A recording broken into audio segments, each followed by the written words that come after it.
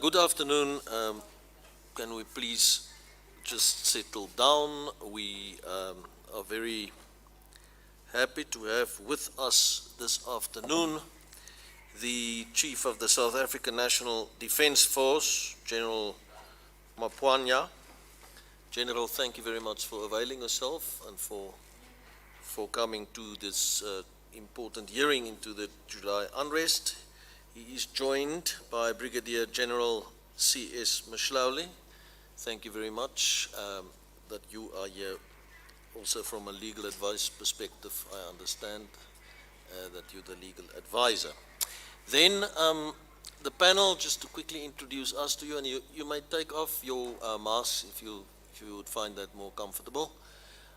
My name is Andre Gaum. I'm a commissioner and the chair of this hearing panel. On my left, Commissioner Pelile Ntuli, and on my right, Commissioner Chris Nissen.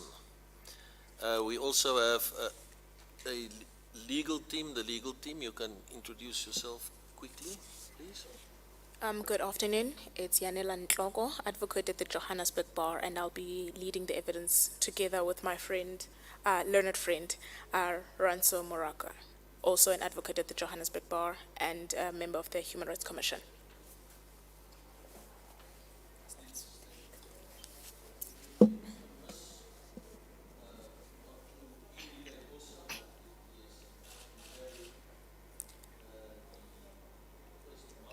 Sorry, Commissioner, I think your mic is off.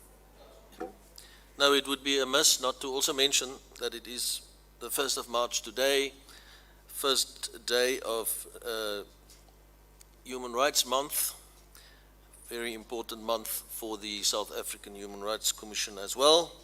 And as we stated yesterday, this morning we had an extensive visit to Alexandra Township, where we visited the Pan-Africa Mall, the informal settlement, and also the hostels that were concerned in the testimony given earlier to the Commission. General, I'm not sure if you want to make an opening statement. If you want to do so, you're very welcome. Oh yeah, before I do that, sorry, thanks for reminding me, Commissioner Nissen. General, are you willing to take the oath, or do you want to affirm the truth of your evidence? I am willing to take the oath, Chair of the Commission. Thank you very much, General. Do you consider the oath as binding on your conscience? I do. Thank you. Do you swear that the evidence you will give will be the truth, the whole truth, and nothing but the truth? I say it will be the truth. So help me God. So help me God. Thank you very much, General. Appreciate that. I just wanted to check. The Brigadier General is not going to testify from his side. You will provide the evidence. Is that correct? I'm just checking because otherwise I must swear him in as well. The Brigadier General is not going to testify. He is accompanying me, and he will advise me when and if required. Thank you very much, General. If you want to give an opening statement, you are welcome to do that. Otherwise, the evidence team will lead you, your evidence. Thank you very much. I would like to take this opportunity to say that the South African National Defence Force, being a defence force that comes from the people and is for the people, has a responsibility to defend and protect the people. And as such, if the people has to know certain things, their defence force is prepared to come and make all whatever the people of South Africa would like to know. We will bear it open, because it's in the interest of our people that their defence force comes out when required to account and when required to give evidence, to do so without hesitation that being that our responsibility is to create an environment where South Africans will continue to go to bed knowing very well that they are protected and have a dream of a better South Africa. And that dream that doesn't turn into a nightmare. And that is the responsibility of their defense force.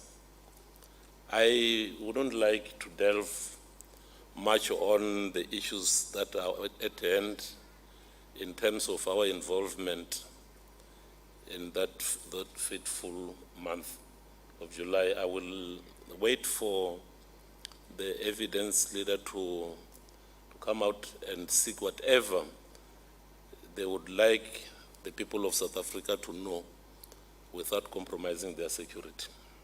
Thank you. Thank you very much, General. Over to the evidence team.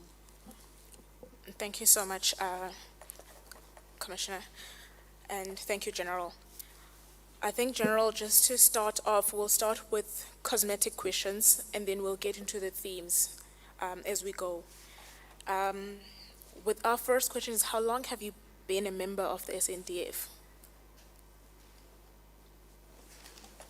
I have been a member of the Sndf, South African National Defence Force, since its inception in 1994, April the 27th. And during your time at the Sndf, which ranks have you held? I integrated into the South African National Defence Force as part and parcel of the dispensation that was being put in place in 1994. And I served as the company commander in one side.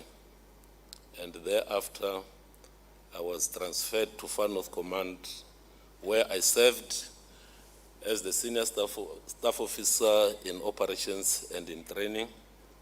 And thereafter, I was transferred to the South African Special Forces, where I served as the senior staff officer operations and senior staff officer training as well. And later on, I became the chief of staff of the South African Special Forces. And later on, I became the general officer commanding of the South African Special Forces. That is now promoted to the rank of Brigadier General. I served there until when I was transferred to the Infantry Formation Headquarters, where I served as the General Officer Commanding of the South African Army Infantry Formation. That is the rank of a Major General. And after serving there, I was then appointed as Chief of Joint Operations and served as a Lieutenant General there. That is the position that I held until when I was appointed as the Chief of the South African National Defence Force, the rank of a general. Thank you. That is my path. Thank you. Thank you. You've in fact answered 4 other questions with your response. And in the Sndf, can you just take us through how is the Sndf formed? I understand that there are flagships at the Sndf. Can you take us through those?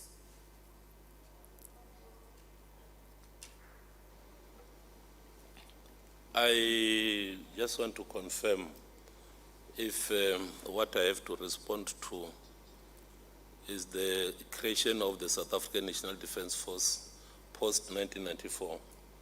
That is, the South African National Defence Force came as a result of integrating 7 different armed forces, both statutory and non-statutory, thus bringing people that were fighting against each other and people that were fighting with each other together. And that is the defense force that came into being in 1994 after the democratic dispensation.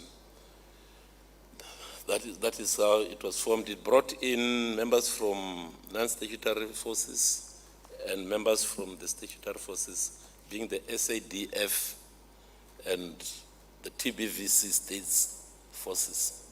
And on the part of the non-statutory forces, it brought in members from MK, APLA, and the rest of those who were fighting for freedom. And currently, how is the SND, what are the designations in the SNDF? We understand that there's an Air Force, a Navy, are there others? Thank you. The South African National Defence Force comprises of the headquarters, that is the defense headquarters, which is responsible for strategic direction. Other than that, maybe it will be amiss to start off at the level of the defense force, because the defense force is not devoid from the political organ and thus the executive. The commander-in-chief is the president of the Republic of South Africa. Working for the president in the executive, there is a political leader that gets appointed by the president in the form of a member of parliament who thus becomes the Minister of Defense. The structure goes thus: in the command line, the Chief of the National Defense Force then takes full responsibility of the command leg of defense, DOD. At the same time, there is an accounting officer in the form of the Secretary for Defense. Thus, this is the only department that has two DGs in the form of the Sndf and the Chief of the National Defense Force. The Secretary for Defense being the accounting officer, and the Chief of the National Defense Force are responsible for the employment of the South African National Defense Force. Under the Chief of the National Defense Force, the defense headquarters, below the defense headquarters, you have got several services and divisions. There is the South African Army, the South African Air Force, the South African Navy, and the South African Health Military Services. These are the four services that are integral in the National Defense Force. Other than that, there are supporting divisions, which I think I should just mention that the Human Resource Division deals with the acquisition and the employment in the part of human resource management. We have got the Logistic Division. Logistic Division deals with sustainment of the defense force. We have got the Legal Division that actually advises on legal matters. Those are the key areas that I think in terms of the support of the defense is concerned. However, the most critical part of the Sndf, which is the core business of the South African National Defense Force, is done via a division called Chief Joint Operations. The Joint Operations Division is responsible for force employment. Thus, they have got a dual responsibility to serve as the executing part of all force employment matters by the Defense Force. I think I will stop there unless if there are any other additional issues. No, that's very helpful. I mean, many members of our public, and I think at this particular point in time, we needed to understand how the Sndf operates so that we can, when we deal with granular questions, we at least have an overview. And having said and spoken about these particular operating divisions within the Sndf, what is their reporting structure like then in the Sndf? The reporting structure within the South African National Defence Force is that the Chief of the South African National Defence Force is the commander of the armed forces. The services which I have stipulated being the South African Army, the South African Air Force, the South African Navy, and the SAMS, all these report directly to the Chief of the National Defence Force.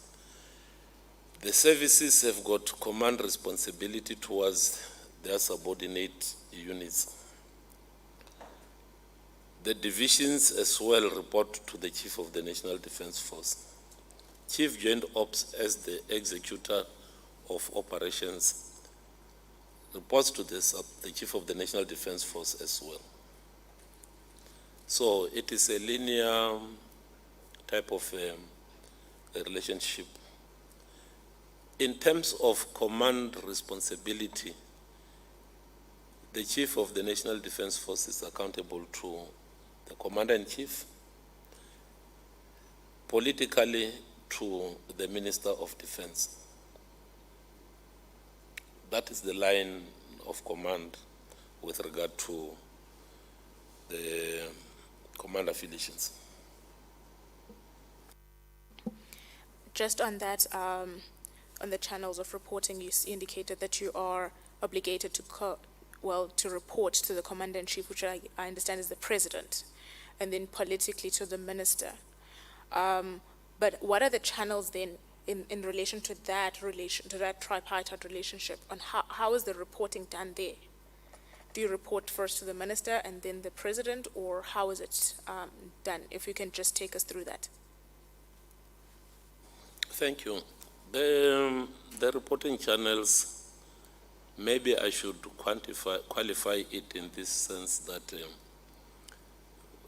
in terms of performance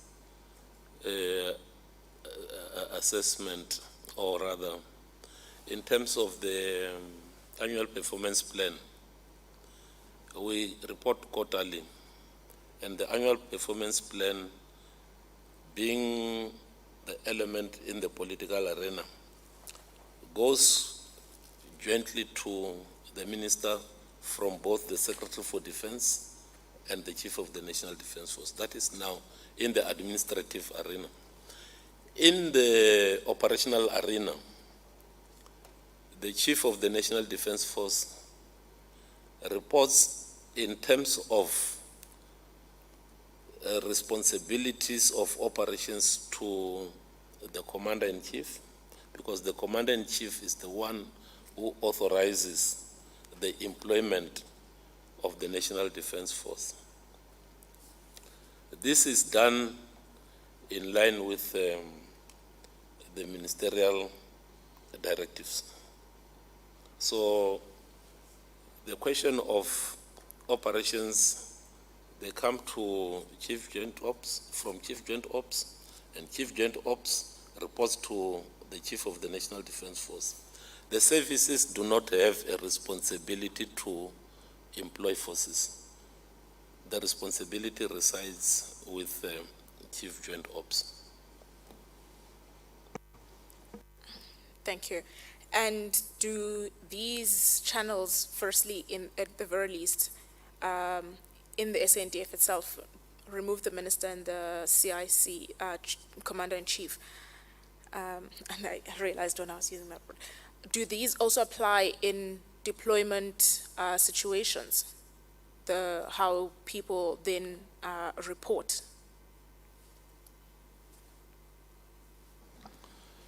The reporting must be understood from the context of the issuing of orders, because the same route that the orders are issued is the same route that the reporting should take place. It is like I'm a bit far from the mic. No, I've pushed it closer. Oh, thank you. The responsibility to employ forces resides with the Commander-in-Chief. I am saying it resides with the Commander-in-Chief because the employment papers that are generated mandates the Defence Force to employ forces, but it is signed, the ministerial authority comes after the Commander-in-Chief had signed the minutes, that is the presidential minutes. So, by so saying, the Commander-in-Chief is the only person responsible for employing the Defence Force, both internally and externally. That is the role. I don't know if maybe I've answered your question because I thought what you wanted to know is the line of command and how the Defence Force is employed. And hence I'm saying it all starts with the employment papers that are generated in the presidential minutes that are also tabled in Cabinet for ratification. No, that does actually help, and it takes us directly into July. And with the first theme, which is Operation Prosper. Just to confirm first, as I said, it's kind of difficult to get information about the Defence Force. Is this the correct name of what the July Unrest operation was called? Operation Prosper is an internal operation to safeguard our people who have internal deployments. We usually put standby forces to be ready for any eventuality. In each and every province, we preposition a specific number of people to be responsible for that particular province. Because of the internal nature of the July unrest, we activated Operation Prosper, which is a standing operation, so that we can continue to be of assistance to the police. Maybe if I have to qualify that, the name became the operational name used for that, trying to quell that situation. No, thank you. Then I think we can just refer, if possible, can we then just refer it to that as far as possible for record purposes so that we can at least have a singular record. Now, with Operation Prosper, which is the July unrest, how did the Sndf come to be deployed? Can you take us through that process? So basically, when did you know that your members have to be deployed? How did you get to know that? Who informed you? And were you part of that decision? Thank you. We got deployed after a call to the minister. And a call to the minister came in the evening of the 11th, such that the minister then called me and said it is the wish of the Commander-in-Chief that we should get involved. After saying that, we went further to discuss with the minister to say, Minister, I understand we are to deploy, but there are certain things that must happen before we deploy. Our deployment must also be as a result of the request by the police, because our mandate in terms of the support to the police should be as a result of the request by the police to say, yes, we need you to to come and assist that. Then the minister engaged with counterparts, and eventually the Minister of Police sent a request for support, and that request was sent the morning of the 12th. So in so doing, it started to be the marching orders, because when the minister indicated to me around 9 on the 11th, I immediately called the Chief of Joint Operations to say, I would like you to bring in the planning team. There is something that I cannot discuss over the phone that we need to plan for. By 2200, around 2200, 2230, everybody was gathered at joint operations. I briefed them on the need to go in as soon as possible, because the situation was getting out of hand. And we couldn't sit, as I told them, and look when things were getting out of hand. And as per the instruction from the Commander-in-Chief, I said they must continue to plan and get the forces on the ground in the earliest possible time. I said by morning, the first grouping must be on the ground, both in Gauteng and KZN, because activating Prosper was the way of trying to bolster the police and bring stability to the area. So after providing CJ Ops with those guidelines, they continued to plan. They planned throughout the night, and the first boots were on the ground on the 12th. That is when we started to deploy, and incrementally we kept on beefing up as the situation was proving to be untenable. The initial request by the police was for us to support them in looking after the national key points, so as to allow the police to go and concentrate on the unrest itself. That was our initial engagement and our initial entry into the whole issue.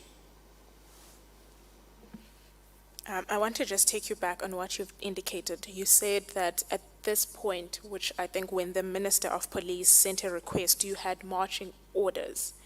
Does that mean that you didn't have a say in what then occurs from that point on? Maybe I must just indicate that the South African National Defence Force has a responsibility to defend and protect the RSA. And in so doing, we can only get involved internally in support of the SAPS. So we were not involved prior to that, except that we had standby forces, as I said, under Prosper. That are the units that are on standby.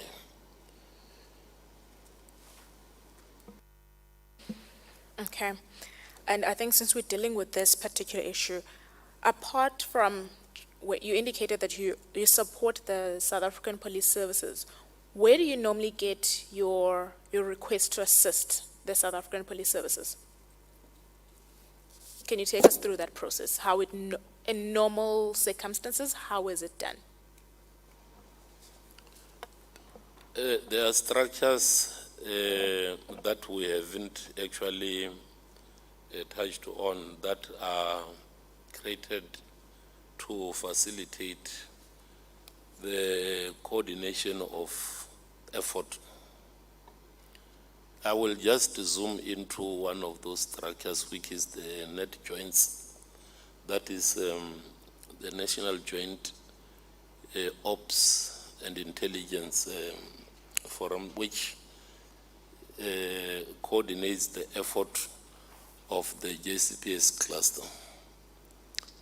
It is chaired by the police with SSA and the South African National Defence Force as co-chairs.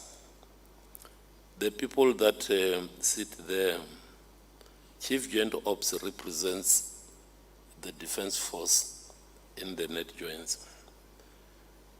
However, the request for support, because it is a political decision, it comes from the Minister of Police and it goes to the Minister of Defence and Military Veteran. And that is the marching order that I'm referring to. But as soon as that happens, there are still other administrative things that needs to happen, because the Commander-in-Chief's word is an order.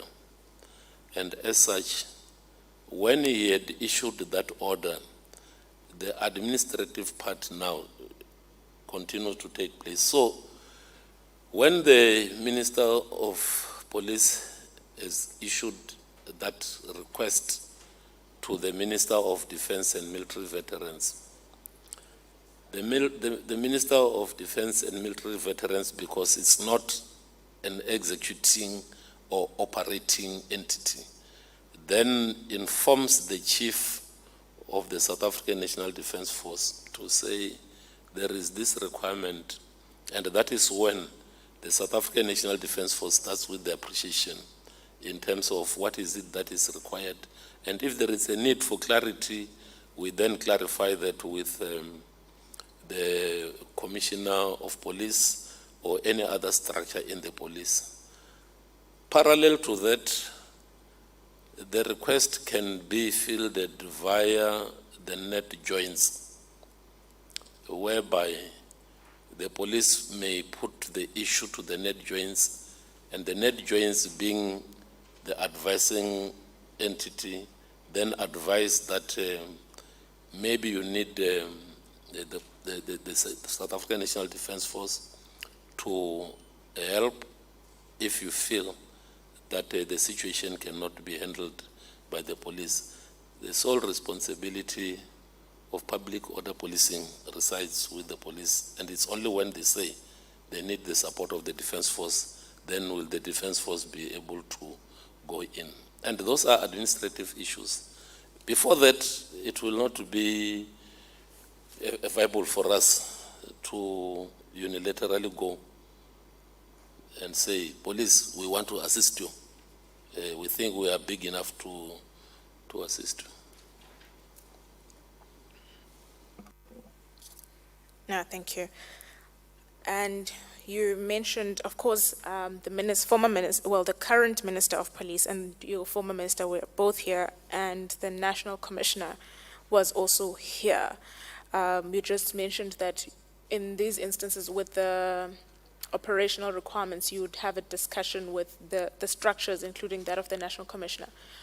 Can you take us through how that relationship then works when you require further information? First, I think, let me break down the question. Was that relationship operational in July? And then secondly, were you in contact with the National Commissioner in July? Let me respond to this in this way. In July, there had been constant engagement, not on the matter of the unrest. Constant contact, because in the net joints, as I said, this is the structure of the cluster. And as the structure of the cluster, all interactions are communicated to both the DG at SSA, the Chief of the Defense Force, and the Police Commissioner, because the people that sits in the net joints are people that reports to us in terms of their functioning. So we have the DG's meeting, which actually looks at various issues of state security. And that is the engagement that we had.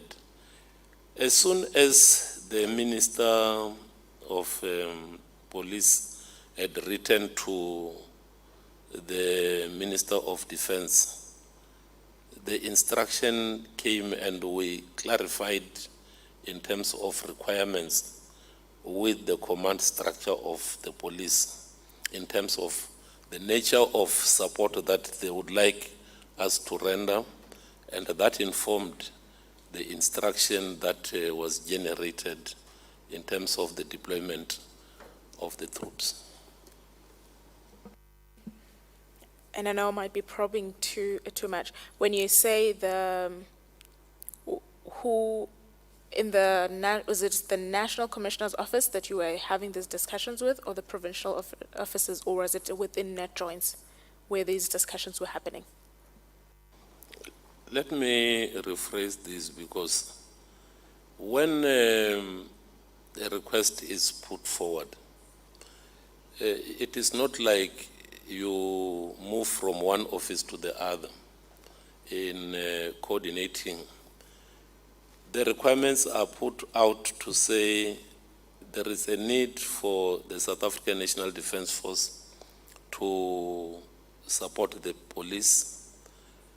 Then when that requirement is put out and we are told in what form should we provide support, not the how, we then go back and do our own planning, internal planning as the defense. That is the planning that I referred to as the appreciation.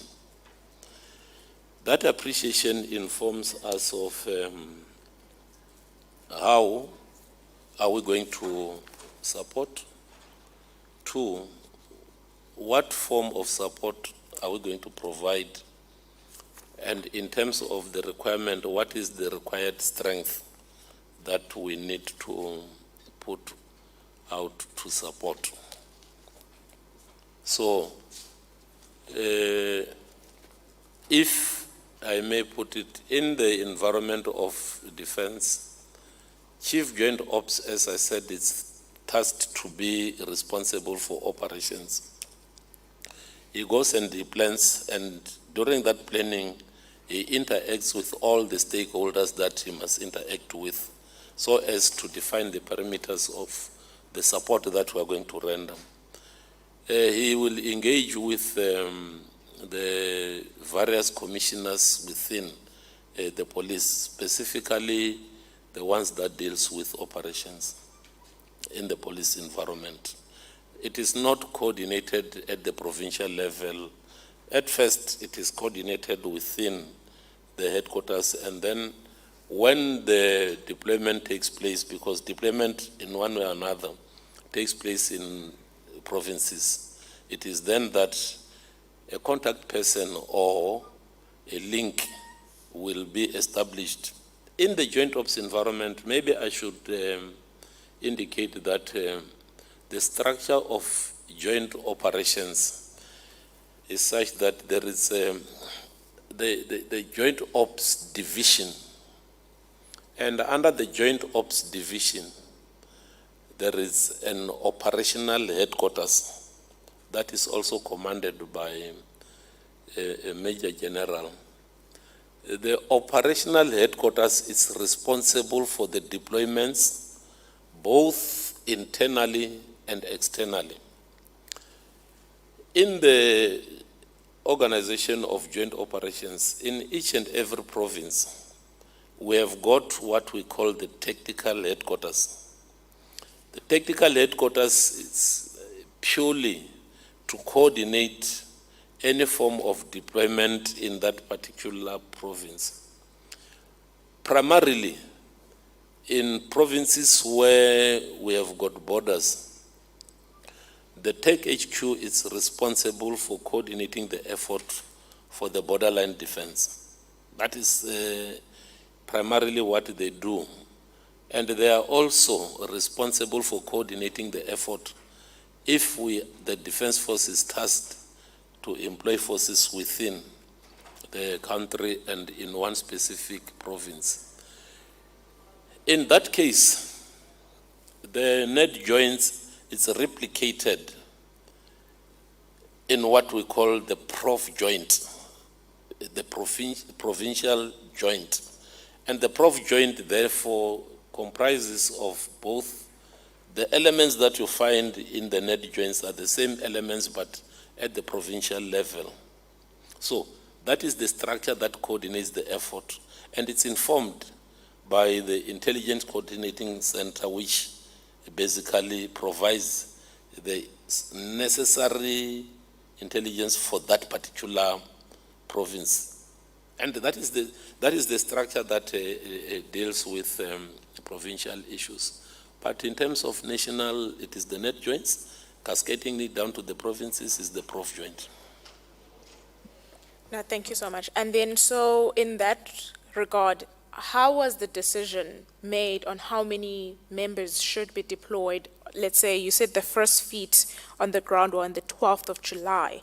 How was that decision made? What considerations did you take into account? Thank you.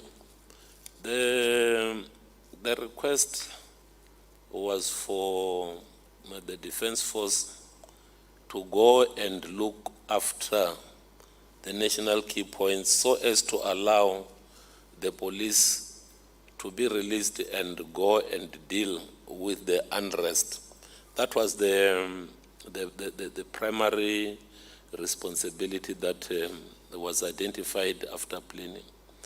And that determined also the numbers as presented in the initial presidential minutes of 2,500, which was also informed by the needs of the police. At that time, there was no direct indication for the direct involvement until when we were informed that we need to also come and assist with other aspects. The letter of the Minister of Police outlines certain areas where they would like us to support with the request, as was forwarded, spoke of specific areas where we need to give support. And when you quantify that, you come up with numbers that may be consummate to the task at hand. Okay, well, we don't have that request. May we kindly ask for a copy when you are done, of course? Thank you. I will provide a copy of that request after this session. No, thank you. And then, having deployed these 2,500 members, how did you then disperse them?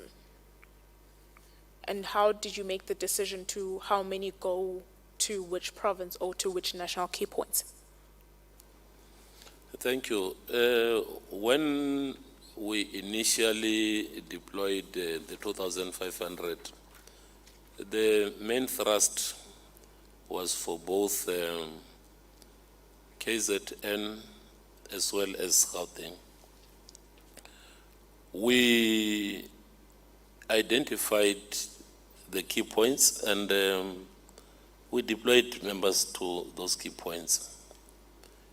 You will realize that the numbers were increased immediately as we realized that the situation was getting out of hand, and we had to prepare another presidential minute. And that presidential minute, at first we settled for 10,000, and we realized that no. Now that we are required to come and get involved directly, because the situation was getting out of hand, we then started pulling down more and more assets to be able to quell the situation. And by that time, we had put the presidential minutes now that was also presented to cabinet for up to 25,000. And that is when we started rolling most of our prime mission equipment from the central points where we put our equipment. We dispersed them, other part going to KZN and also unblocking the N3, which at that time was blocked, and get the rest of the members to Gauteng and bolster the prosper element that was in Gauteng. Okay, and then of the, let's use the 25,000 members then, how many members were deployed in KZN? The numbers fluctuated because we kept on bringing, but we had never gone above the 25,000, both in Gauteng and KZN. The total number, even at the peak of our involvement, didn't go beyond 22,500. And this is in KZN? Both KZN and Gauteng. The focus was on the two provinces, such that the equipment and the personnel that was sent to KZN was sent to be able at least to stabilize that part, because it was the area that was more volatile. So was Gauteng. We deployed according to the threat that we perceived, because remember we were deploying internally, and if I may take you back, I should have indicated to you that amongst the divisions that the Defence Force has is the Defence Intelligence. And Defence Intelligence as an entity, it's tasked with a collection, but that collection, the mandate doesn't allow the Defence Intelligence to collect internally. So the determination of where we should be having forces was more reliant on the need. And when we realized that the police were giving us the need for us to support in one area, then we do a quick appreciation and deploy it based on the information that they might be having in terms of the need. So the need assessment was not done by us as a result of the DI not having the mandate to deploy internally and collect internally. No, that does help. So, using the broader operations, were there, in the deployment, were there members from the Army, the Air Force, the Navy, and the medics? Or was the deployment mainly based on one of your operations? Thank you. The deployment was all-inclusive. Remember, this whole issue happened at the time when we were still grappling with COVID. And we had an element of the SAMS. We had the element of the Navy that was deployed. We had almost all the entities deployed. We had the Air Force that supported in terms of the air assets. And the Army was the most dominant. Hence, in KZN, I appointed the Major General to coordinate the effort in KZN. That was coming from the Army. And having indicated that you had, in fact, members of, let's use the SAMS, I understand that's how you say it. You had members of SAMS. Were there any injuries that required, or firstly, were the members of SAMS that were there medics or just general members? The members of SAMS that were deployed were medical personnel. It must be understood that even when we were deploying, it doesn't mean that COVID was not effective. So the responsibility of SAMS is force protection in all spheres. They provide the medical support to deployed members as well as caring for the civilian population in the area of deployment, if and so required to do so. So in terms of SAMS, their main responsibility remained within their mandate of force protection. While appreciating that that's their first mandate, was there a need during the unrest that happened for SAMS to actually treat civilian members? And do we have numbers of how many they had to treat and what they had to treat them for? I haven't got figures of where SAMS were required to treat civilian members. In one or another, I will say that during the deployment, I didn't receive any report of any civilian that we have injured or were responsible for their injuries. That I didn't receive any report of that nature. Okay, and this is during and after. Did you receive any reports, or was there any investigations done to look if the Sndf had injured any civilian members of the public? And what was done if there was such a report? Up to so far, both the incident reports as well as the after mission review, there hadn't been any report of the South African National Defence Force injuring the civilians.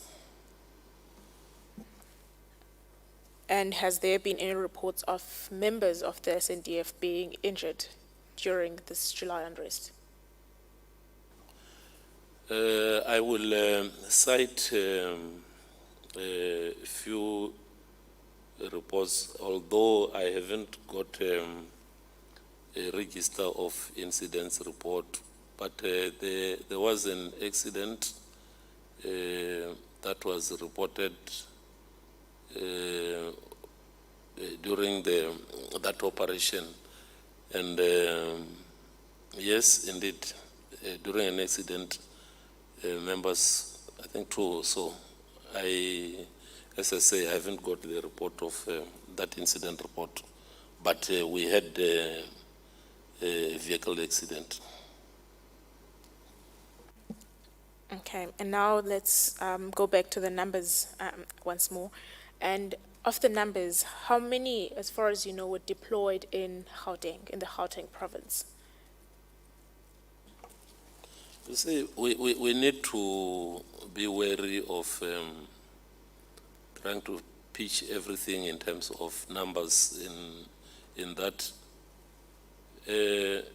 when and so required, we bolstered the members that were deployed in KZN. Some of them had to shuttle between KZN and Gauteng, depending on the state of security.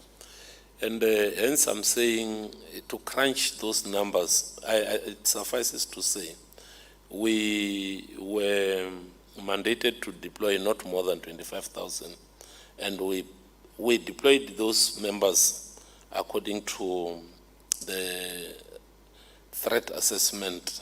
And when the threat perception increases in one area, we redeploy. There is a principle of deploy and redeployment, and where there are the threat becomes less, the numbers gets reduced so as to be able to respond to the threat that is faced in other parts of the country. So it will be misleading if we try to crunch numbers and penny packet them. I think it suffices and to say that even when we had to go back, because when you deploy, you have to go back again to the portfolio committee and justify whatever resources that had been utilized. So we have reported that we worked within the limit of what had been authorized, which was below 25,000.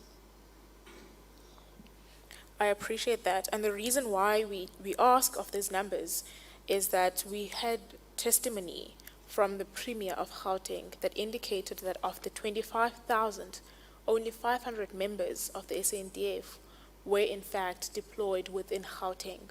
So if you can assist us with that, if you have a comment on that and just enlighten us. Thank you. I wouldn't really comment on the statement made by the Premier of Gauteng, but I take it that 500 basically is an understatement, but I wouldn't like to really comment on that because I don't have the background as to why the figure 500. Maybe it's the 500 of a particular area. I really do not, I'm not privy to that information, but the number 500 for me, it baffles me.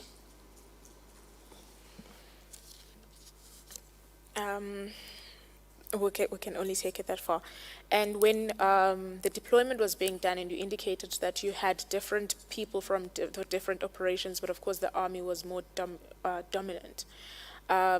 Were there discussions from the generals that head these other operations in relation to deployment? Let me, I might not have articulated it in an understandable way, because there were not people that were deployed were not coming from different deployments.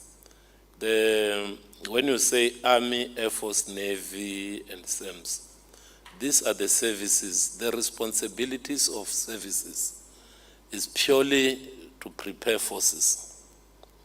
They prepare forces for deployment. So the key responsibilities of the services is to ensure that they are combat-ready user systems. That is inclusive of personnel, equipment, and ammunition. So the Army Chief, the Air Force Chief, the Navy Chief, the Sergeant General, all are members of the Military Command Council. And the Military Command Council is the body that coordinates the effort of the defense force.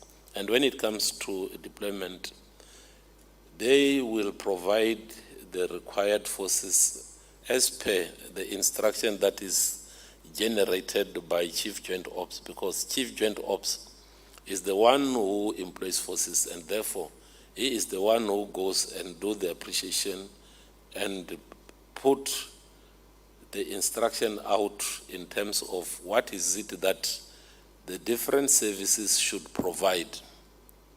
And those are the people that now Chief Joint Ops, through the OPHQ, then deploy. It is the same principle that is used even when we are deploying externally. Externally, the only difference is that we do not determine the numbers, but it is determined by the pledges that each and every member state makes, and then that is what determines the numbers. If it is a United Nations mission, the Memorandum of Understanding and the Service Level Agreement between us as a country and the UN will therefore determine the force levels that must be deployed. But when we have received those force levels that needs to be deployed, Chief Joint Ops comes back, appreciates, and then go and indicate to the various services.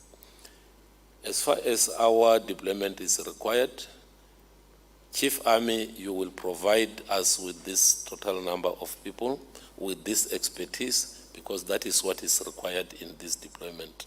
So it is putting task to men so that you put people that will be suitable for a specific mission. Before we just continue, I think this, if you can then clarify with the July unrest, that's what we've been terming them. How did you determine the task to man?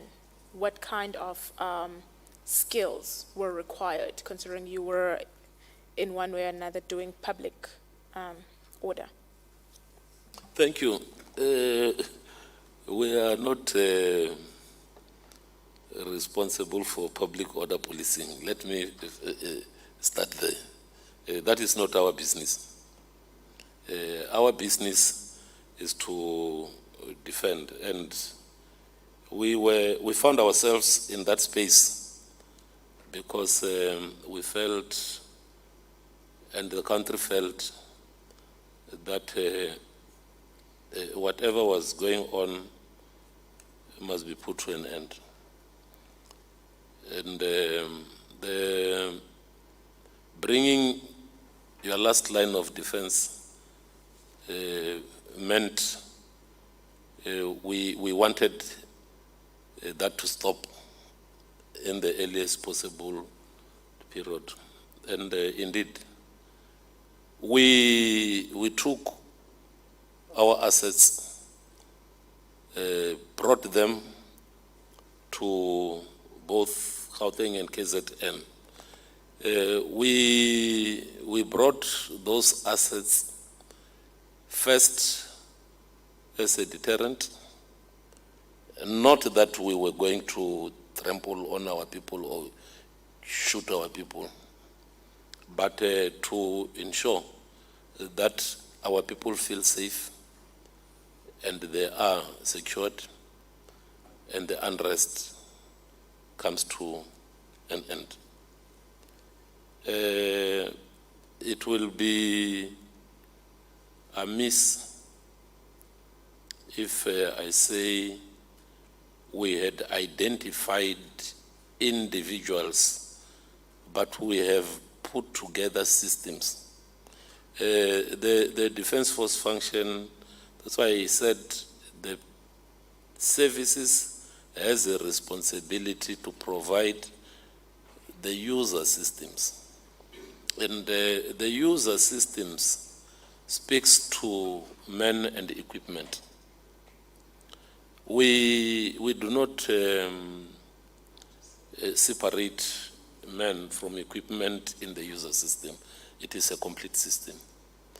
You may ask yourself as to the Ratel, whether it is having one man inside who is driving, the impact that it has in bringing stability, the shock effect, so that at the end of the day, those who are poised to do bad things get to refrain.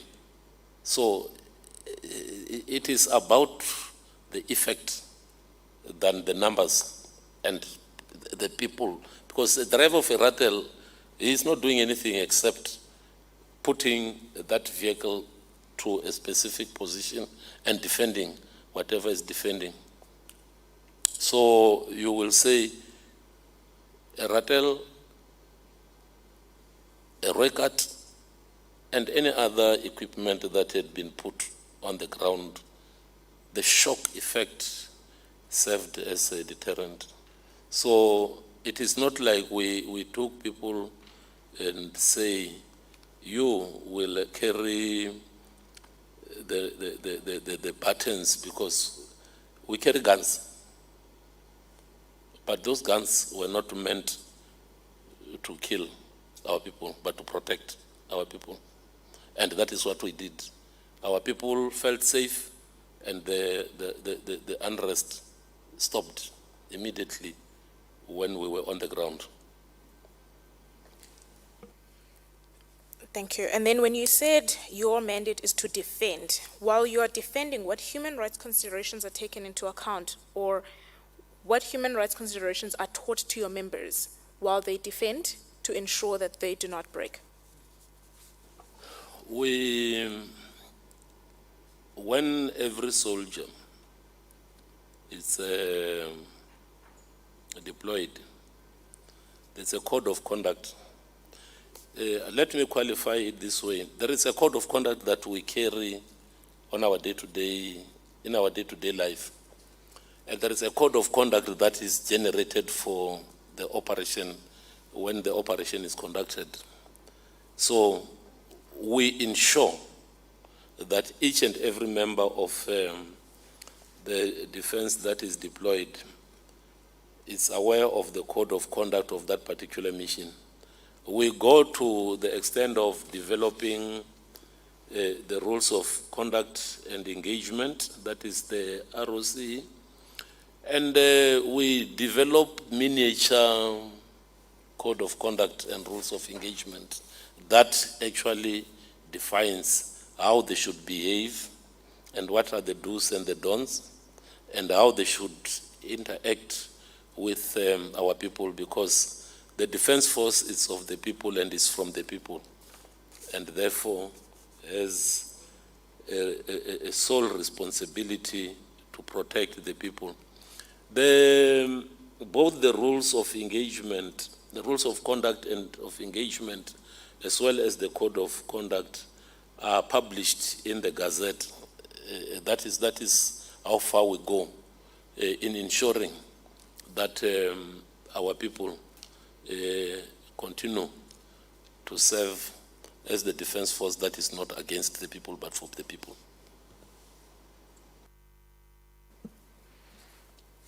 And then with regards to the July, well, basically the utilization of Operation Prosper, how long was that for? Initially, we wanted to be there for a month. And the request by the police was for 3 months, which was, according to that request, which I will forward, was also open for extension should the situation not calming down. So that was the perimeters of that request.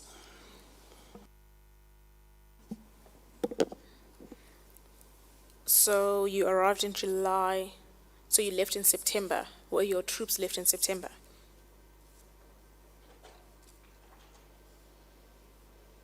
Is that how I understand the timing? We arrived in July. We stayed there. We demobilized in September, October. Remember rolling down your assets. It's a process, and rolling them back, it's a process. We quantify or put the various stages of deployment. We only touched on the political aspects of the deployment. We haven't touched on the deployment drills that take place when people are supposed to deploy. Prior to rolling out the assets to various areas, there is a pre-deployment drills that must be conducted. That is now at the tactical level of operation, that what I'm referring to. And the executing part of the mission puts the men and equipment on the ground executing the task at hand. Upon completion of the task, there is what we call demobilization. Demobilization means conclusion of the operation, preparing for the men and equipment to return to their various units.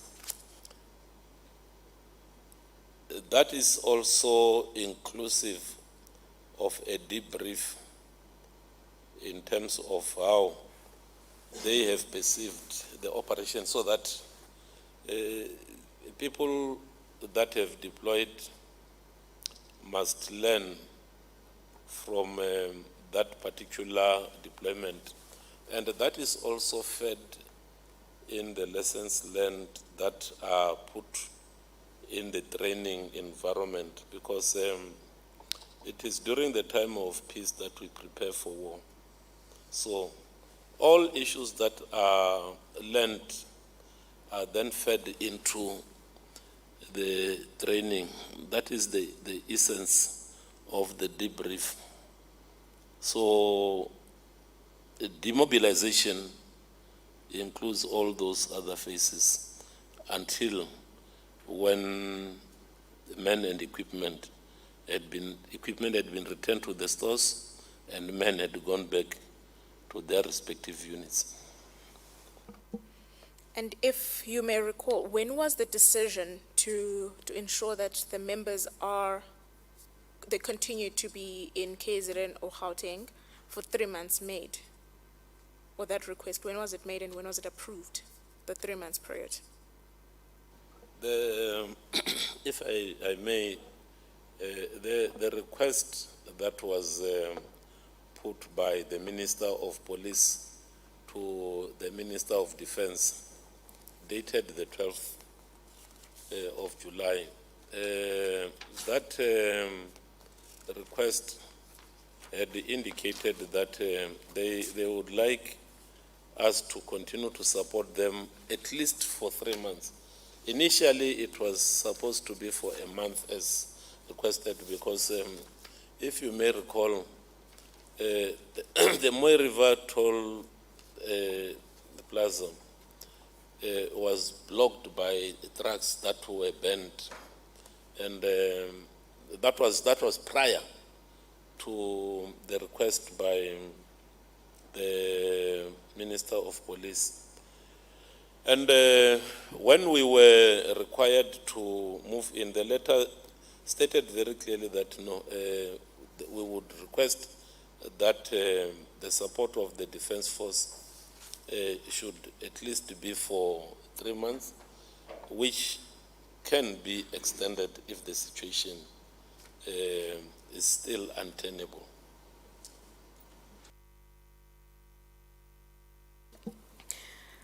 But we have also been privy to a mid-August authorization from the President for the deployment of 10,000 members until 13 September. What necessitated that then, if there was already at the very least, an order authorizing your members to be on the ground until, well, end of September, October, for 3 months? And were you part of that decision? Thank you. Let me indicate that the police were asking for the support at least for 3 months. The presidential minutes that were drafted, there were 3 that we developed. The first one was for 2,500, and the second one that went to the president was for 10,000. And the last one was for not more than 25,000.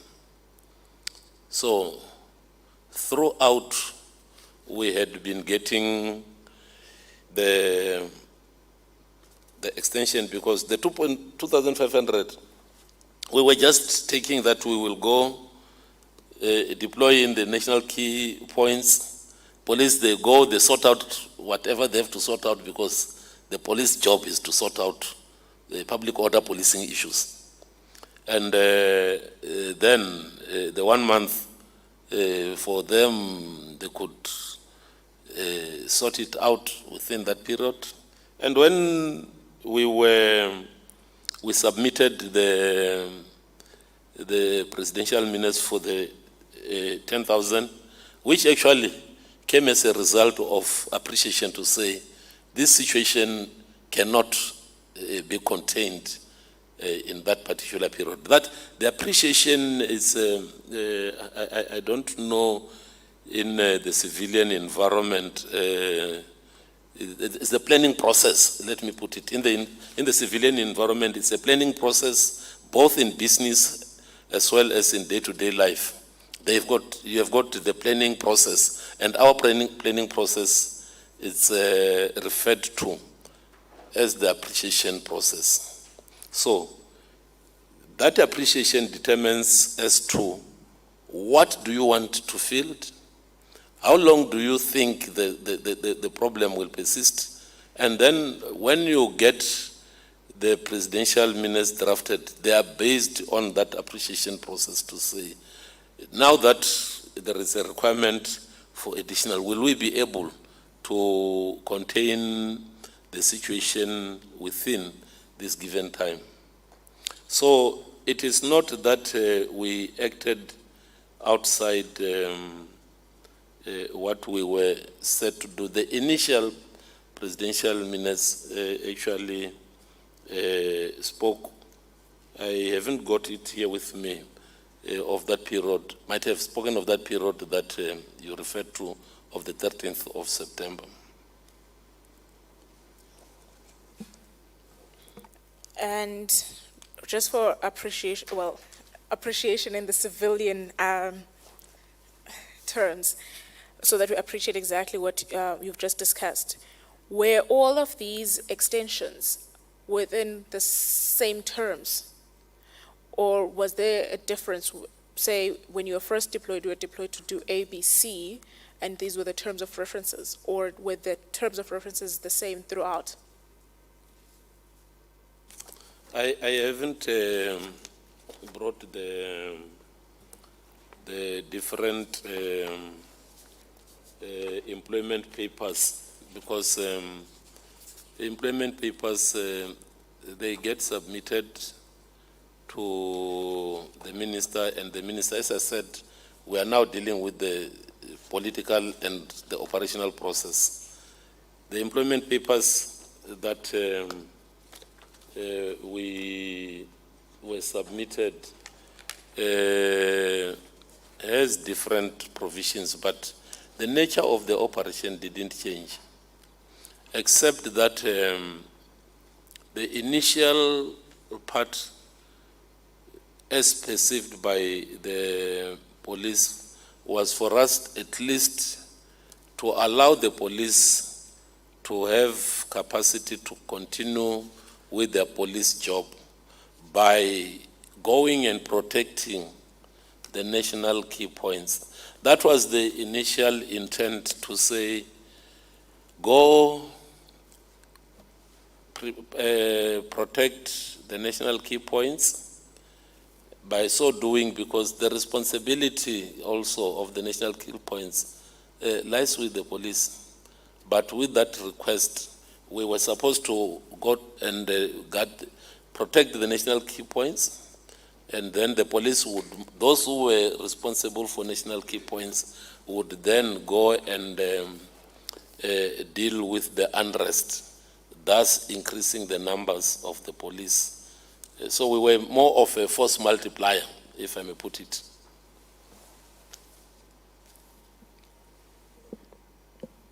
Okay. Now I think let's go back to the code of conduct that you had indicated. Are codes of conduct for a particular operation done before the operation, or during the operation, or after the operation? When the employment papers are being prepared, part of the employment papers is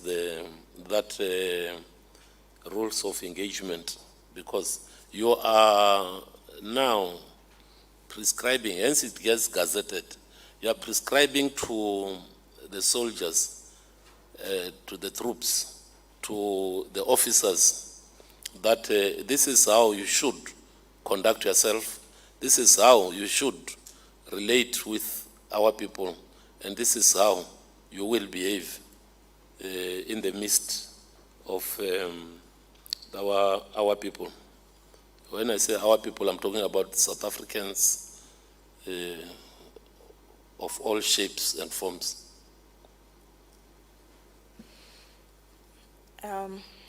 Just on that point, the code of conduct that we could establish was on the 14th of July. Why was that there, that anomaly where your men have their foot on the ground on the 12th, but they only, the code of conduct is only then given on the 14th, or at the very least gazetted on the 14th of July? Let me come back to the political process that actually took place, because we need to put this in context. The Commander-in-Chief, the President of the RSA, phoned the Minister of Defense and Military Veterans the evening of the 11th. The Minister of Defense, I just want to refresh our minds that the entire deployment process, as I said, the oral order came to say we need to have boots on the ground. That was the evening of the 11th. Planning takes place throughout the evening. The documentation gets generated. A verbal order is an order with equal weight as a written order. Certain things couldn't be left to go on waiting for some of the papers. The paperwork is generated whilst the solution is being found on the ground. The first people that were on the ground on the 12th, we were still generating these papers.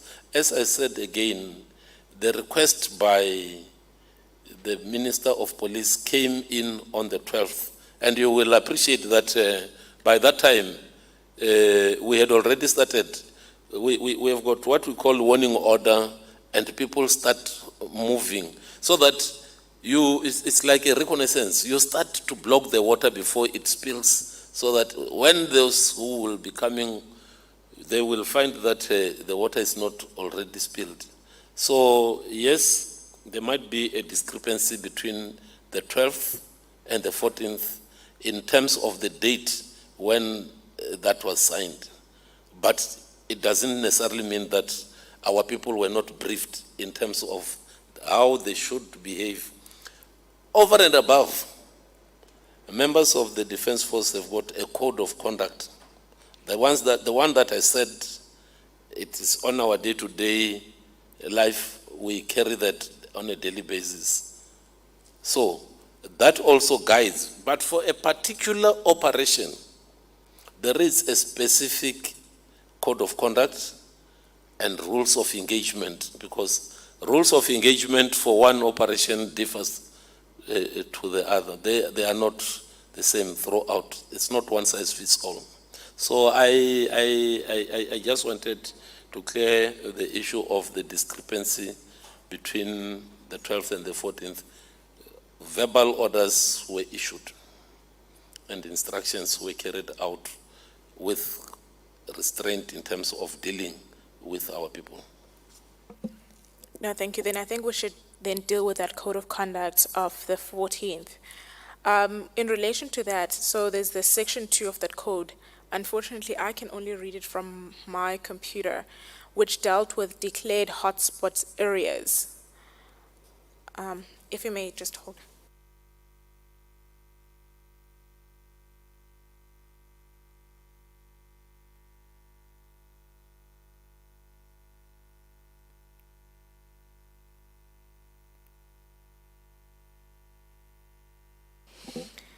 Okay.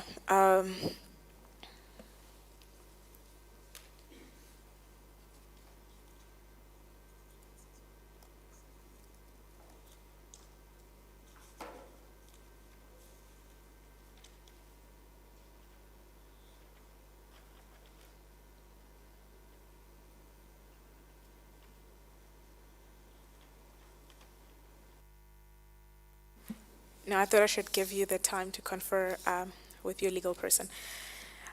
In relation to the 14th of July, then, how did you declare what you called hotspots areas? And what considerations did you take into consideration? Or did you take those, or were there other people on the ground that were doing that? Let me come back to the structure of the operational and intelligence centers, where I said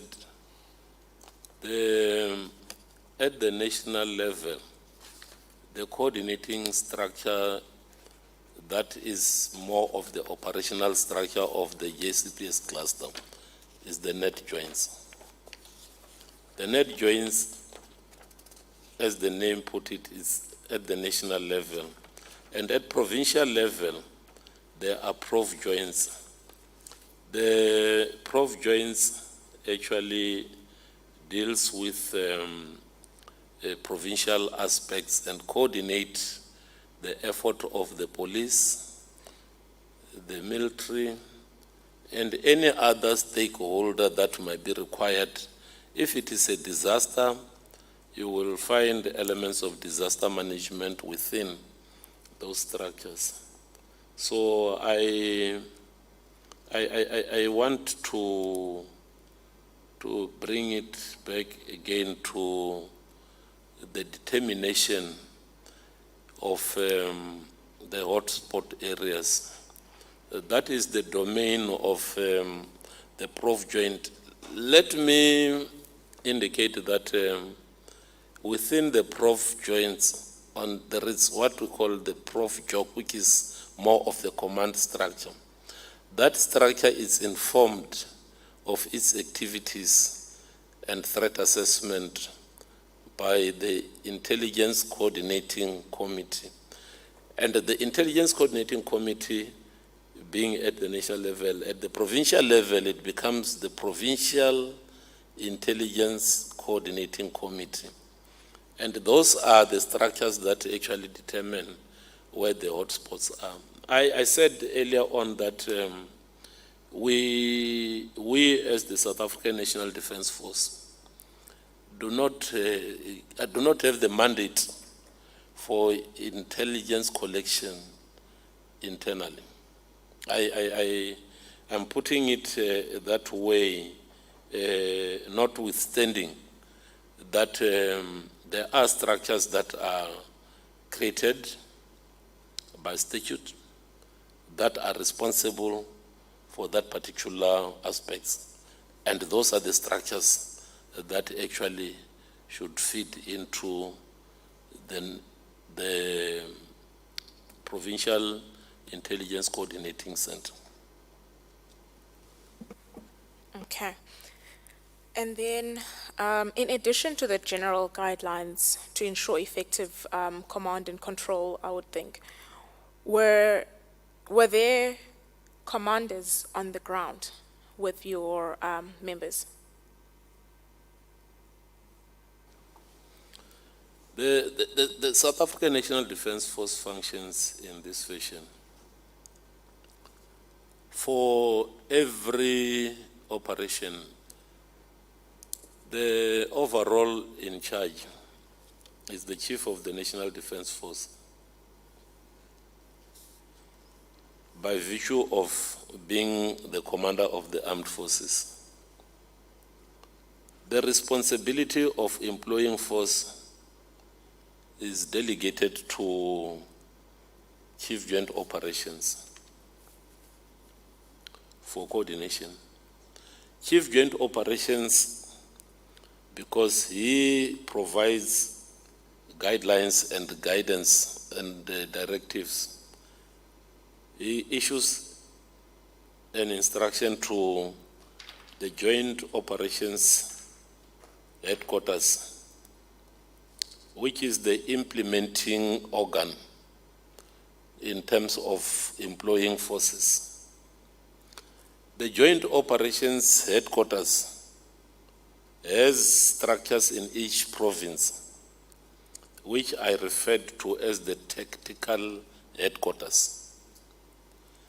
The tactical headquarters that are in each and every province coordinate all operational effort in that particular province. It is the elements from the tactical headquarters that interacts at the provincial joint. In the case of the July unrest, because of the gravity of the problem that we identified, generals were appointed to be responsible for the coordination in KZN. Another general was appointed to be for coordination in Gauteng. Other than that arrangement, every unit that goes out on deployment have got a commander, and that commander is responsible for all operational employments of the troops. This commander, his command affiliation is not to the service chief, but to the immediate commander on the ground, who in this case was the Tech HQ commander, who then, in conjunction with the appointed commanders, then coordinated the effort of all the forces that were on the ground. So, yes, all forces were having their respective commanders. And depending on the size, if it is a battalion, I will let you just have visibility. A battalion is a structure that is called a unit. It is a unit because it has one commander and the sergeant major, who is the RSM, regimental sergeant major. Within the battalion, you have got several entities or elements that are responsible for coordinating their effort at a given sector. And those are companies.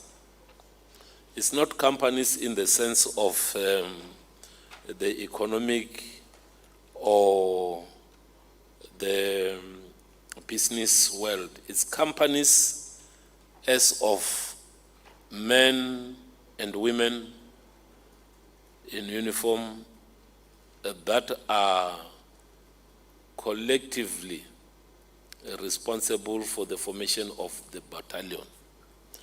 Under the company, and here, the company also has a commander. The structure of the defense is such that there is no area where there is nobody who is accounted for. So the company commander, under him, entity that is in the formation of a unit, it's a section. A section also has a section commander. You see, there is a linear command structure. A section commander reports to the platoon commander. So each section go and report to the platoon command. Each platoon, because in one platoon you have got 3 or 4 sections. Each commander reports to the platoon commander. Each platoon commander reports to the company commander, and each company commander reports to the battalion commander. And when you put it at a much higher level, if you have got a bigger structure, you have got what we call a brigade. A brigade is nothing else. It brings in different battalions. All battalion commanders reports to the brigade commander. Let me stop there before I go up and up to the level where I will have divisions and armies. So allow me to stop there, but each and every entity of defense, there is a commander. And that commander is responsible for the men and women under him. No, we appreciate that. On that note of all the different commanders, may we have a quick comfort break for 15 minutes, please? Then we will continue. Thank you very much. Thank you, Commissioner.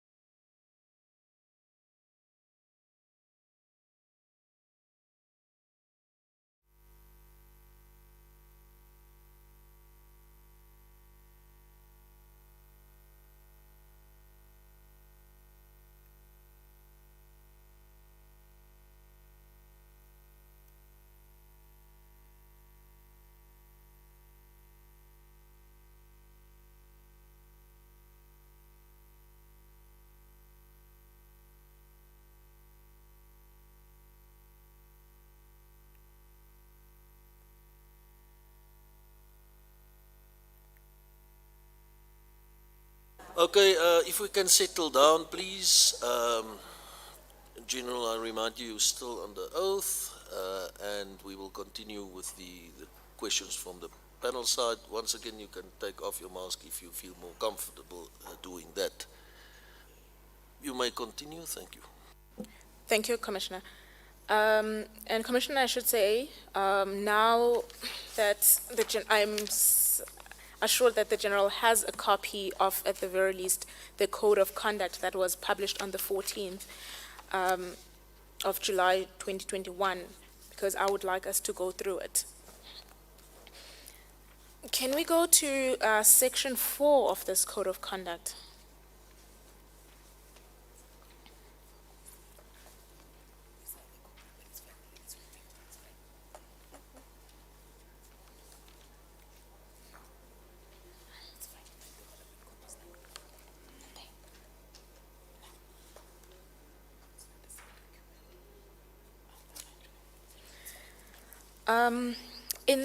In that particular section, it basically indicates that the members of the Sndf will have the same powers and authority when they're deployed with the SAPS, but this excludes the investigation of crime. Was this done to ensure that it was compatible with Section 20 of the Defence Force, subsection 1 of the Defence Force, in relation to the specific powers of the Sndf when they're deployed with their SAPS?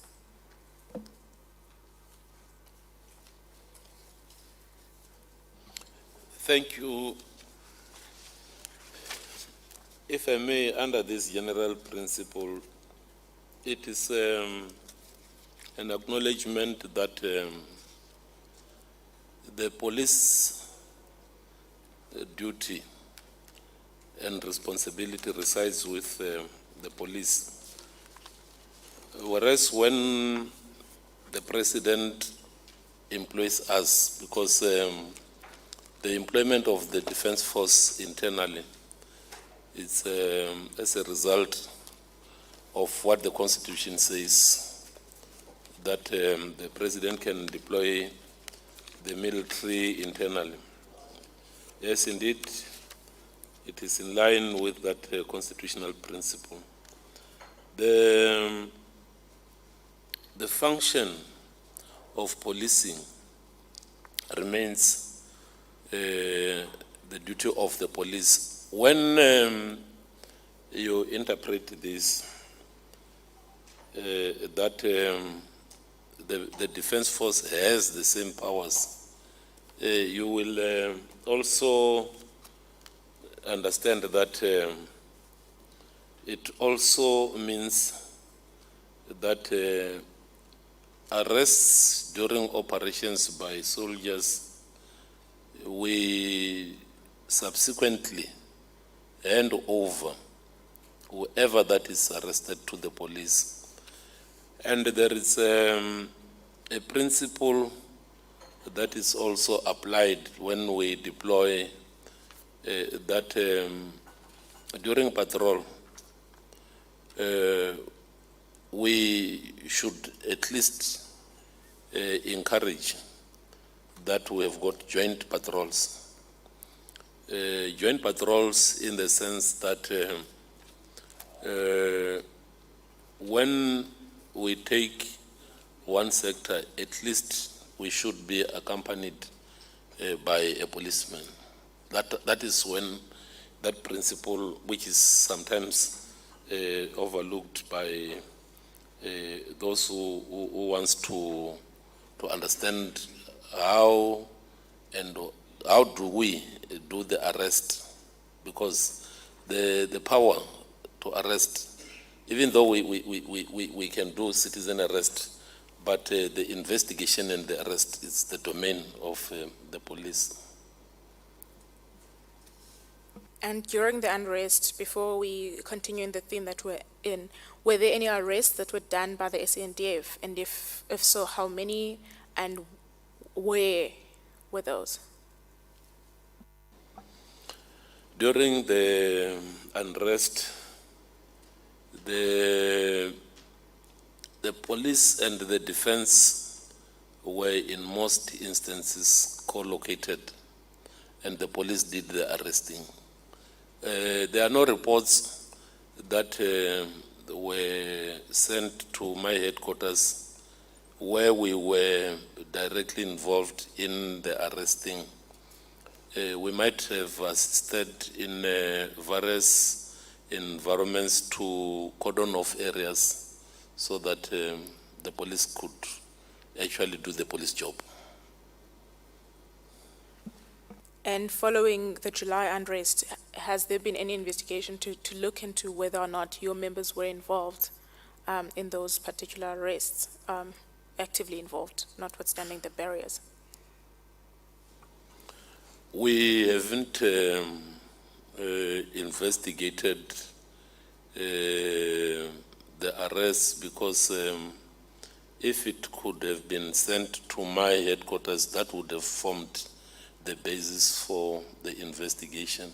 There hadn't been any form of complaint or any form of report that warranted for the defense to put together an investigation.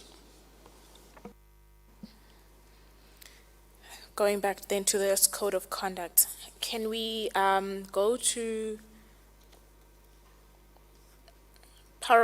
section 11 and 12. We'll start with 11.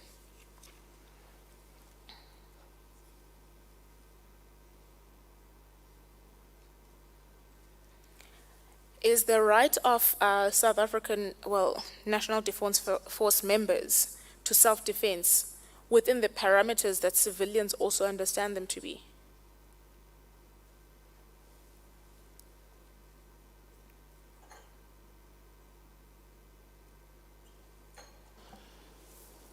Self-defense.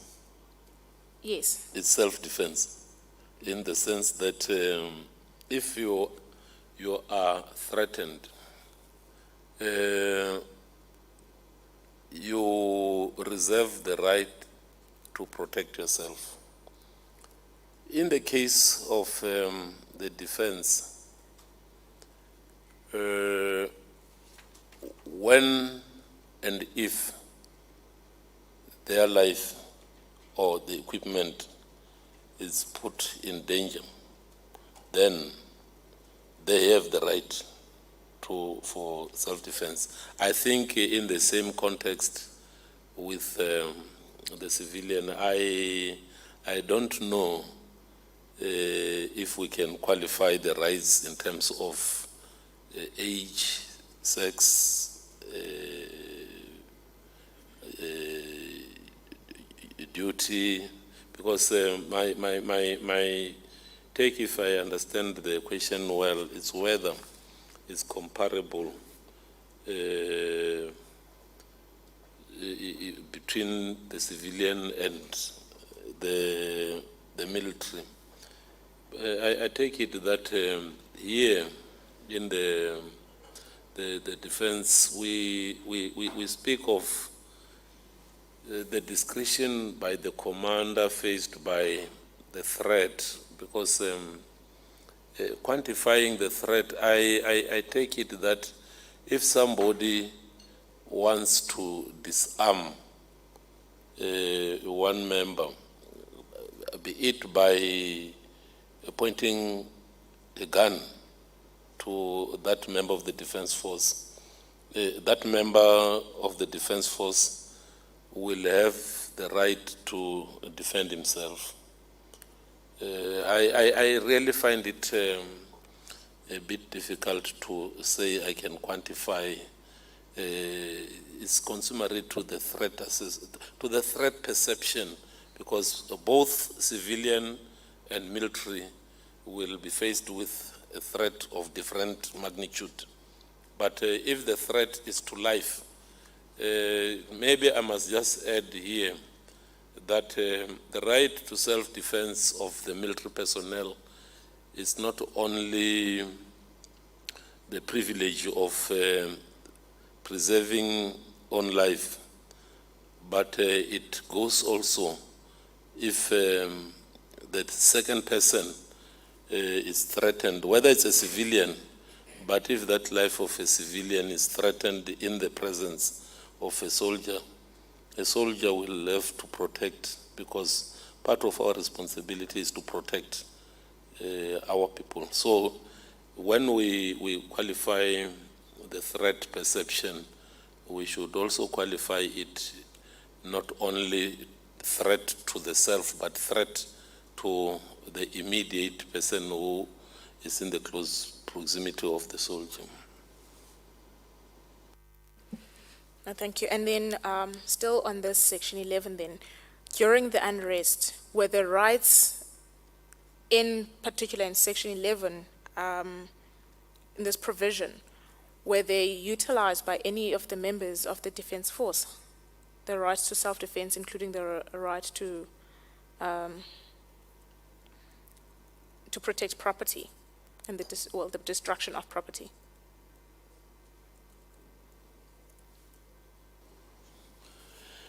Let me respond to it in this fashion, that the right to defend and protect property was exercised. It was exercised without harming anybody. Much as I said, when we arrived, when I arrived both in KZN and in Gauteng, there was a lot of mischief, if I may put it that way, because unrest for me can be named anything. But we came in, we deployed in various areas, and normalcy came, and we stabilized the situation, and we withdrew. Our main effort was to stabilize, and we did stabilize. So I will also just give one example of various situations where two soldiers in one of the shop rights prevented looting without even using any form of violence. And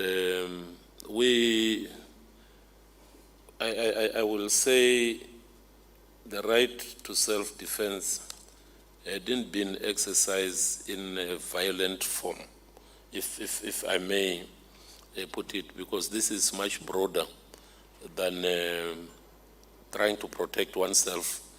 But I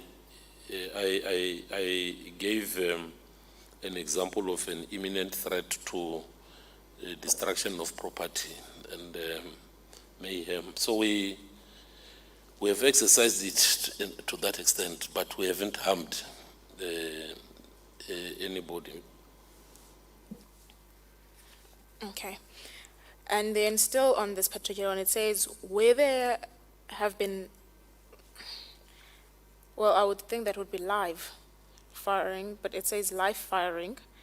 It must be reported and recorded within reasonable time. The report to include the place, how many rounds were fired, and the outcome of the action in self-defense. Leaving out that portion, were there any rounds fired during the unrest from members of the Sndf? Do you have a report of this nature? At the moment, I haven't got the report of the rounds that were fired in times of, during this uprising. There are incidents during deployments, but I think I would like to confine myself to the unrest situation. I haven't got records that speaks to that. Suffice to say that being the chief of the National Defense Force, some of the tactical aspects are reported to the immediate commander. And the immediate commander, as I indicated, goes to certain level. My responsibility, if I will be fair, I will not delve down to tactical aspects, especially where it involves individual troops. It will be really unfair of me to micromanage up to the level of a troop. We provide guidance and strategic guidelines for implementation by several levels. Where there's a loss of life, then we convene a board of inquiry at different levels. But other than that, the reporting lines, they come and get resolved at an appropriate level. So, like for instance, if a troop shouts to a civilian, which actually contravenes the good engagement with civilians, that issue is reported initially to the immediate commander, who then here and there deals with the troop, because that troop has contravened a part of the rules of engagement. But that does not warrant that it should be reported up to the chief of the defense force to say a troop had been shouting the civilians because these civilians didn't want to put on a mask. I think it should be contextualized in that fashion, that if there are shots that were fired, the immediate commander could have handled it, because there is what we say, we prohibit the issue of warning shots. But there isn't any report that ended up on my table to the effect that there had been shots fired, whether somebody was injured or not, but there was no incident reported to my office to that effect. And you've taken us swiftly to the next point in relation to Section 12, where it says the firing of warning shots is prohibited. Can you explain that to us with the knowledge that you have members of the Defence Force on the ground, you have people that are quite, at this particular point, you've called them mischievous, but let's say quite rallied. How then do your members control that? And as a sub question, if they don't fire warning shots, what do they fire? Let me come back again and say the Defence Force doesn't carry rubber bullet first. We carry live ammunition. We have got, even when we go to the shooting range, we shoot with live ammunition. When we go to exercises, we shoot with live ammunition. So, the employment of the Defence Force is not to go and scare. We go there to defend and protect. And during the process of defending and protecting, should there be any, I underline anybody who undermines the Constitution and challenges the rule of war in a way that it threatens the democracy, then is then that we fight. We don't encourage people to shoot warning shots.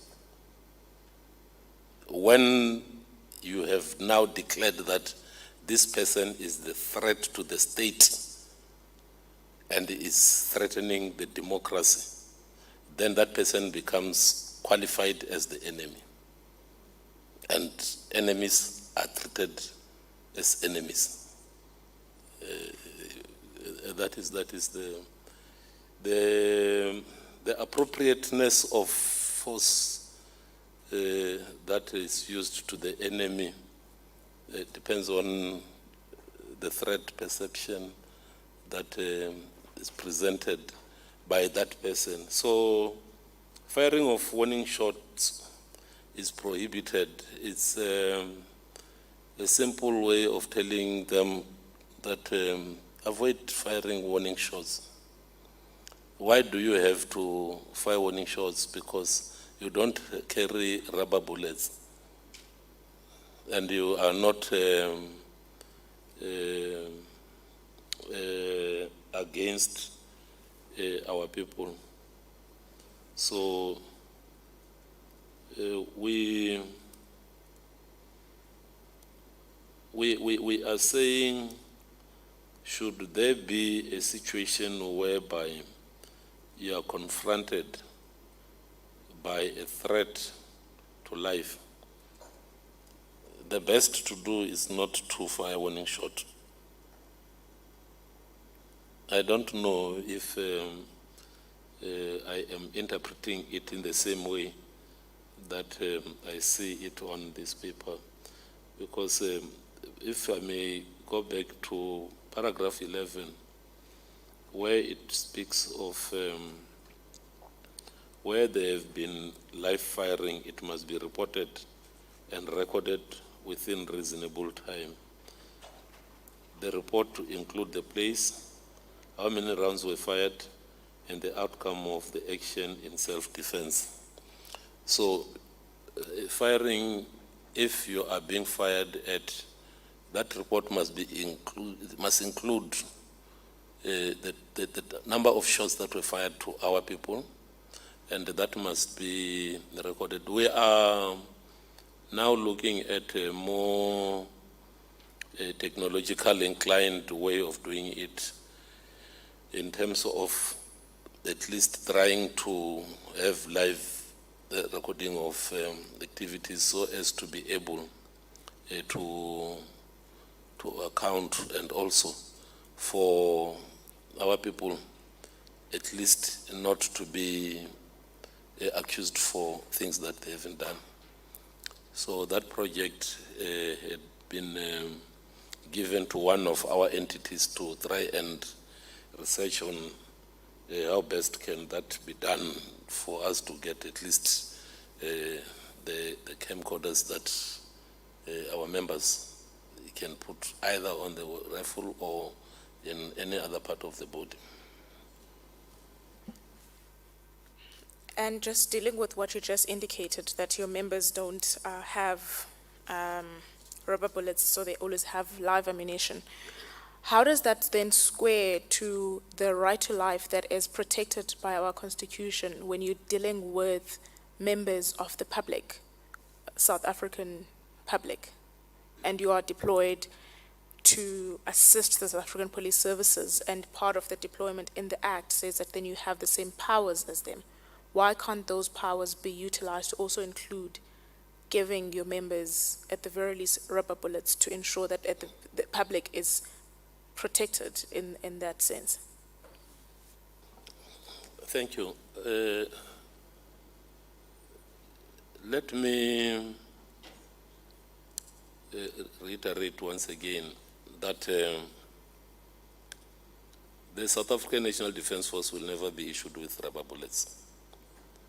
That is the first one. The right to life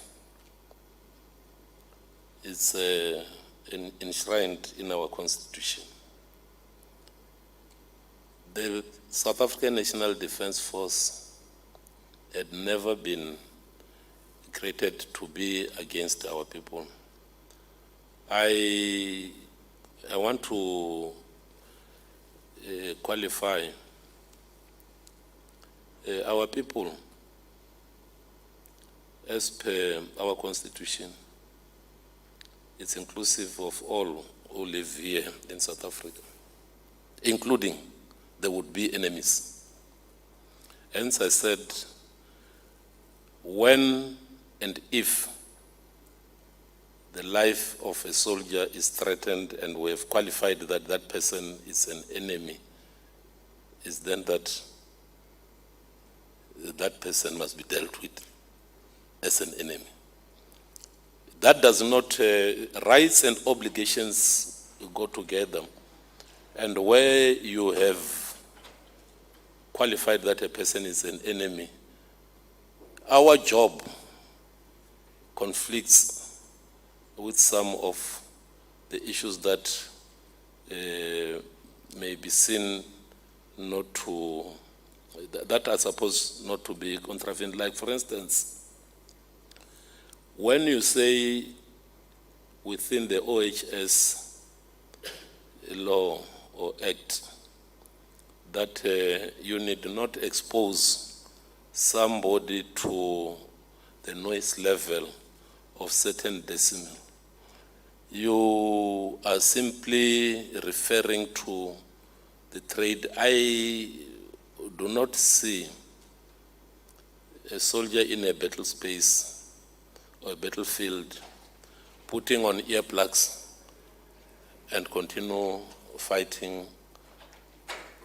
In the midst of the battlefield, you will be exposed to the level of noise. We try to mitigate that by new technology, but all along we go there with our ears open so that you hear the orders, you hear the tempo of the battle.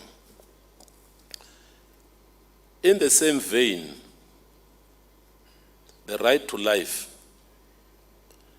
as enshrined in the Constitution, does not imply to the enemy where it's force to force. Imagine, even if I am out of South Africa or I'm in the borders of South Africa, and somebody is threatening not only the life of the soldier, because when you threaten the life of a soldier, you are threatening the life of South Africans. You are threatening the life of the entire nation, because the responsibility of the defense force is to protect. And as protectors, the protectors must be able to protect themselves, and in so doing, protect the flag.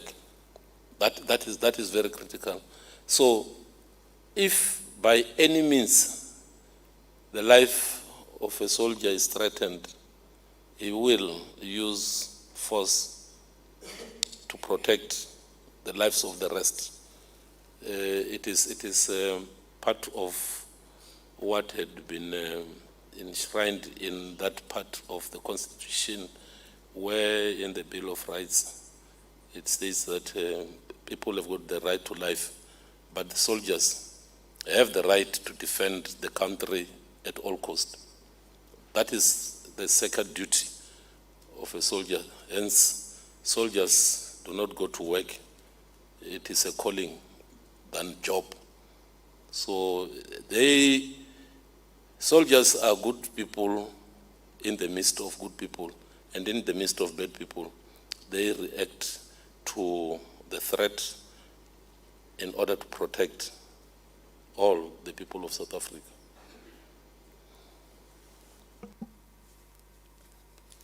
And we're still dealing with this particular 14 July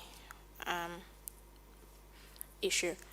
Did you then, because we've just had this discussion now on the rights of all who live within this country, what determines then what kind of force is utilized towards the member of the public? And do we see all members of the public as potential enemies? Because I think we might need to just understand that.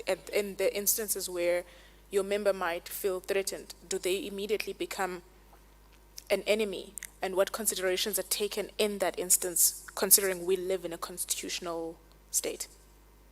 Thank you. In the initial state, I said the South African National Defence Force is from the people, and it's of the people. All being equal, you wouldn't deploy your defence force internally. That is the first iteration that I would like to make. You only deploy your defence force when those who are supposed to be doing the internal police order duties request and say we need support. And that support comes in various ways. In most instances, and in an ideal world, we will provide conducive environment for the police to do their police job. That is primarily why the defense force is employed by the president internally. I'm emphasizing that because the defense force do not see the people of South Africa as enemy. The defense force, the South African National Defense Force, sees the people of South Africa as its allies. In whatever form of deployment, our effort is to try and protect our people, and they themselves become the underbelly, our soft underbelly. They're the ones that protect our soft underbelly.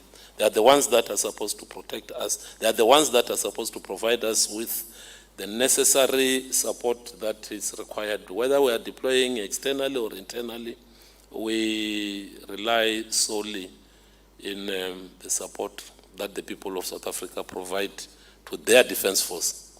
So we just have to get to understand the post-1994 posture of our defense force. That if we go deeper into this matter, our defense philosophy is anchored even in documentation on human security. I'm bringing in this because the concept of human security then tells us that the referent becomes the individuals. It therefore implies that at the center of our defense philosophy are our people, the protection of our people in all the hazards, be it hunger, be it famine. That's why we were the first in the front line to go to Wang, so that we can get our people out of Wang because our people were threatened. There was no war. It was in the midst when COVID started. We were the first basically to go there. We were the first to take our doctors to be in the street. We were the first to get the people on the street so as to be able to protect our people and enforce what is to be enforced. So I'm elaborating on this, and I wasn't supposed to go at length at that. But the South African National Defence Force is not against the people. It is for the people and for the protection of their rights to life as well. So let nobody threaten them, because their defense force is there to protect them. Okay, and then let us then go to section 13, because I think it deals with the issue that we're currently dealing with, which basically says the principle of minimum force should always be applied. And there's a comma there. I think I want to start there. Why can't in internal deployments, minimum force also include rubber bullets instead of live ammunition for the Sndf, considering you are dealing with family? Maybe we cannot exhaustively say minimum force is a rubber bullet. Minimum force can be defined as a force commensurate with the threat posed to members. I think in that way we will be able to appreciate that we desist as the defense force to be the policeman. That is the first thing. We allow the police to continue doing their police job. We come in support of the police in various ways. And we are not going to be drawn into the skirmish whereby we will be required to use a rubber bullet. Where we are drawn into the skirmish, it will be with the enemy, and we're not going to carry a rubber bullet. I want to reiterate so that there would be enemy must know that we are not going to carry a rubber bullet. So there would be enemy must refrain from challenging our constitutional values. And in that way, nobody will feel threatened, because the formation of the National Defense Force is not to threaten the lives of our people, but to protect the lives of our people. Okay, so when when this indicates that the principle of minimum force should always be applied, what is the minimum force that is envisaged there? It's interesting, because I'll come back again and say, quantifying force, I say force commensurate with a threat. Part of the training that is given to our people is that refrain from using force against our people. That is what we train our people to confront the enemy. We train our people to deal with the enemy. Now, where we talk of minimum force, suppose we are assisting the police in one environment or area, and somebody tries to confront the soldier. You will have to, it is the discretion of the commander to determine what is it that is minimum. Shooting at the person, is it minimum force? I will say no. Is batting minimum force? I don't know. Is tackling somebody to the ground and holding him down a minimum force? I don't know. But quantifying a minimum force depends on the threat that is posed to the person. If you're coming with a knife, I'll use a minimum force to disarm you of that knife. If you're coming with a gun and you're shooting, the minimum force will be for you to suppress that shot.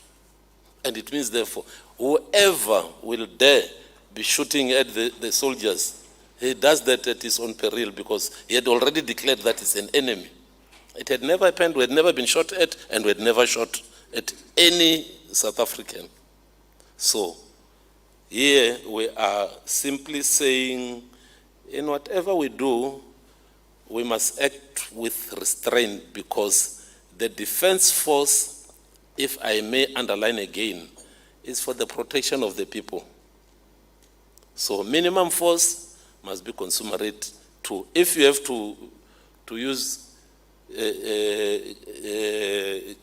word of karatekas, to you kick a person because that person is threatening you, and you kick the knife out of the hand, For me, that is minimum force. So we cannot have one size fit all, but one thing that I want to say, we are not going to carry rubber bullets. Where the people of South Africa starts to realize that they must have respect for our police and allow the police to do their work, they will not see the soldiers in the streets. They will see the soldiers protecting their territorial integrity.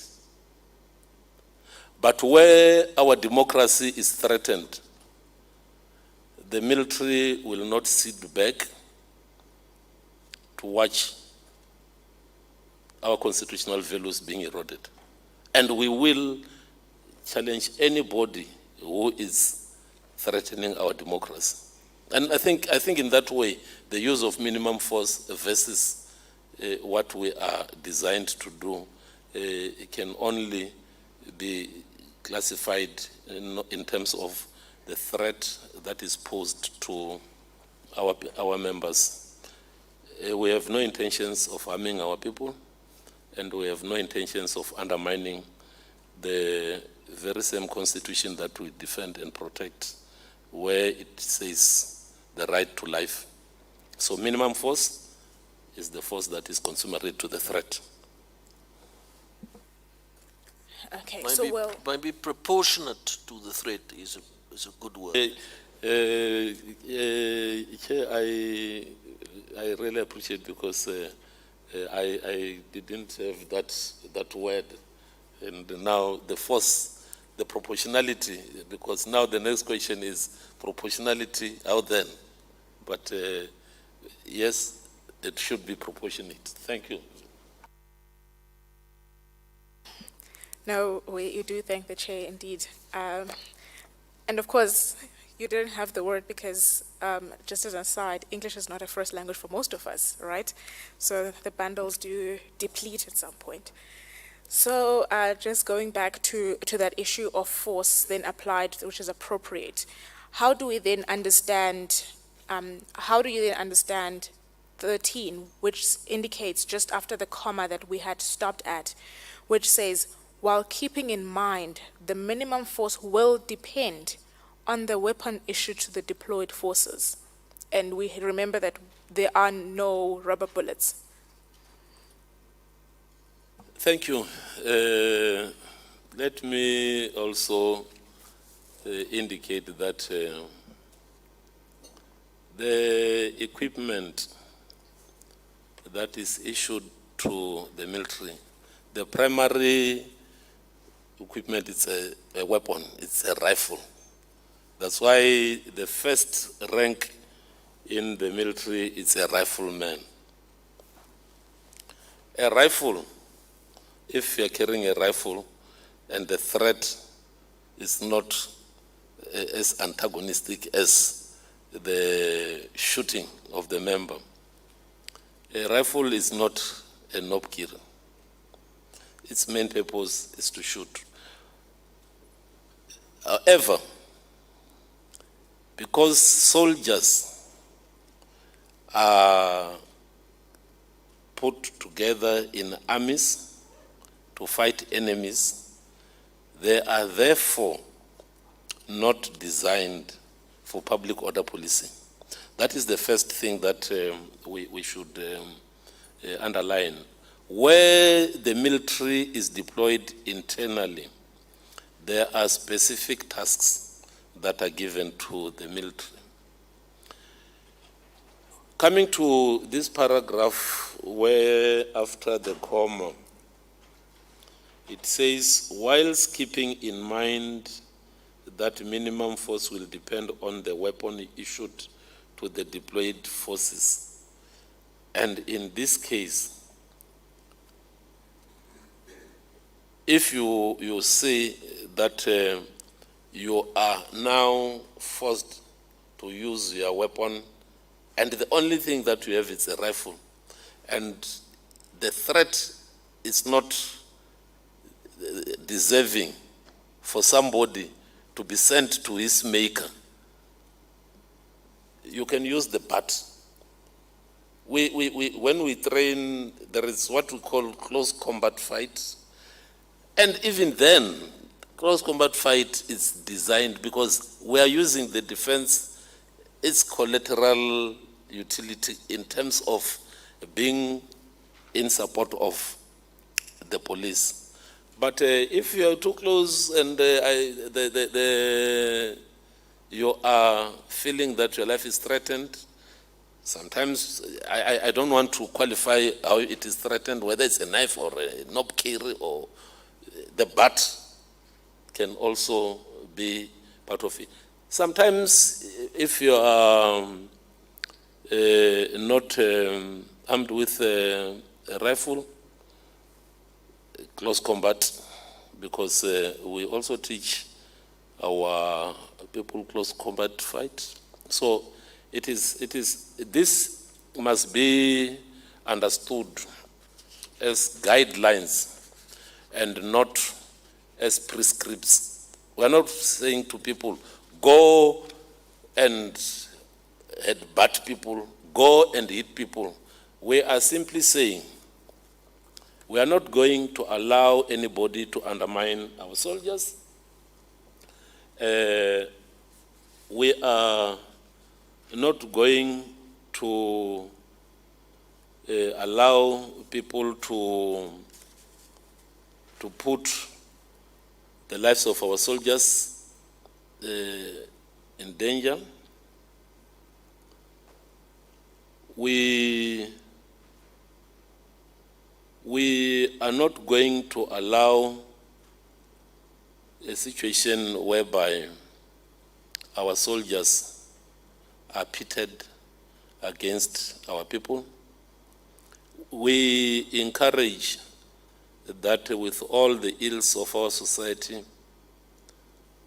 members of the society must also respect not only their police, because the responsibility of policing resides with the police, but we are saying where the defense force is deployed, we are not going to allow anybody to undermine men in uniform. So this paragraph must be seen in context to say the rules of engagement and the code of conduct simply gives command of what to do and what not to do, and how we should conduct our operations. We also believe that part of the success in quelling the unrest hadn't been physical confrontation, but it had been more in terms of holding ground and serving as a deterrence. So, whilst doing that, we cannot allow a situation whereby soldiers will go and do as they wish, even if they are under command. There should be guidelines that determines what is it that need not be done and how they should behave in terms of their engagement with their people. And I want to also again underline their people, because soldiers are not soldiers for the animals. They are the only people that actually come out and say, we are prepared to lay down our lives for this constitution. I had never heard anybody saying they will go and lay down their lives for cabbages and spinach, nor for any other form of issues, except those people that are in uniform, because they say, for this constitution, which is the second document that says there is a right to life, we still also have the right to kill in the defense of the RSA and the Constitution. Okay, and then in the documents that I had provided to you because I wanted just to have a chat. If we look at the Defense Act, it's the second document in this, after the Constitution. I want us to just engage on Section 20, subsection 11.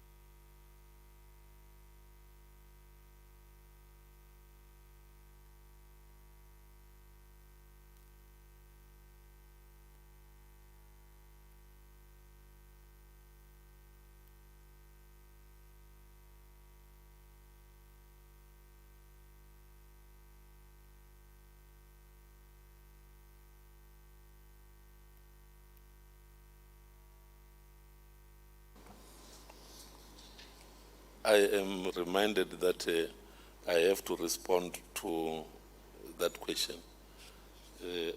However, you cited subsection 11, which states members of the Defense Force employed in terms of subsection 1 must receive appropriate training prior to such employment and must be equipped accordingly.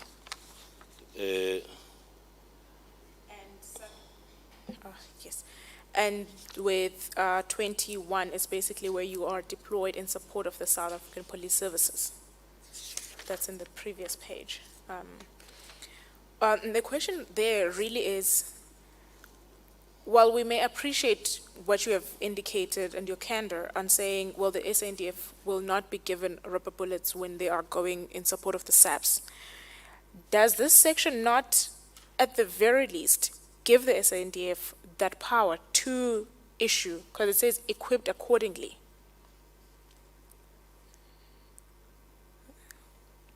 Wouldn't you think that it might be accordingly to, considering we're family, I would like to think we are family as civilians and the military, that when you are deployed to protect within, from members of the family not to harm each other or not to harm property, that equipped accordingly would also mean that to ensure that we at least protect human rights within the Republic?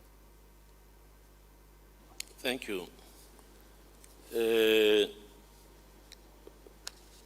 with 21, as you said, wherever the Defense Force or any portion or member thereof has been employed for a service contemplated in Section 201(2) of the Constitution, or a Section 18(1) Alpha Bravo Charlie Air Delta, a member of the Defense Force who is utilized for the execution of services under such employment has the same powers and duties as those conferred or imposed upon a member of the South African Police Service. It's just that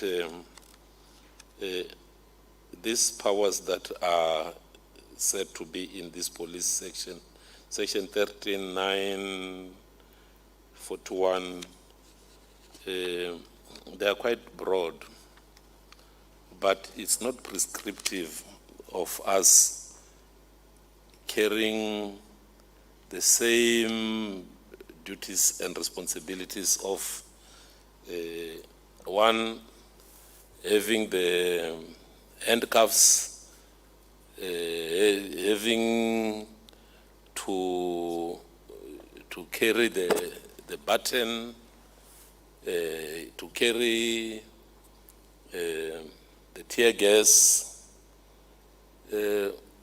whilst we are deployed in support of the police, we will carry out the duties as expected, like part of the duties that we will be doing. We will be allowed to do patrols within the townships. We will be allowed in the same vein to participate in the vehicle control points. We will be allowed also to participate in the roadblocks. So, should we, during the process of carrying out those responsibilities, we are conferred with similar rights that if we stop the vehicle and that vehicle has illicit things, we are allowed to impound and hand it over to the police. We'll never take it to the military barrack. As soon as we take it, we will hand it over. So are the goods that are taken, illicit goods. So I think trying to dissect this section and trying to solely leave it to the question of the minimum force in terms of the responsibility of the defense and solely on the matter of the rubber bullet will be misleading to our people to expect that the defense force will now be the same as the police. It means we should do away with the military. The military basically is not supposed to be deployed internally in quelling, in doing public order policing aspects. What is required is for us to empower the institutions that are supposed to do that job so as to release the defense force to continue to provide that necessary protection and the defense of the territorial integrity. So it is over and above what actually we are supposed to do. All being equal, I will let your defense force continue to create an environment for all other state departments to function, because that is the key responsibility. The main task that we have is to ensure that there is security, safety, and people feel protected. And that protection, for us, speaks to the question of defending the territorial integrity and the people. So, of cardinal importance here is we need to start as South Africans to look at how best can we empower our other state organs so as to be able to fulfill their roles without being assisted, because the minute the police seek assistance, it means therefore in one way or another we are simply saying the threat has now gone beyond what they can contain. And I don't think we have reached that stage at the moment. We were on the verge of finding ourselves in trouble if we didn't act at that time, because the unrest was starting to be something that borders on real threat to our democracy. I think I will reiterate, I'm not going to allow the soldiers to carry rubber bullets until when I am fired. So as long as I'm still the chief of the defense force, we are going to remain as the soldiers, and we are going to do what is required to create conditions that our economy can grow, because We have guaranteed that the territorial integrity is protected. So we just want South Africans also to not only empower their police, but to look at how best can we equip our defense force so as to be able to fulfill their primary role. No, thank you. I think we have now exhausted that issue then. Just one final question on this particular code of conduct. Who bears the responsibility of enforcing it? Command responsibility is at all levels. The individual must actually ensure that he lives by that code. Failure which the immediate commander must handle the member who fails to adhere to the code of conduct. Because remember, the military, you are out there. The ultimate responsibility lies with individuals. We must train our people so that they do the right things, not because somebody is looking at them. We must train our people such that they have that sense of responsibility in what they are doing. And if they fail to do so, the immediate commander must deal with that. And in the very same, if the commander doesn't do that, and we pick up that now there is he neglected his responsibility, then his next level commander should do that. That is why there is a chain of command, but the responsibility lies with the individual. And as far as your knowledge goes, were there any incidences in relation to the code of conduct that were where members did not follow the code of conduct and there was a need to ensure that it was enforced? Not what has been reported to me. I take it that if there are transgressions, they might not have been to the level where they must be lifted to the Chief of the Defense Force, but handled by the respective commanders that have been given the responsibility to command. Commanders must command.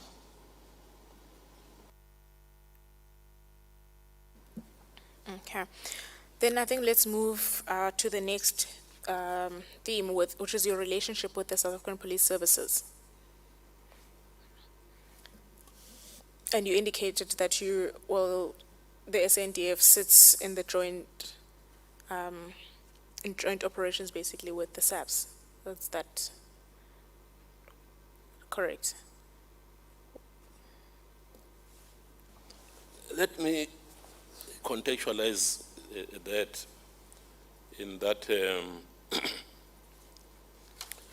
the National Defense Force has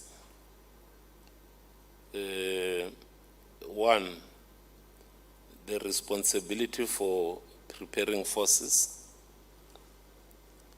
the responsibility for providing for forces, that is force preparation, force provision, as well as the responsibility to employ forces. Now, where we talk of the relationship between the police and the defense in the joint environment, I referred to the net joint, which is it is an abbreviation that speaks to operations and intelligence. This is the body that is actually, it was created in 2000 as remember our cluster system.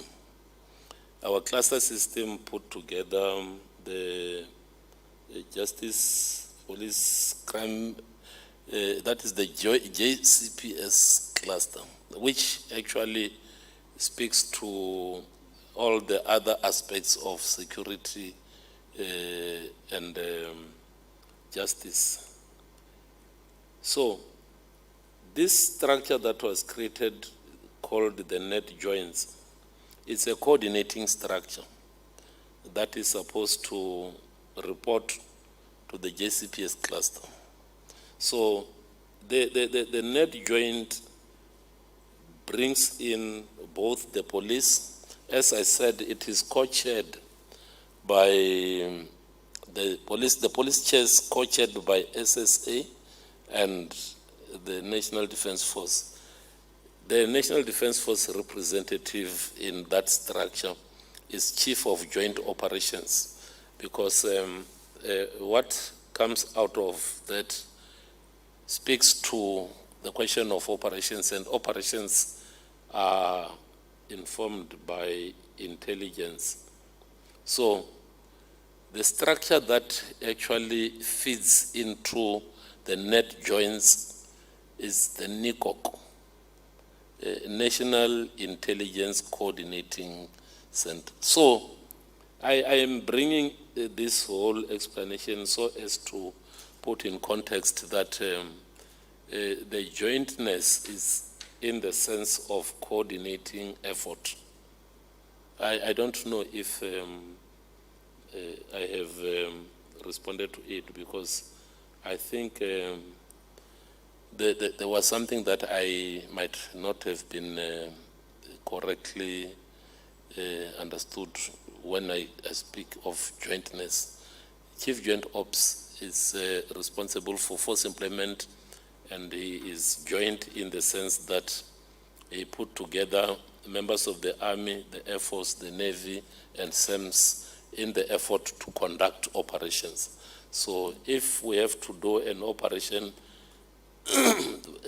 borderline control, it is Chief Joint Ops, but he himself employs members of the Air Force in terms of air assets, members of the Army in terms of landward battle space, and members of the Navy if the issue it is at sea and requires that we make use of the Navy.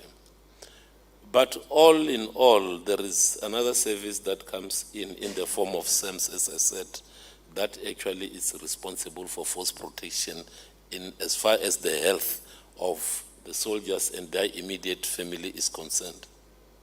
So I hope on that score I might have attempted to respond to your question. You have, General. Then with using the net joints and NICOC, in that structure is intelligence shared? We understand that you indicated that your intelligence arm does not collect from within the country, but is intelligence shared there that is collected within the country from the other parties who sit in that joint? Maybe I should refrain from speaking of other structures, because NICOC is driven by SSA, but at the same time, it feeds into the net joints in terms of all the estimates.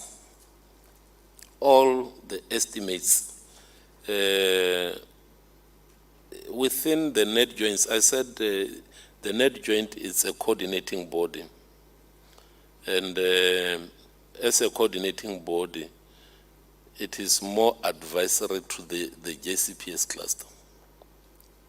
So how do they go on with their business?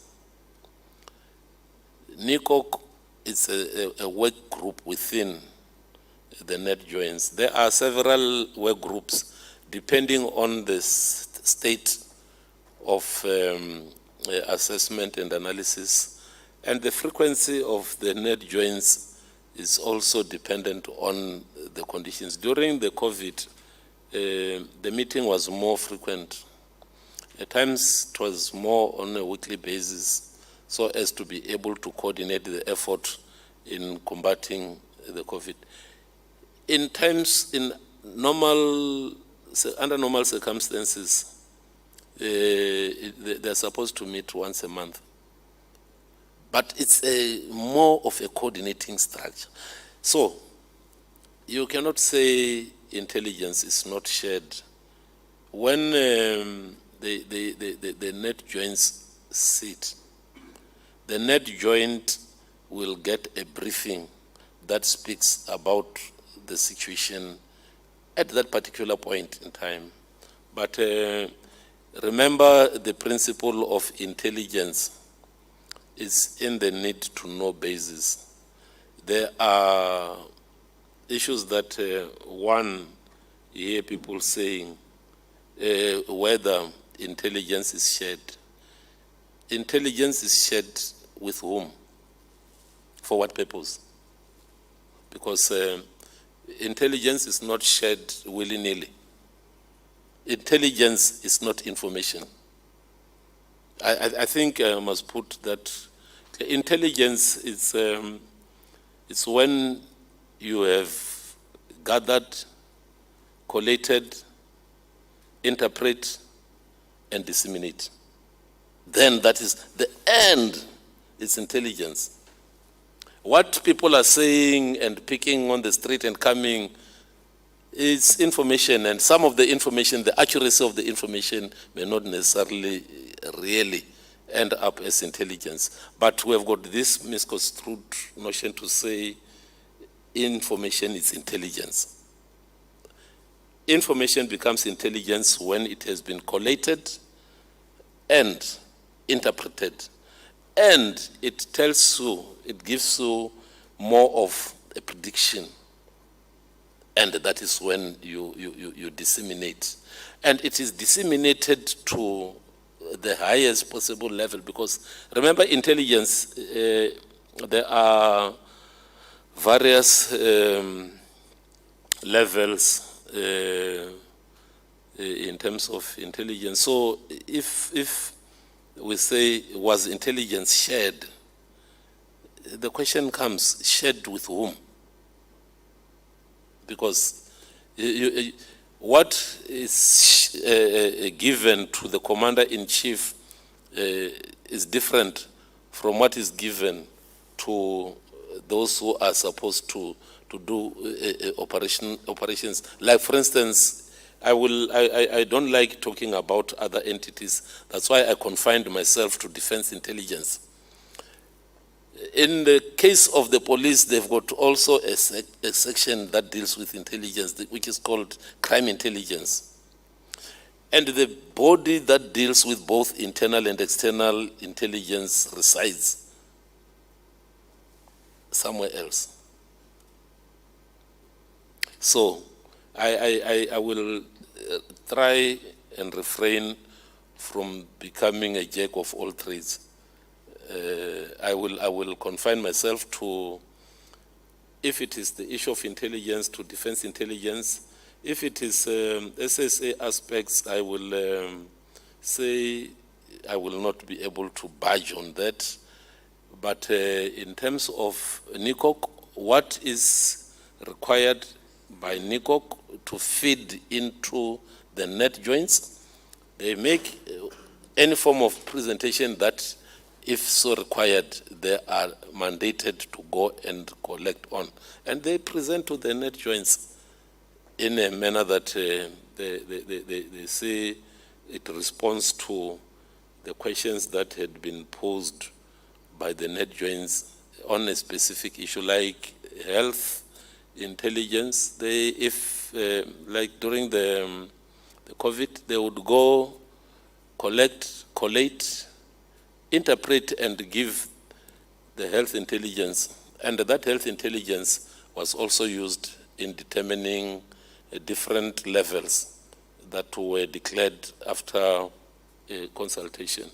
But yes, NICOC feeds into net joints. I understand that you indicated that you won't get into the purview of the other departments, but during the unrest, were you part, at the very least then, of the operation between the South African Police Services, State Security, and the Sndf? Were you in those particular meetings? I just want to confirm, which meetings? Because I spoke about the net joints Yes. and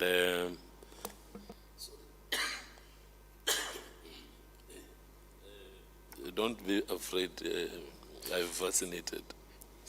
The, the net joints, the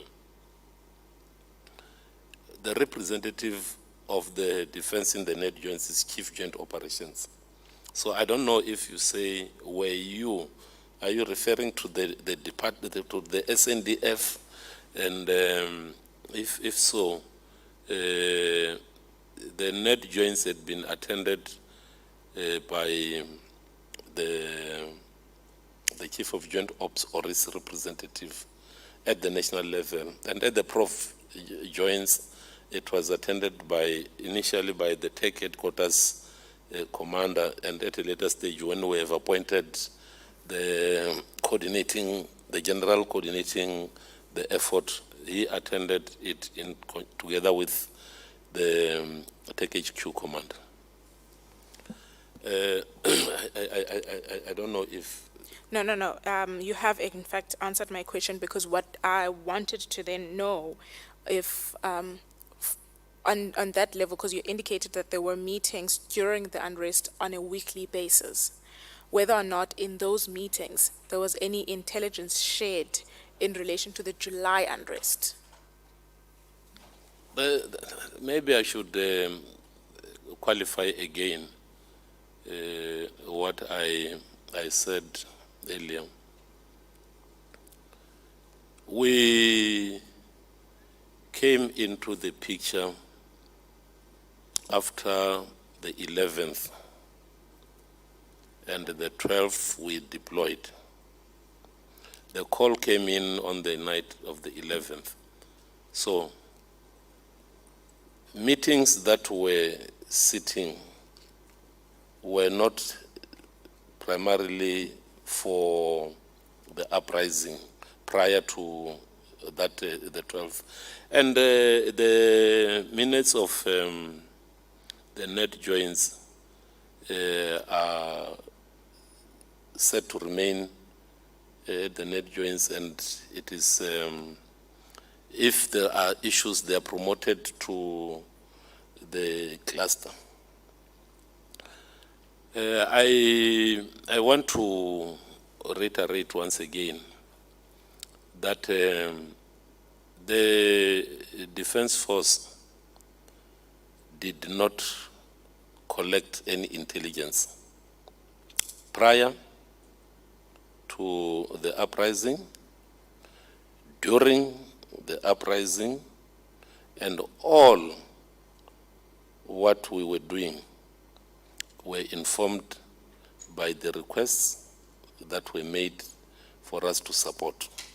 And defense intelligence was never tasked to collect, so we couldn't actually know what was the intelligence picture, because you create an intelligence picture when you have collected, collated, interpret, and disseminate. So they haven't done that for us as defense intelligence. In terms of the net joins, I said net joins, in terms of all specific issues that they require, they go to each and every mainstream. And the mainstreams, whether work groups are for the different mainstreams that deals with specific areas. I want to once again say that net joint was not created for the uprising. I said during the COVID, net joints was meeting more frequently and in most instances every week, because we had to have our finger on the pulse in as far as the COVID-19 was concerned. And this now the question of the uprising came at the time when the net joints were structured, bringing in various entities that originally were not even part of the net joints, so as to be able to harness the effort towards keeping the pandemic. But where I said they were meeting on a weekly basis, yes, they were meeting during this period of COVID, and at a later stage we couldn't actually meet because people were being attacked, and so we started developing also a system of virtual meeting, and that now hampers our sharing of information because you can discuss as much as you feel it's safe in the virtual platform. Okay, and then closing with this one. When you are in a joint operation, let's use my terminology, I know it might not be the Army terminology, with the South African Police Services, how do you determine the terms of command and control and the interaction between the two structures? Do your members, I think the direct question is, do your members ever report to the police, or do they report to their own commanders? The command affiliation remains in support. The respective commanders retain the command affiliation. Let me just for clarity indicate what is command affiliation. A battalion commander who is deployed in an area where there is a cluster commander. In the police, they've got a cluster of different police stations, the group police stations in terms of cluster, and there is a cluster commander. In that area, the person who's deployed in that vicinity, because the prof joint is at the provincial level. These structures cascade down to the areas, hence I am now bringing in a certain structure that we didn't talk about, the clusters of police stations. And then these clusters of police stations are commanded by one person. So if we are working in an area of a cluster of police stations, the commander will then liaise. Their duties is the liaison, because we avoid the question of fratricide, whereby it's blue on blue. Blue on blue in terms of we are avoiding where we chase the police and the police chase us. That is the simplest I can put, because the concept of blue and blue is derived from the battlefield. It's not classical in the internal environment. So in that case, the coordinating effort, when they are going to have patrols, these patrols are coordinated between the cluster commander and the military commander. But the members under command of the military commander remains under command of the military command. The police will never command the military, nor the military command the police in police job.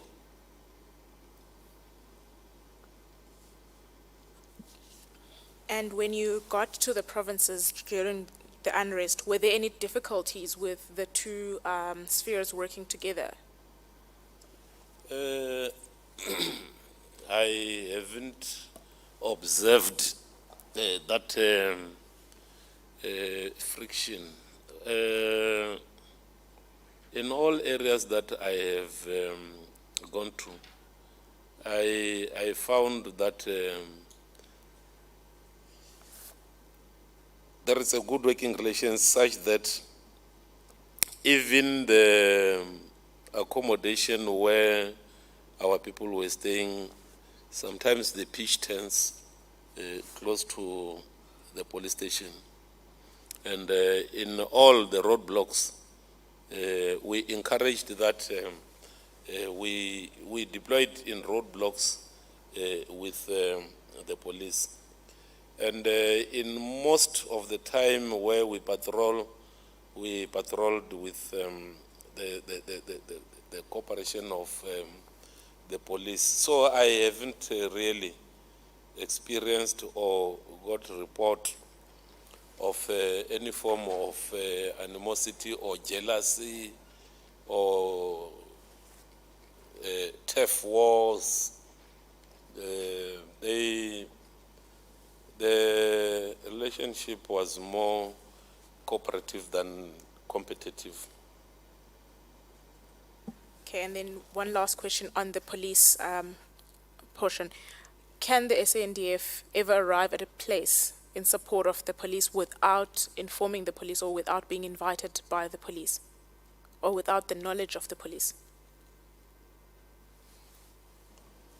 It is quite a difficult one because if the question is, can the defense force have an autonomous operation in an area that is in the jurisdiction of the police in terms of the clusters, as we have said, I will say in principle, no.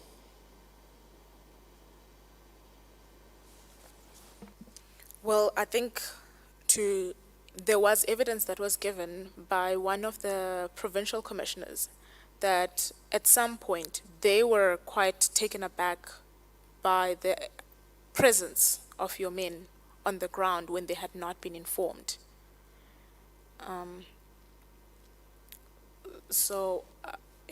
Would you know anything about that particular incident? This is in KZN. Thank you. I am aware of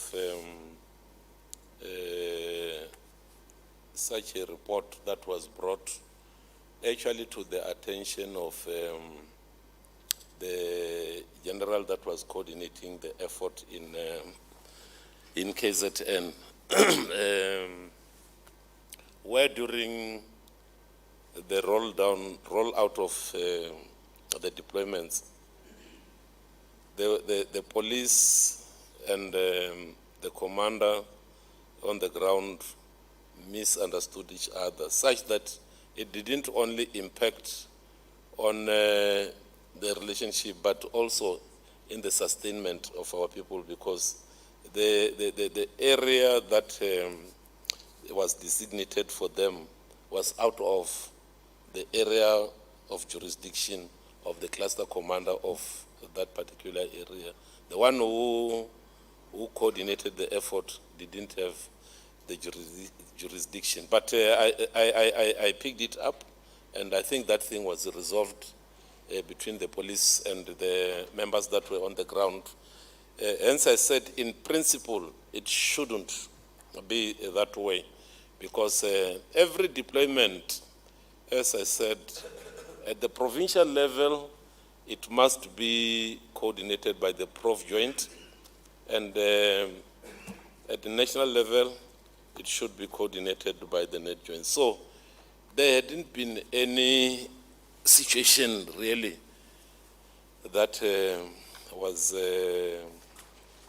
other than that incident, there wasn't any situation that was reported to me. And even then, it was reported to me as a misunderstanding between the two commanders, not as a principle.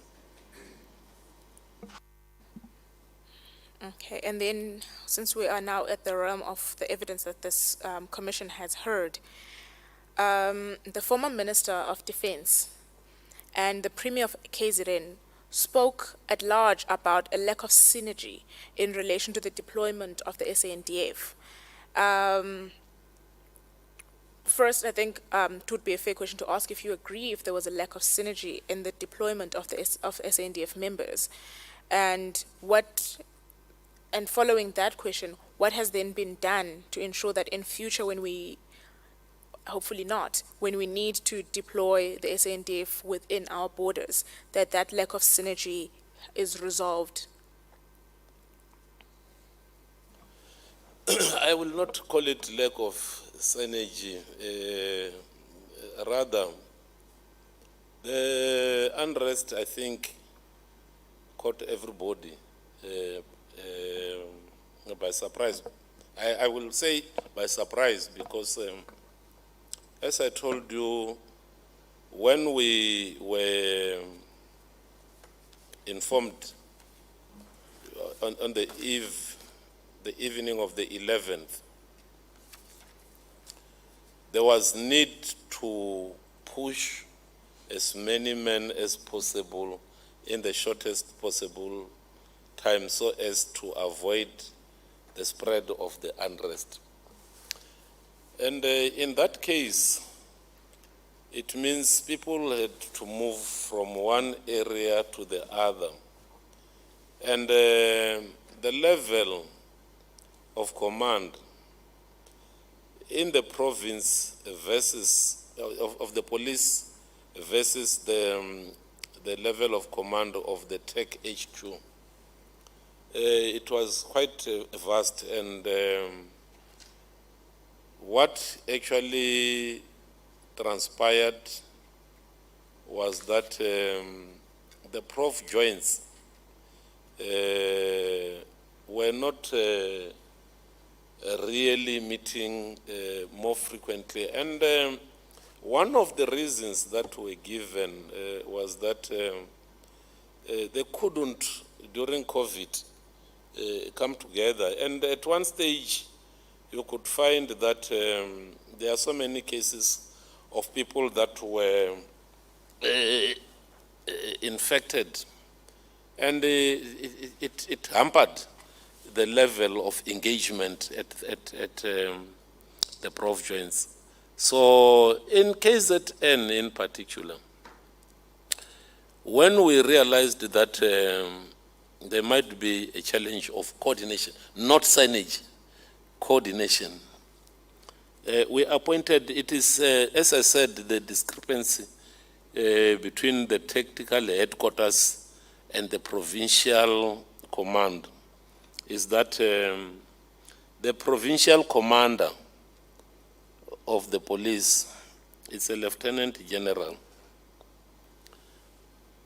In the tactical headquarters, because the military ranks, we are rather confined to the structure of the military, such that if it is a platoon is commanded by a lieutenant. So a company is commanded by a major, and a battalion is commanded by a lieutenant colonel. Now, during the unrest in KZN, because the tactical headquarters, which is the equivalent of the provincial head of the deployments, it's a full colonel, which in terms of the rank levels is far 3 levels from the lieutenant general. So we then decided as the leader group of the military to say, the gravity of the problem requires that there should be better coordination, and the numbers are increasing.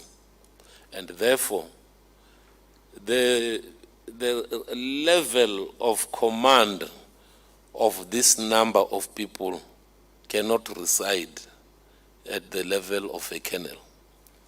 Hence, we appointed a major general who happens to be the general officer commanding of the infantry formation, to go and be the commander on the ground and coordinate the effort of the military together with the police.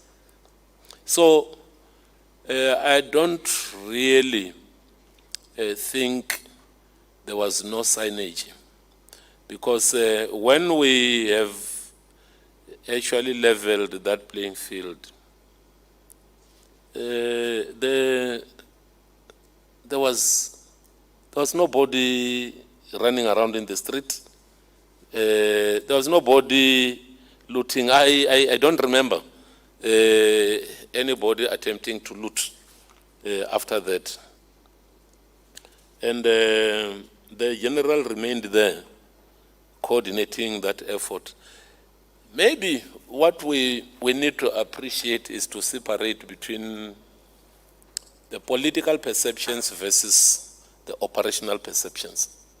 Because if we don't separate the two, we will find ourselves being drawn into areas that defeats what we implied and what we intended doing.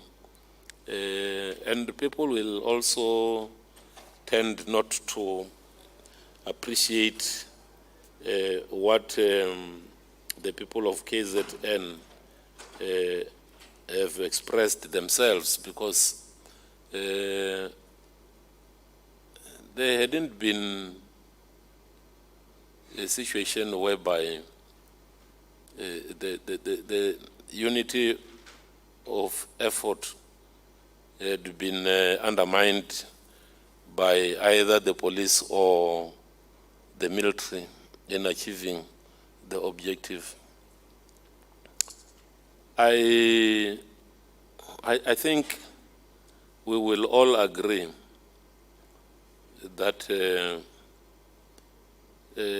despite the challenges that might have been there, the arrival of the military in the theater stabilized the situation, and if there hadn't been any signage, the police couldn't have supported the effort because they would actually think we are competing, and we do not compete.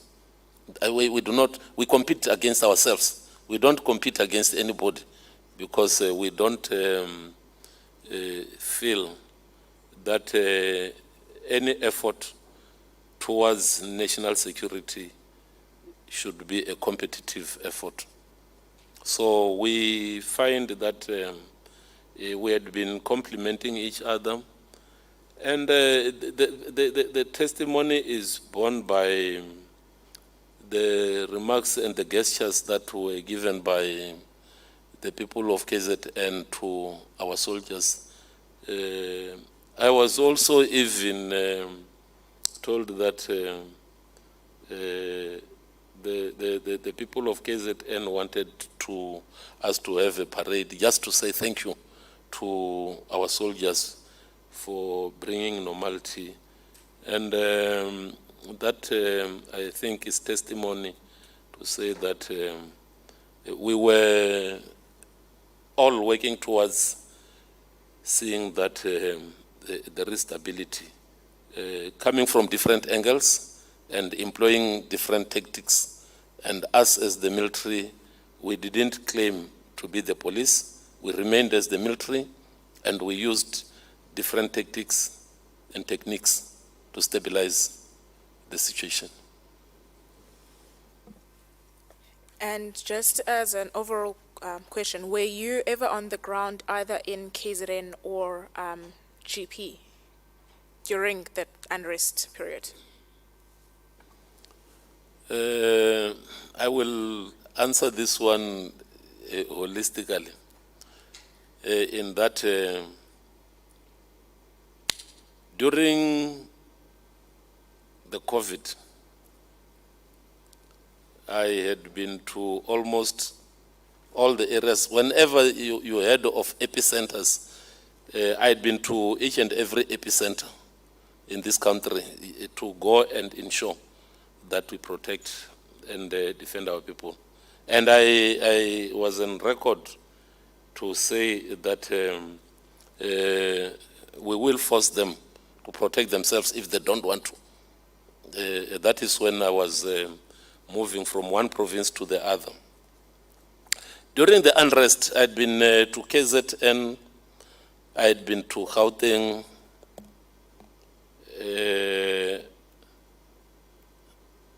I don't want to repeat what I said when I visited my troops in Gauteng, because some people may think the interpretation, because it's in vernacular, people interpret it differently. But I was on record whilst I visited the places that were being looted. When I was speaking to our troops. So yes, I respect the commission, and I'm not going to repeat what had been on record and what I've said to the troops with regard to the smell issue. When people were not behaving.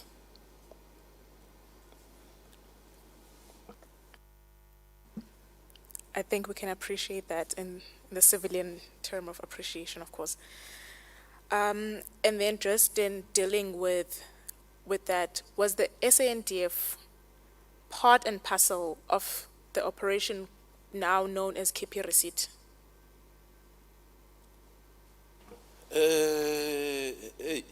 That one, I had never registered Operation KP Receipt. All our operations have got code names, and each code name is registered.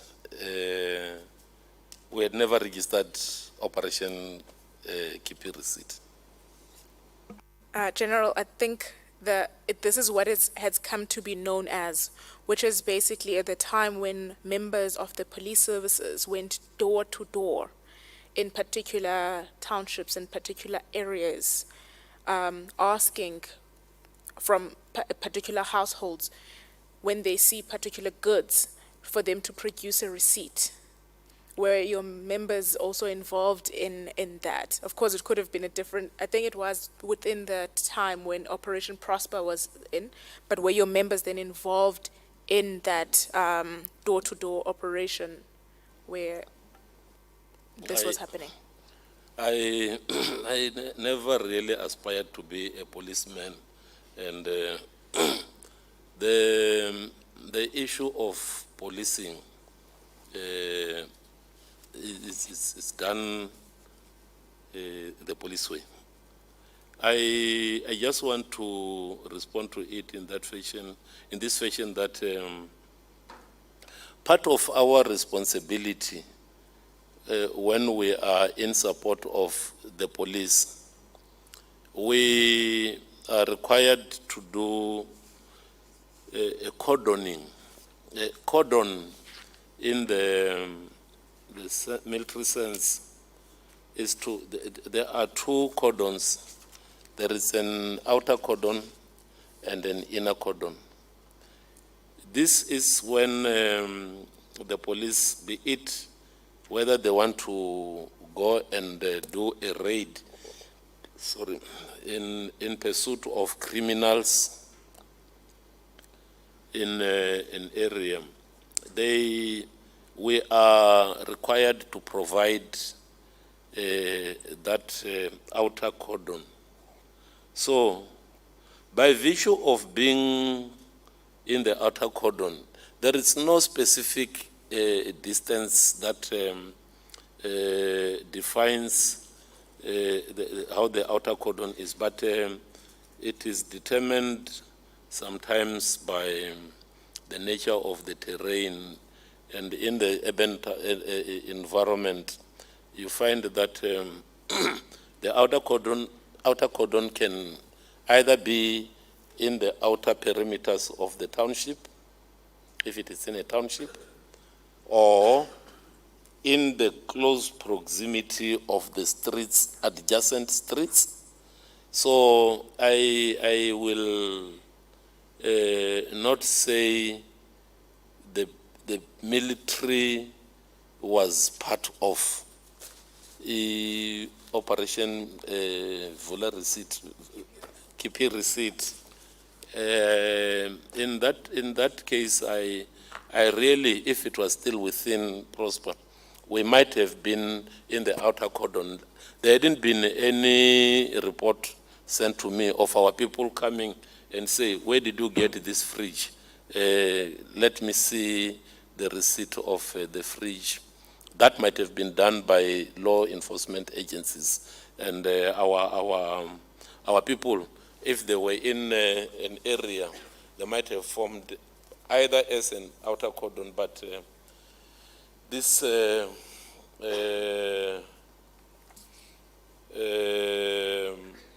matter is much more of semantics in terms of presence, because if the operation is still ongoing, you are tasked in various ways, because the issue of door-to-door asking for proof of purchase, searching for drugs, searching for clothes, that is in the domain of the police. We can participate by providing the outer cordon and the protection element, so that should there be any threat or should there be any overspill, but the function of the cordon, the outer cordon, is purely to provide security for those who are executing the tasks in the inner cordon. It's very rare where you will find that we are required to be in the inner cordon as the military. As I said, we are the military, and the police continue with their police duty with the support of the military if and when required to do so. Okay, and then now let's move swiftly to deployment resources with the July unrest. When you, of course, you indicated that someone else does that, the joint ops person does this, but were there orders in relation to ammunition and the type of ammunition, well, weapons that were issued to your members? Let me answer it this way. The military units have got the standard weapon system. Each and every member of the defense force that is in the unit has a rifle. And that rifle, when not in combat or in deployment, it is kept in safety at the weapon store. The weapons that are in the that are with the people are the ones that are on duty. And those that are on duty safeguard all that are in the base, and should there be a requirement for them to be involved, then they go and draw the weapons. That is standard. Every soldier that goes out gets issued with the weapon. And there is a standard, what we call the first line ammunition. That is the ammunition that is carried by a soldier. And that is what they are issued with. I don't know if we are only referring to the individual soldier or referring to the a system, and the system includes the vehicles. And so the user system is man and equipment. So in terms of the vehicles,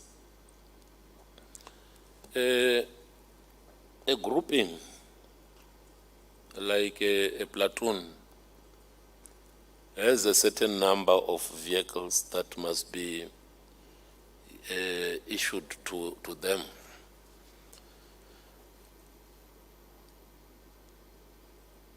So in the case of the July unrest, members from different units were deployed and were issued with the standard weapon and standard ammunition. For the additional tactical consideration, we deployed units with prime mission equipment. That was very useful. Useful in the sense that the vehicle served as a deterrence, and it has improved mobility because before we rolled out those vehicles from wherever we had kept them, there was a challenge of mobility on the part of those that were deployed earlier with the soft-skin vehicles, which actually are referred to as the logistical vehicles. So, yes, soldiers were deployed with their standard weapons to various deployment areas. And is there a way to do a reconciliation of what was issued and what was brought back?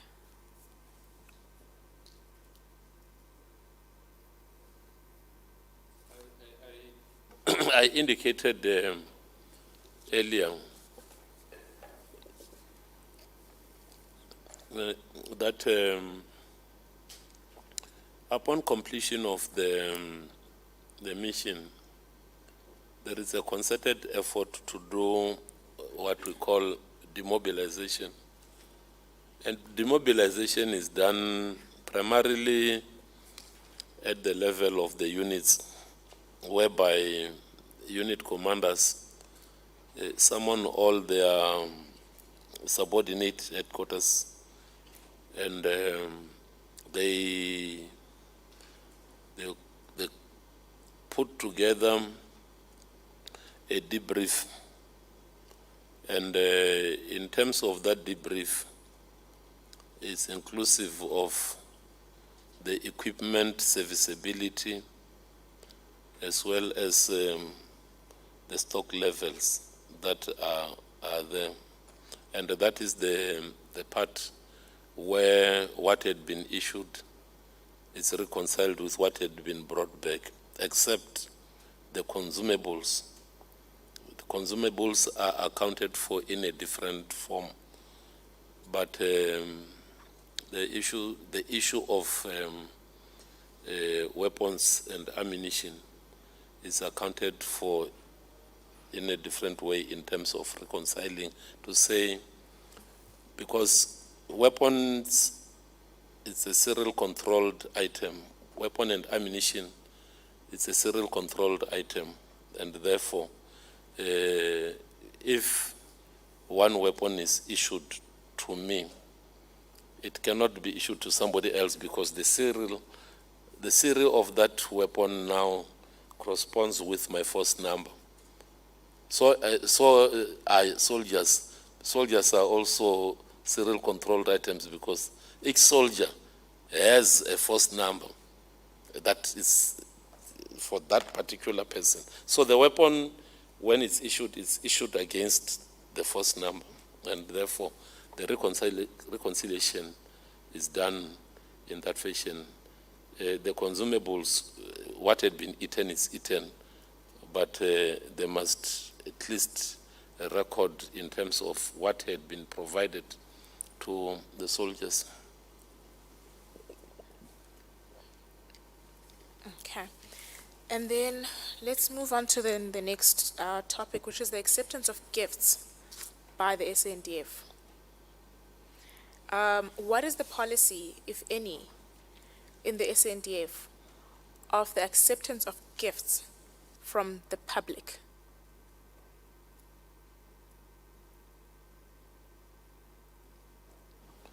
Let me put from the policy point of view, all gifts that are issued to members of the South African National Defence Force are recorded, so they are registered. That is the principle, and from policy point of view. From the deployment point of view, we discourage people from accepting gifts. We have had a number of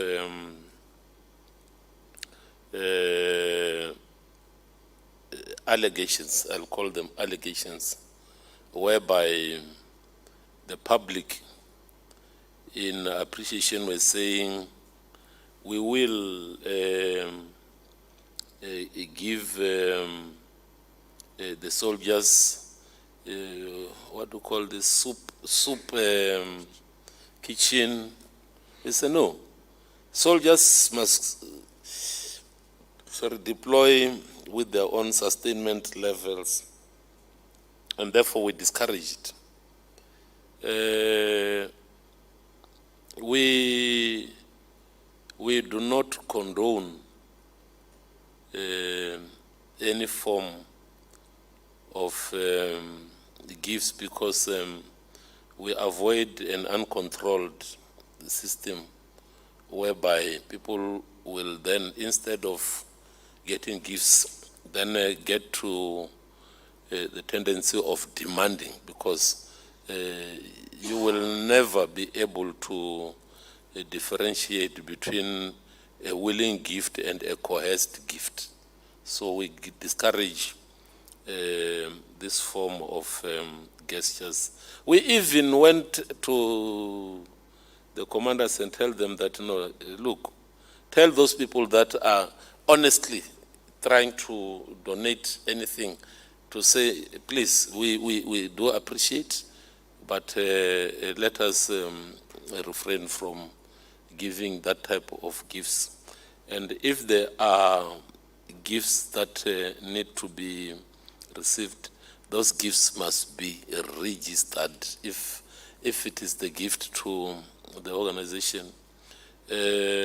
I want to go further, because it doesn't only speak about during deployment, but also under normal circumstances, the gifts that are given, they get registered, including the effort that we make. We do accept gifts in the sense that after the Battle of Bangui, we then sat with this dilemma to say, the children of the orphans of the Battle of Bangui, what do we do with them?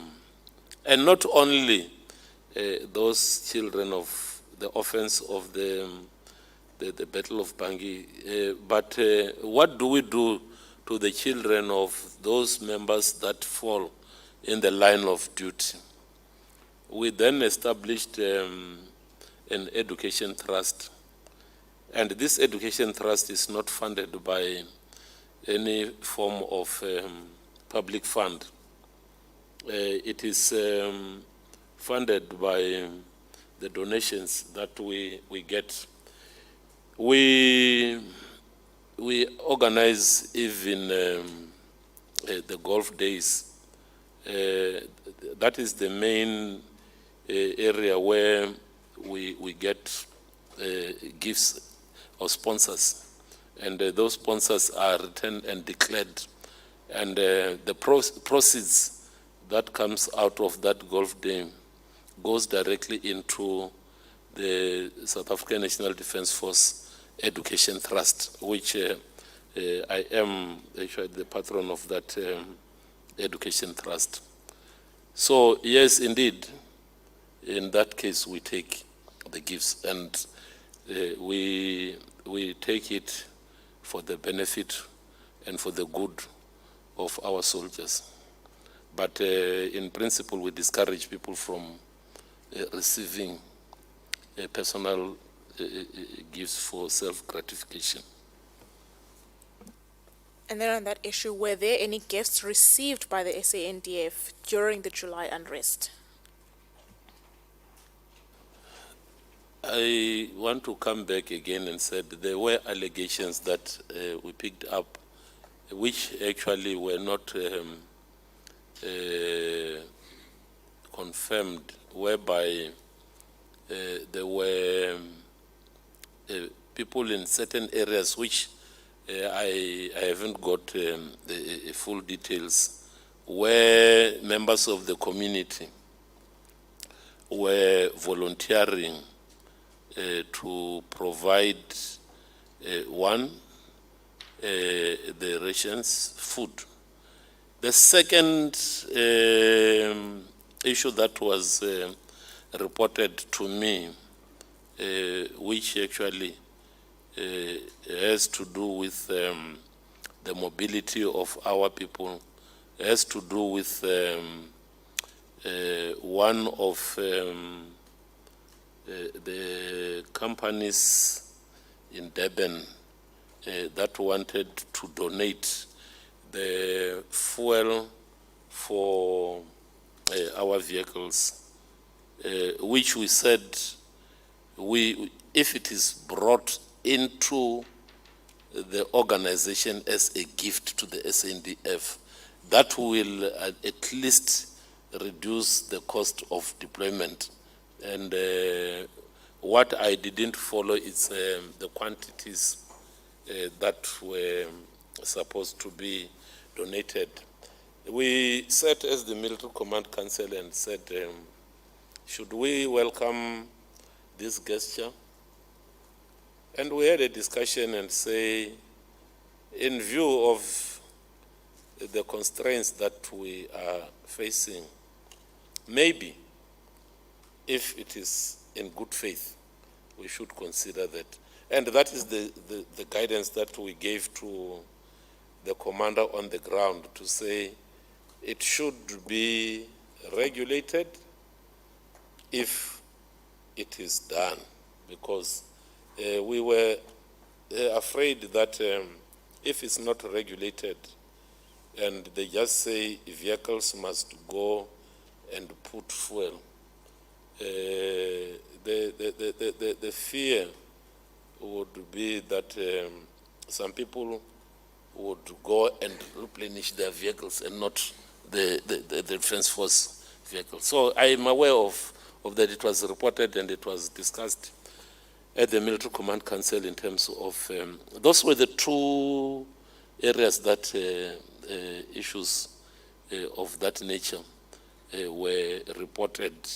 The one of the bread, I think it came in as allegations, because you ask this commander says, no, it was not in my area of responsibility. But all in all, gifts in the Defence Force, when issued to the organization or individuals, must be registered, and those mainly are not during deployment. Because during deployment, we say your responsibility, no matter how excited people are, is to protect those people. And people must not pay back for what you are supposed to do as a member of the National Defence Force. And therefore, we appreciate the gesture because some were doing it in good faith to say, thank you, thank you, thank you. The situation is back to normal, and now we can actually also assist in reducing the cost of maintaining this operation. But we plan and budget for our operations. We may not have enough budget, but we are principled. We do accept donations. It wasn't for the first time that there were pledges of this nature. During the COVID, there were pledges that were made in terms of delivery of fuel, which actually was later on reneged for one reason or another. I wouldn't like to delve into the details of those who wanted to donate the fuel. And the reason was our tanks storage capacity was one of the reasons why it couldn't be given until when I think the situation became better, and it means their bulk fuel were no longer available for donating. I will leave it at that for now, Chair and Advocate. Thank you. Well, the Commission heard testimony from the Durban Chamber of Commerce, and their testimony, and I will rephrase, indicated that they heavily mobilized for the deployment of the Sndf, and to ensure that the Sndf was then deployed, they provided the Sndf with food, petrol, vehicles, and accommodation. Can you confirm this, or were these reported to you? I will come back to the things that I said earlier. The issue of the fuel was reported, as I said, that, but it was individual companies, maybe because they belong to the Chamber of Commerce. They wanted to put it in the brand commercial Chamber of Commerce. The accommodation, it wasn't just a donation, because when we went down, remember we had to go, we don't have the bases throughout KZN, and where we had bases, our people went to the bases. Where we didn't have bases, we engaged all the stakeholders and we pitched our tents in the areas. So yes, indeed, it was reported that we had had this offer to accommodate our people in various areas, because we wanted to be in almost all the areas that were considered to be hotspot. And part of it, I think the other aspect, I think it also reflects to the element of the Navy that was deployed in Durban. They had to be in close proximity to where the national key point is, and that was the area close to the refinery. So, yes, indeed, they provided them with the areas to go and stay. Not that they gave us hotels. that is not the type of accommodation that they provided to us. It was as a result of the necessity in terms of what had been reported to me, both for being close to the areas of deployment and also lack of the place to pitch our tents. So, but that I still stand to verify the details with regard to what is it that had been given, because it might have been reported at the level of the lower command.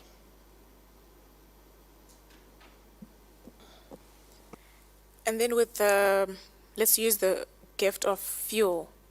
Did that have any effect on the operations then, on where people, your members, would get fuel during the July unrest, not during COVID or just during the July unrest? I beg your pardon. You said, does that have any impact? So if your members are based, let's say, taking the landscape of Durban, are based in Umlazi, for instance, and the provider or the giver of the fuel is on the bluff, did that then affect operations in that they would have to drive from Umlazi to the bluff, or what happened there? No, maybe I must just indicate that the gift need not be, especially fuel, it need not be localized in the area where it is provided. Fuel is something that can be delivered. We do have Bowsers, but in this case, I wouldn't really come down to the technical aspects as to how that fuel was to be delivered, because I gave you the example of the fuel donation that was pledged during the period of COVID. They were prepared to say, identify the bulk storage areas within the military environment. But in that case, it was to the units that has petrol tanks. Now, in the case where people are deployed, much as I said, they were not necessarily in the bases, and in some of those areas there might not have been tanks to come and fill. So the implication would be either the petrol Bowsers goes to the supplier, or the supplier brings the petrol to the respective deployment areas. I was trying to refrain from speculating and indicating that had been reported that there had been an offer, but the modalities of the delivery had not been specified, because some of those technical aspects, the Defence Force it's an entity that always operate on the mission command. The concept of mission command is that if you are the chief of the National Defence Force, you let your intent known to the service chiefs and the division chiefs. And the division chief, the chief of the army in his own right has the entire army. And the entire army, the army has different formations.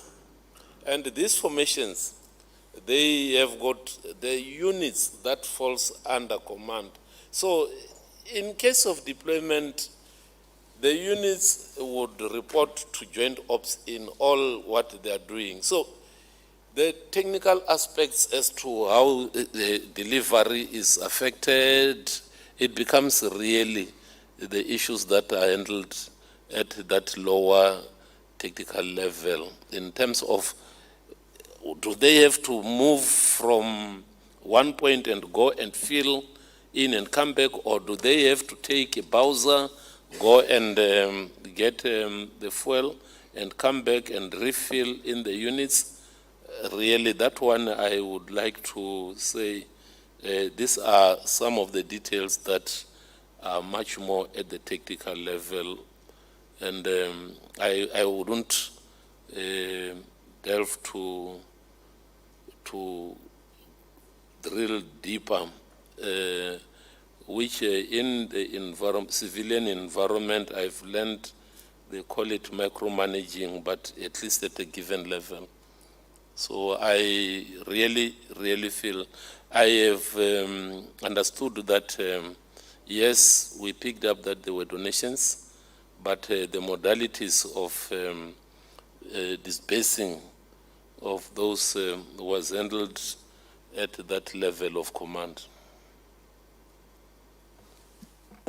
And then just one broad question then, in the age of state capture, do we think that these gifts may be perceived to, at the very least, affect the independence of the South African National Defence Force?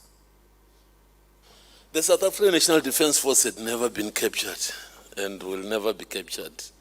We plan, we execute, much as we said, any gift that is given should be registered. And it's a tough one to say you are captured. Actually, you are bringing in a very interesting issue to say, are those actual capturers? Because you can only be captured by a capturer. So I am not really certain that the Defence Force can be captured. I remain confident that as the Chief of the National Defence Force,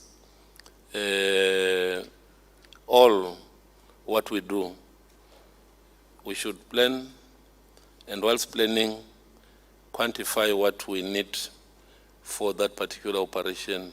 And if there is any form of a gift in the form of a gesture, that gift must be made. It's not a hook that will capture the Defence Force.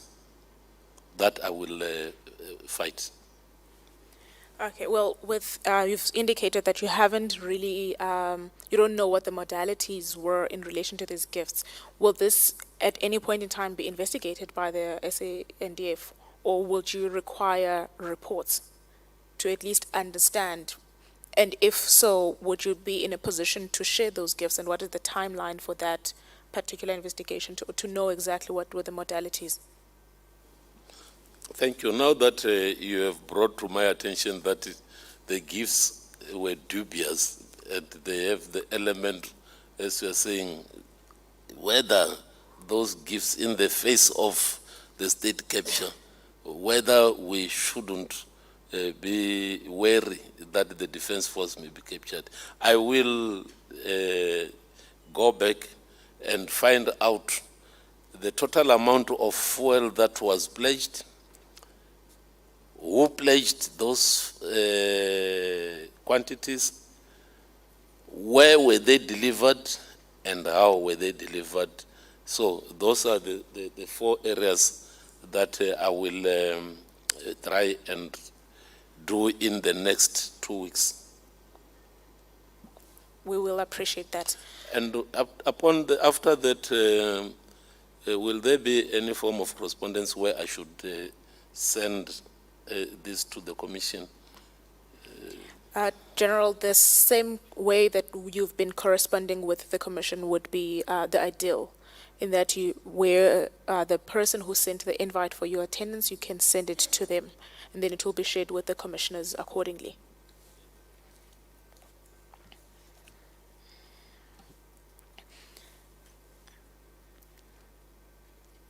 And then just a broad question in relation to this issue of gifts and private entities. Has the Sndf ever, because we heard the testimony that indicated that there was, as I said, I am paraphrasing, a heavy mobilization for the use of the Sndf. Has the Sndf ever been deployed based on heavy mobilization of private entities? The SNDF deploy first with the plan, and that plan is resourced. We had never mobilized on the basis of the private companies. So I am saying this, when the instruction is issued for any form of deployment, the Chief of the National Defence Force goes to Chief Joint Operations. As I said, Chief Joint Operations mobilizes and employ forces. The generation of documentation that goes to the chief, the minister, and to the president goes there with a total number of people that will be deployed, the cost that the deployment will, the cost that will be on the deployment, and that is the document that informs the presidential minutes. So those deployment papers actually are the mobilizing papers. They are the ones that, when you mobilize the forces are mobilized on the basis of those documents, be it inside the country or outside the country or any form of operation. That is the way we go about it. That's why sometimes it becomes difficult for people to understand that before any deployment takes place, the military is unlike the fire brigade. The fire brigade waits until when there is fire, and then they pick sticks and go. Time spent on planning and mobilization for us, it's time well spent. Hence we say time spent on reconnaissance. If we get the opportunity to do reconnaissance, it's time well spent. So we had never planned or mobilized an operation that is based on the private sector. The deployment arrangements within the Defence Force speaks to the accounting to the Portfolio Committee on Defence, because as soon as the President has signed the presidential minutes, he is required by law to go to Cabinet and get the endorsement of the joint sitting for that particular deployment. So we cannot go and present those documents on the basis of what the private sector will have mobilized. We are resourced, and our budget is disbursed on the basis of the objectives that had been identified, and force employment is one of those objectives, and the money is budgeted for in that environment as well. After the demobilization, I hope that is the correct word, of your members on the ground, was there or has there been any report in the Sndf around the July unrest that has been brought to your attention?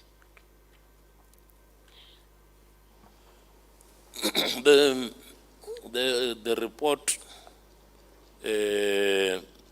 that came is a unit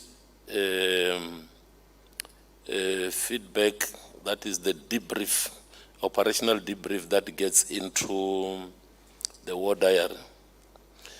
The only report that came out is the PTT report that investigated the presidential task team that was released. We also, as stakeholders, participated in the interviews. I don't know whether it's called interviews, but we were called to go and do almost the same as we are doing now, to relate and reflect on issues pertaining to the July. So we are doing it again, and I think doing it in a different environment, because here we are doing it having in mind that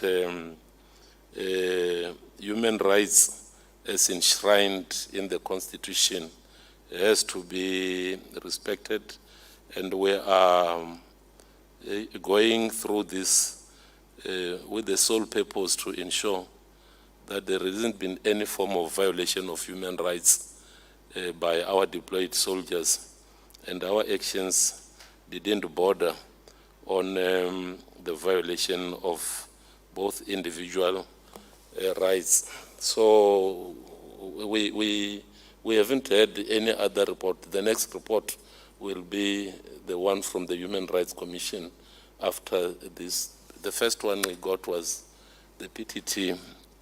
I take it that the operational debriefs cannot be considered as a formal national report, because it zooms into one specific area, and the Human Rights Commission, much as the PTT, is looking into the overall activities of all role players that were involved, because we cannot have a full picture of the July unrest unless if all the elements of state power had been engaged, and we come up with a solid position.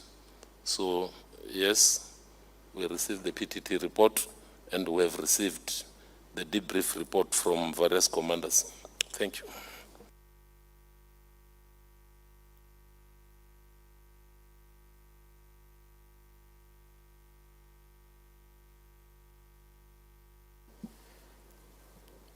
I think without having seen what you have received from your members, we can't determine if it is of use to us or not. Therefore, we will request that, if possible, can you share those as well when you are sharing the investigation that you'll be doing in the next 2 weeks? I will request that operational reports, by virtue of what is entailed, we can share it and request that it is not distributed with the rest of the Commission's report, if that is acceptable, because I want to refrain from being unfair to the people of South Africa, whereby the operational matters becomes common public issues, because operational matters must be handled with the sensitivity it deserves. But we have got respect for the Commission, and we humbly request that two things it can be done. I don't like a situation where a report is edited, because it loses meaning. But at the same time, I am torn in between security and openness. So I will really seek counsel on that, in terms of whether we share it and then we retain it. That we can. I will request the guidance of the Commission in terms of how we should go about that one. Yes, General, we will receive it as a confidential document and deal with it accordingly in terms of our act that is possible. So we will receive it and deal with it on that basis, so that we do not, publicize or make it public in any way whatsoever.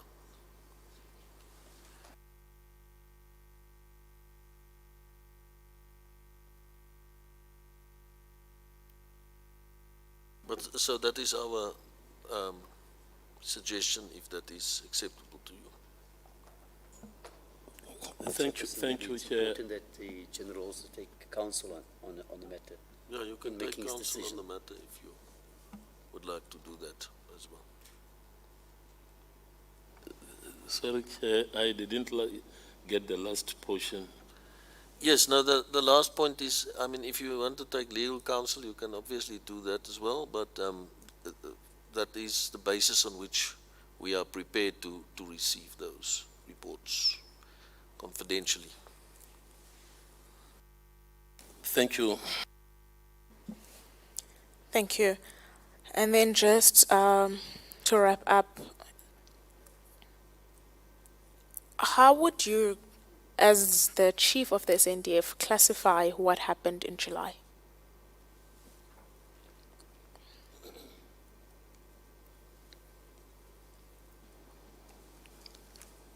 Classifying what happened in July, it cannot be done out of context of what the presidential task team had actually made a finding and a recommendation on.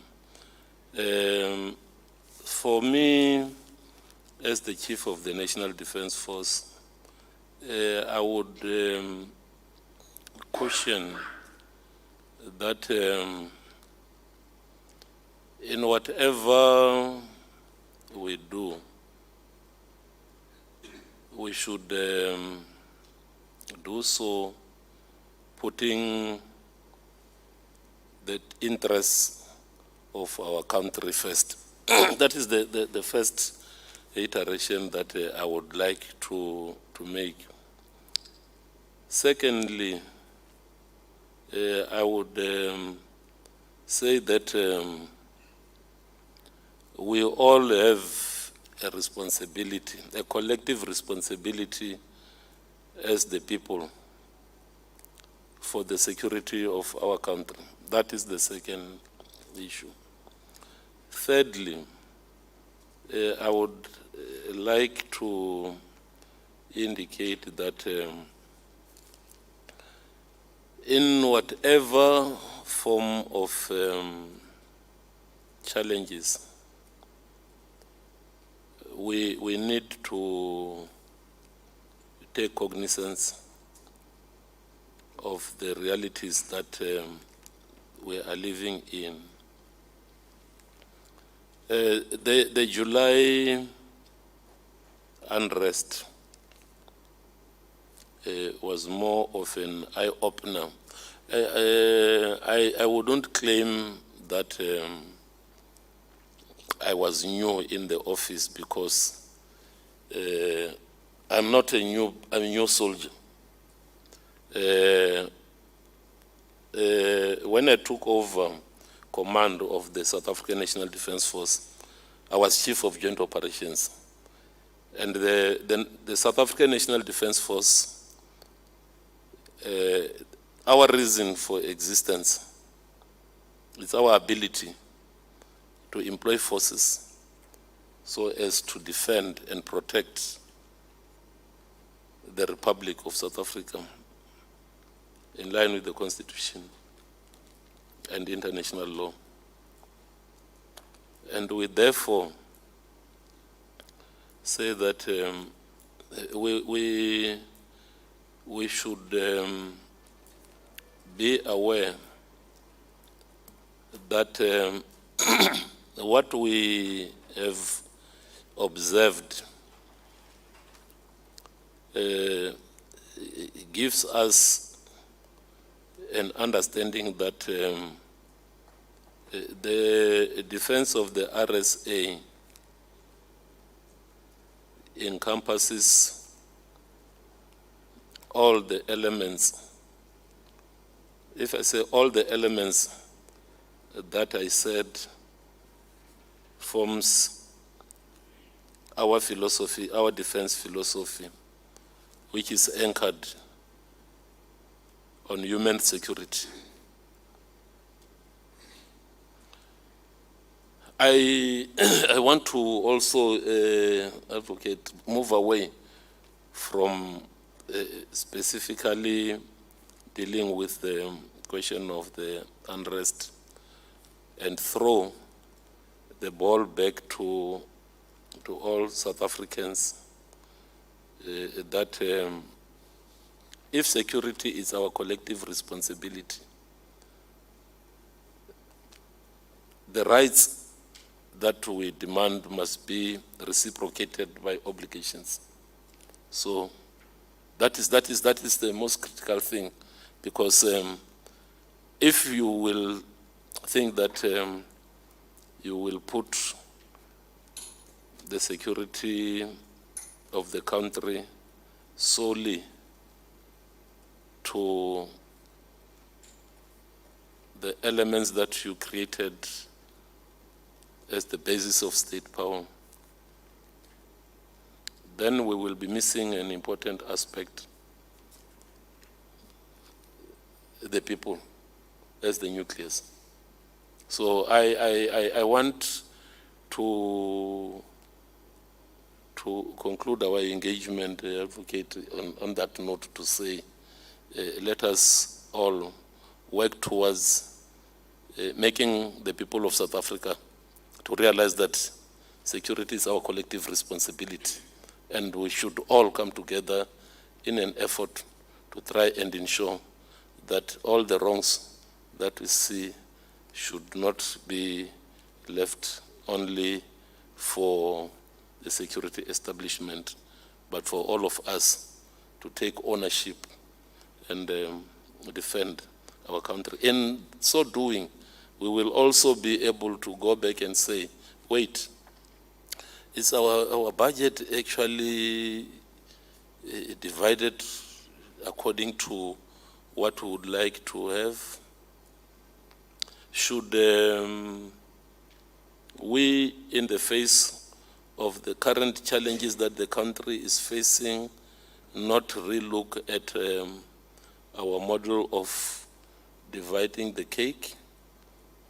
Shouldn't we create conditions that will make our country safer, and then start looking at how then can we grow the cake? Because the only way that the cake can grow is when you have created a secure environment, an environment that allows for economic development, an environment where you can start building schools and hospitals, an environment where you will be able to say the environmental degradation cannot go on unchecked. And that environment is what we referred to earlier on as the environment enshrined in human security as the anchor of our security architecture in the Defence Force. So thank you, Advocate, for giving me this chance to close. But I thought maybe I should say so before I get cut, my throat gets cut by the chair and the commission. Thank you. General, I think we can assure you that as the Human Rights Commission, we really do not cut throats or shoot live ammunition or anything of the sort. If anything, we will probably try and hug you and, do the whole hugging of trees before we get to that type of combative. But thank you so much for availing yourself. At this point, I'll hand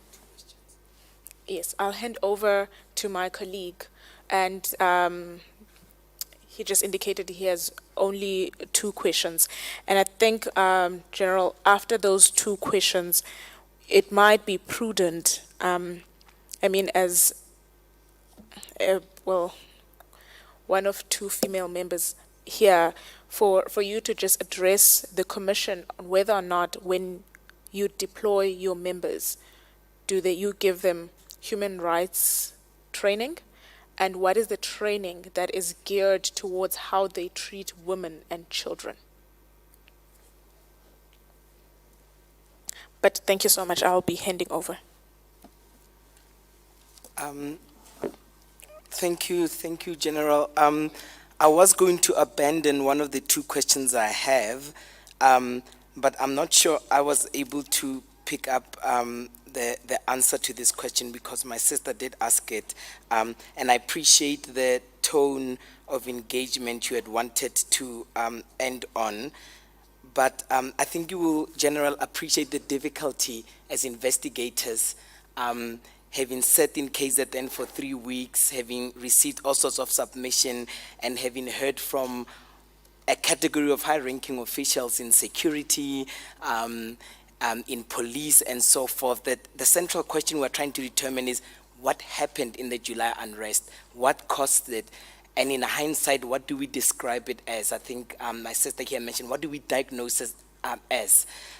Part of the recurring themes from these high-ranking officials have been that what happened was unprecedented, that unless we deal with certain socio-economic issues, it will happen again. And many of them insisted, from the Minister of Trade and Industry to the former Minister of State Security, that it seemed to have had elements of a planned and coordinated attack. So if you feel you've addressed it, that's fine. I'll be happy with a brief answer. But as the Sndf, in hindsight, having done reflections, having had the benefit not of in the heat decision during the unrest, but afterwards, what do we categorize the unrest July as? Was it an insurrection? Was it a planned attack on the state? You mentioned at various points that the Sndf defends and protect the constitution. Was this an attempt to destabilize a constitutional order? What could we as investigators zoom in on in trying to figure out what happened and satisfy that answer?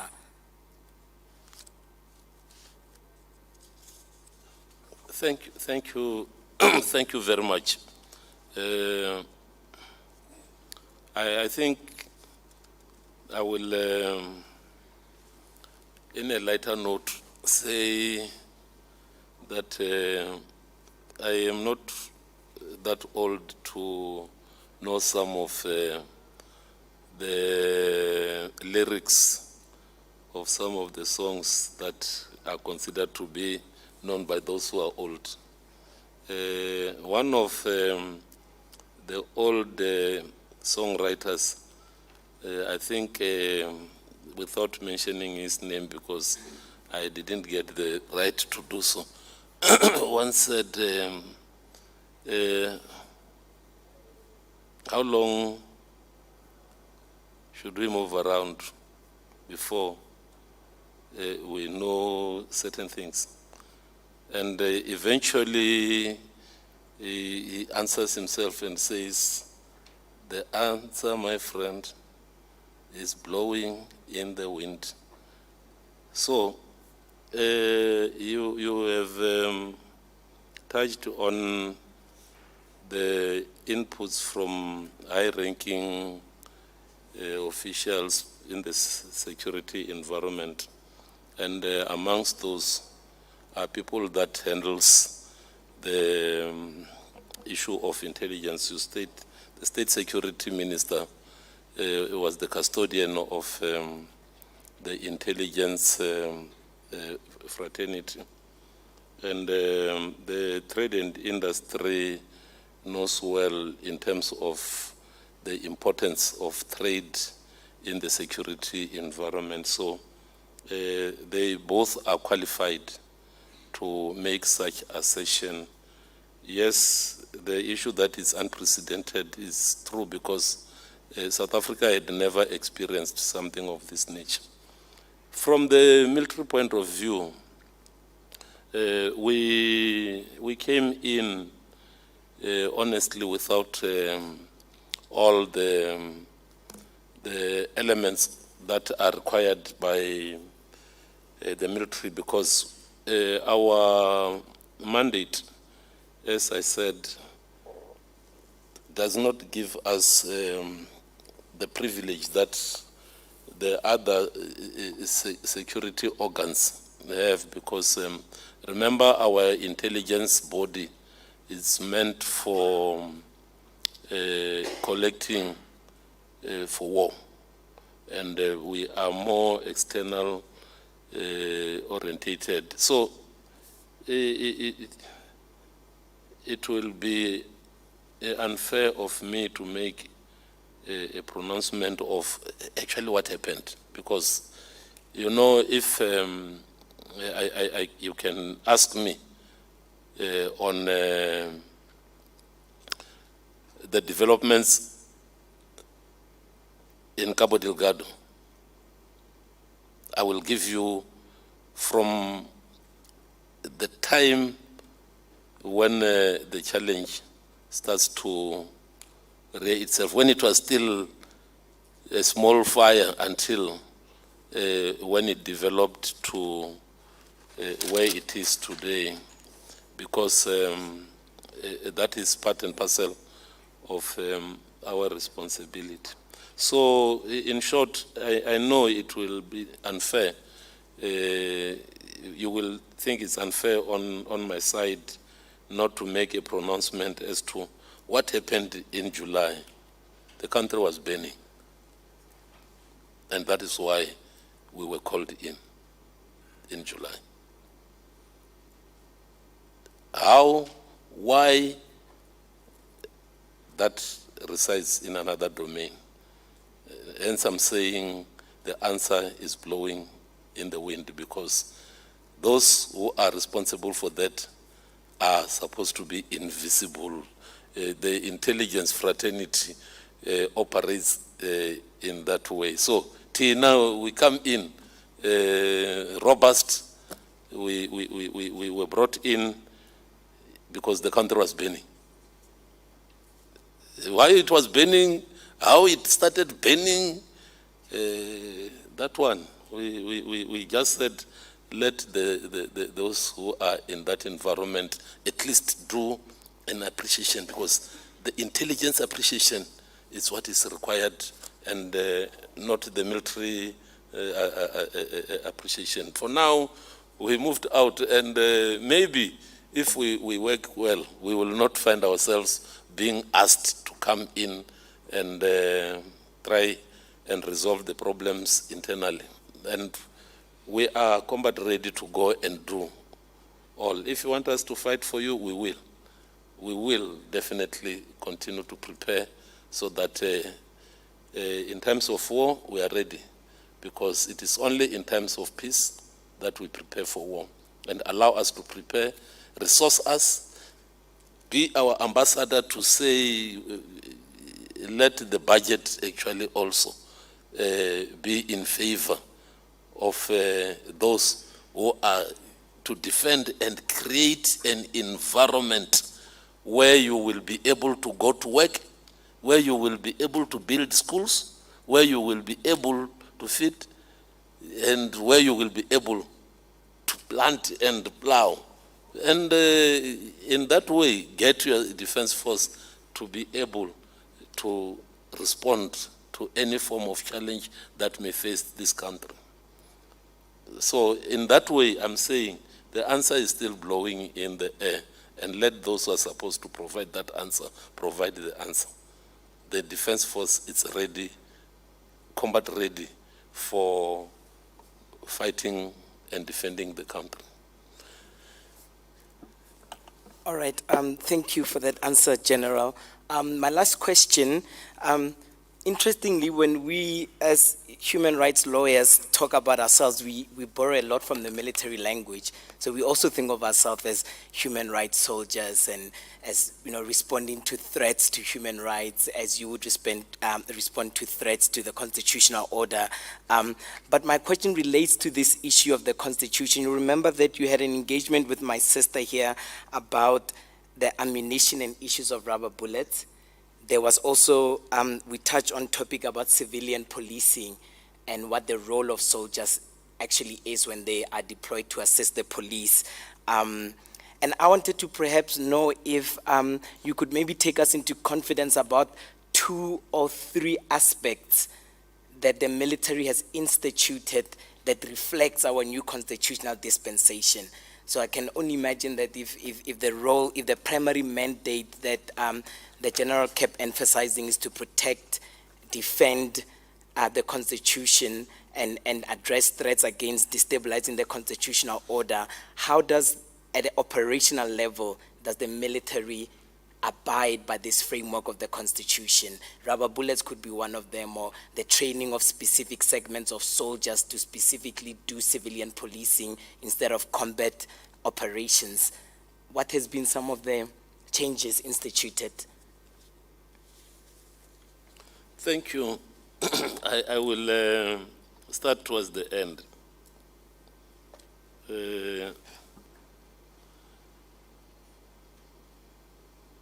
We are not going to give soldiers rubber bullets. I repeat. The soldiers are trained to fight the war. It becomes unfortunate when we are brought in to assist in stabilizing situation internally, which is the domain of public order policing. So we debated, discussed, because debate is not in the military domain. We looked at the concept that was used previously in the before 1994 of counterinsurgency and route control. We started saying we are finding more and more challenges when we are deployed in support of the police. And we started putting a very small element to train in crowd control. It was not more informed by what we want to do here at home. It was one of the requirements by the United Nations that the certain element that will be deployed should have an embedment of people with crowd control, because at times you find that we are confronted by people that are throwing stones, and in line with the blue helmet operations, you are supposed to be able to handle that. So we debated, and then we said, no, we cannot. We cannot start procuring shields and buttons. No. We said no. We will focus on our core business of defending, and if need be, we will perfect how we can be involved without causing harm to our people. In terms of maybe what we do during deployment, which actually you say your learned sister, I don't know, because I heard her saying my learned friend. So when you say your learned sister, then I accept that she asked a question that in terms of what we do during the preparation for deployment and training, that speaks to this important aspect of human rights, and as well as what we do in terms of ensuring that our female soldiers and the civilians are not harmed and their rights are respected.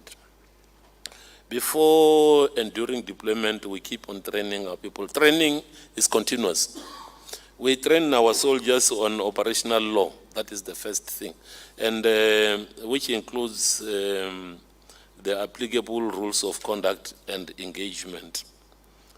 We also, in the international obligation, train them on law of armed conflict.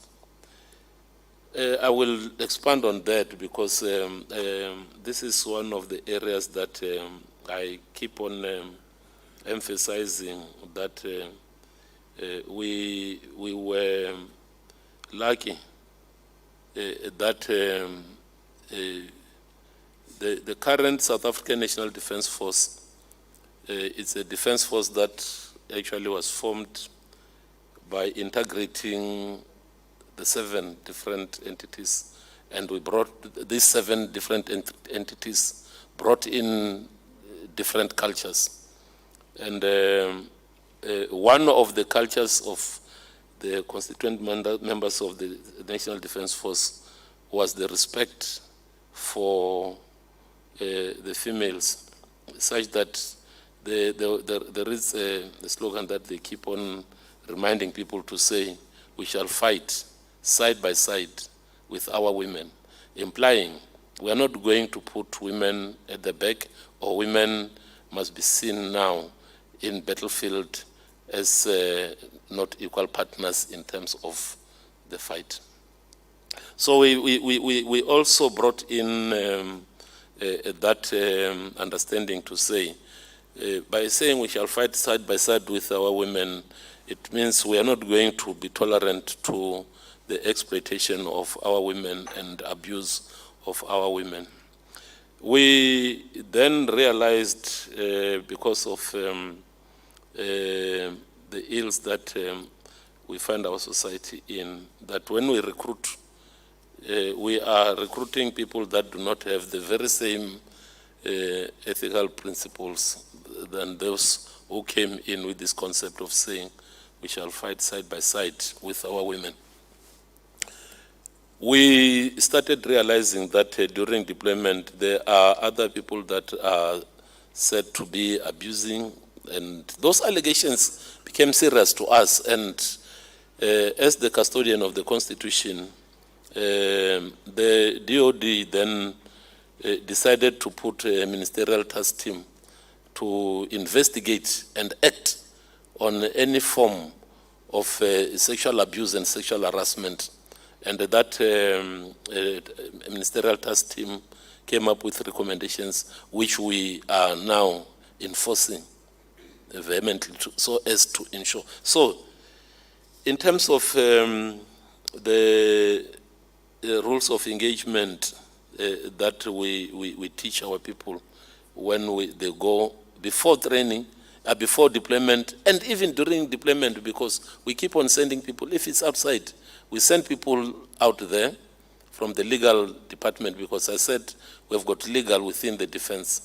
So those people, they go and they continue to emphasize, because that form of action is not only to be guarded between female soldiers and males, but also in terms of guaranteeing that you do not solicit favors from the locals, because you as a soldier and who is in the UN deployment, you are now at the much higher level in terms of the resources, and therefore in whatever form, even if you say it's consensual, you are not negotiating from the same premises. So we said that is also part of what we call sexual exploitation. And therefore, the MTT investigated all those things, and we are putting in place measures to say, how do we implement the recommendations of the MTT? Currently, in our structure, we have created a unit or an entity within the Department of Defense headquarters, which is headed by a chief director, we call that entity transformation management, because we want not only to enforce but to transform the thinking of our people, so that consciously they mustn't look at retribution, but they must look at how do we do right without being afraid of punishment, but doing it right because it's the right thing to do.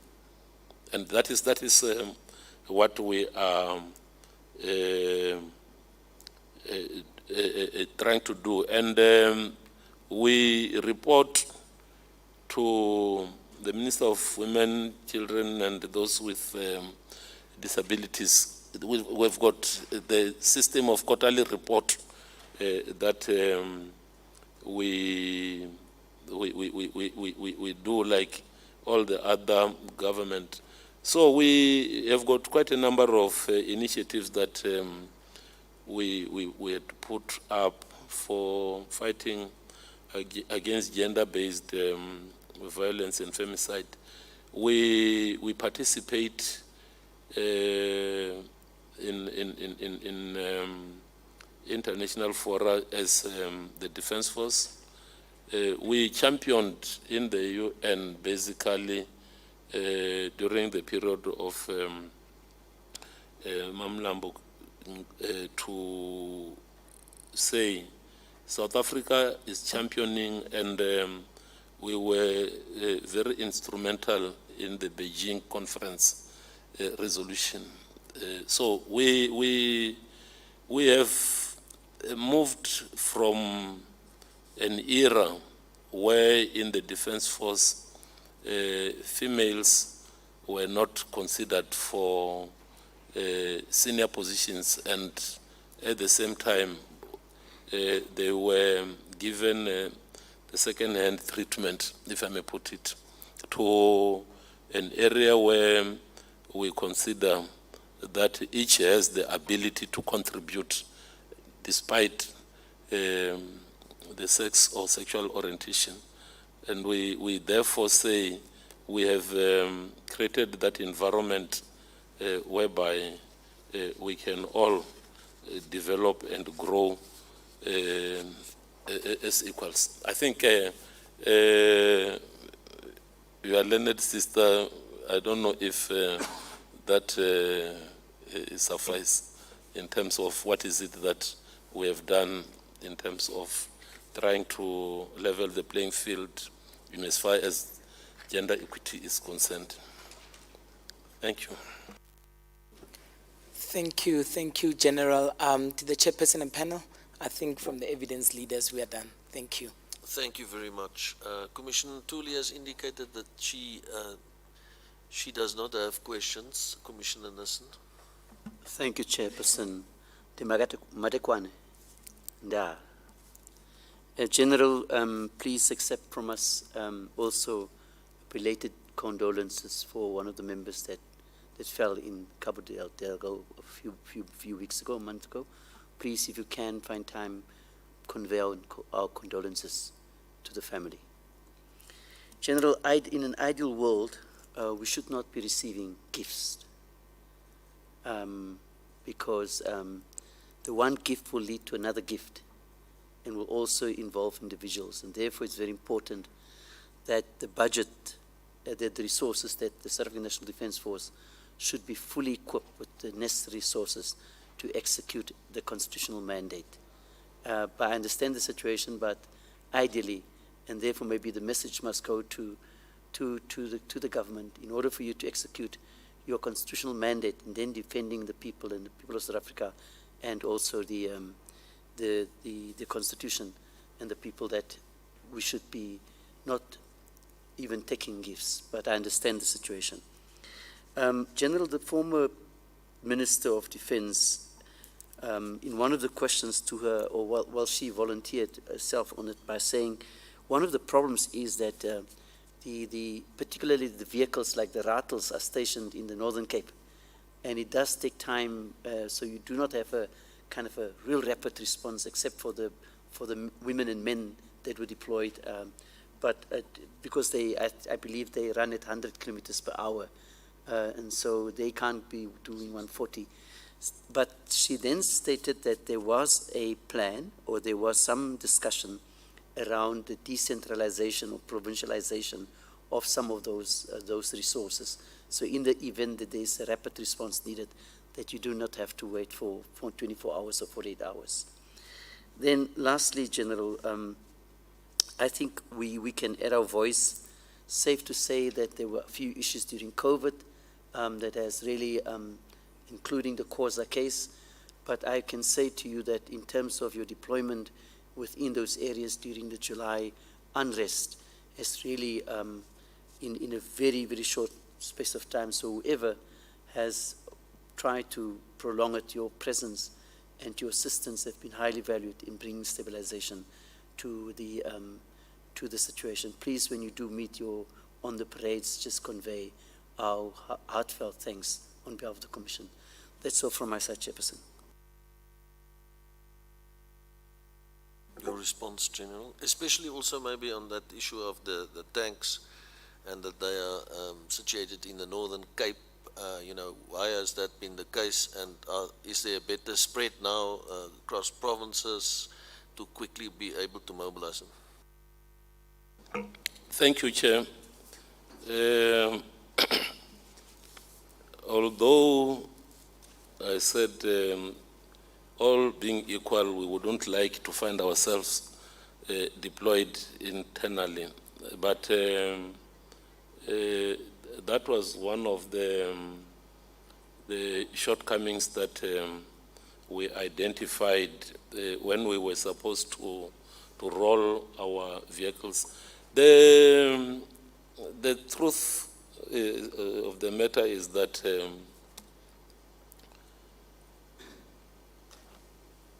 the budgeting, I don't want to call it the decline, because what is happening is not the declining of the budget, but the debudgeting, or the complete denuding. It cost us to come up with plans so as to be able to defend and protect the RSA.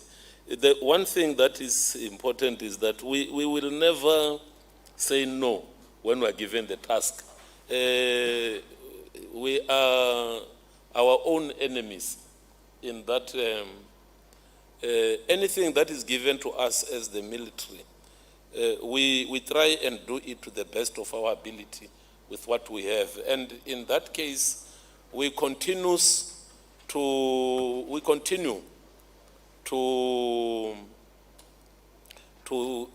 in the African way, to eat our own intestine.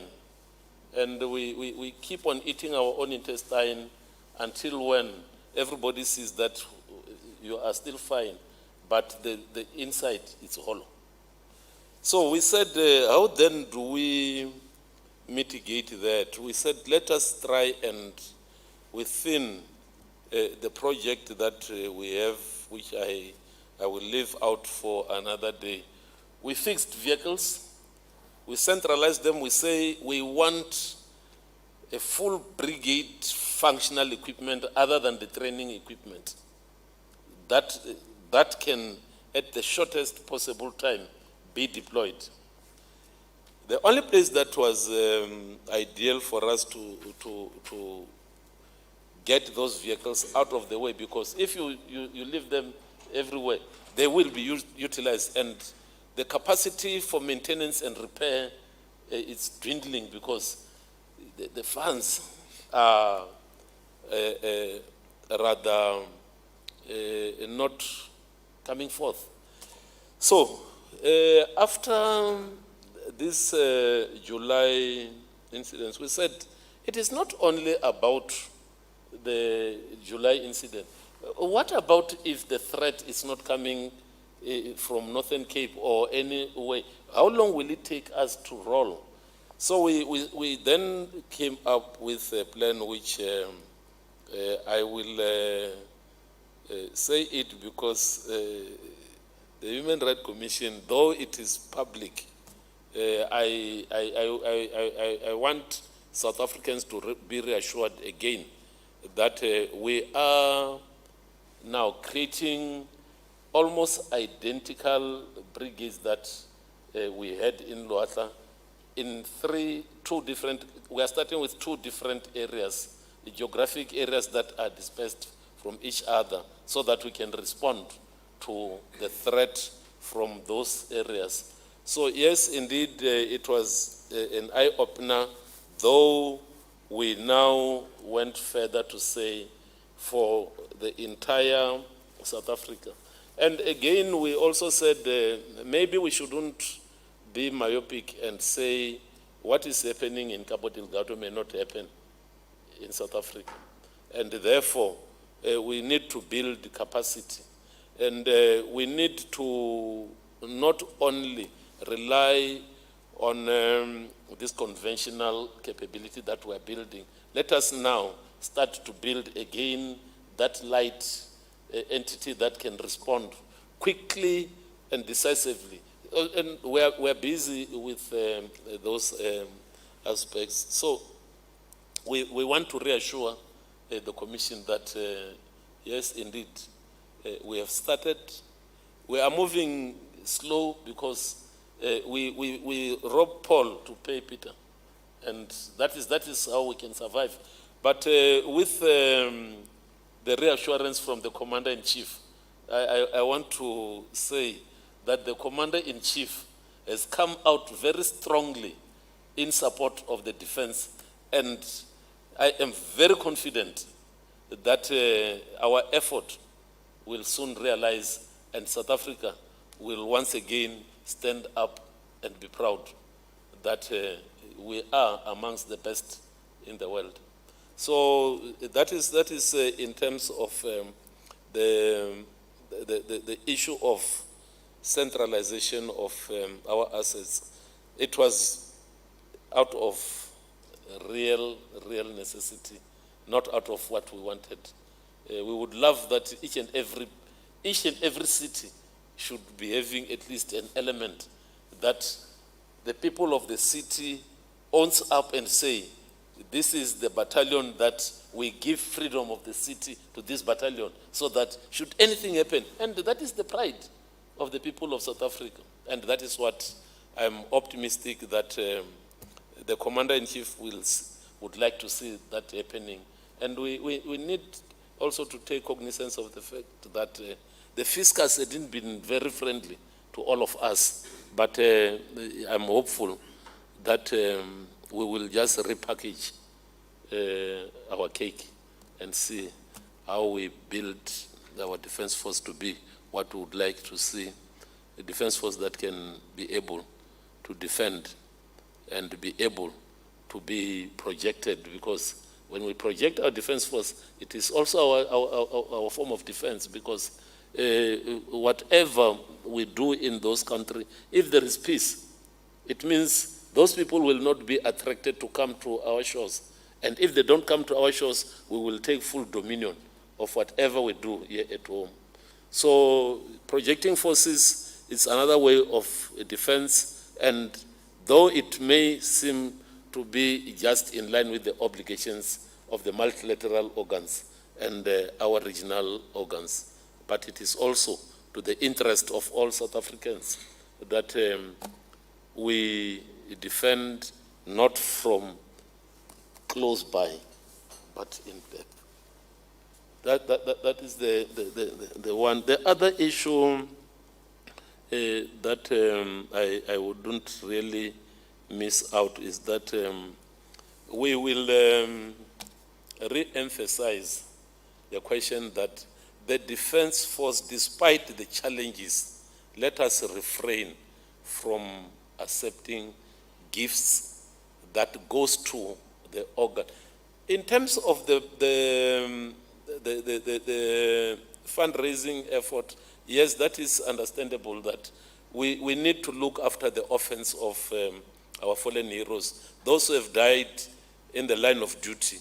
Their children must not think that because our parents are not there, we are no longer of any value And as such, we continue, we are building that trust, and we have already managed to graduate almost two doctors and two doctors. I'm talking of people that we have taken through school, graduated, have a degree, go and have a master's and get a doctorate. So this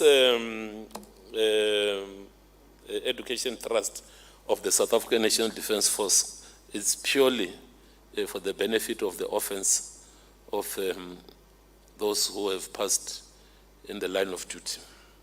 Thank you. Thank you, General. I will be the last one, and I'm going to ask my questions as short as possible.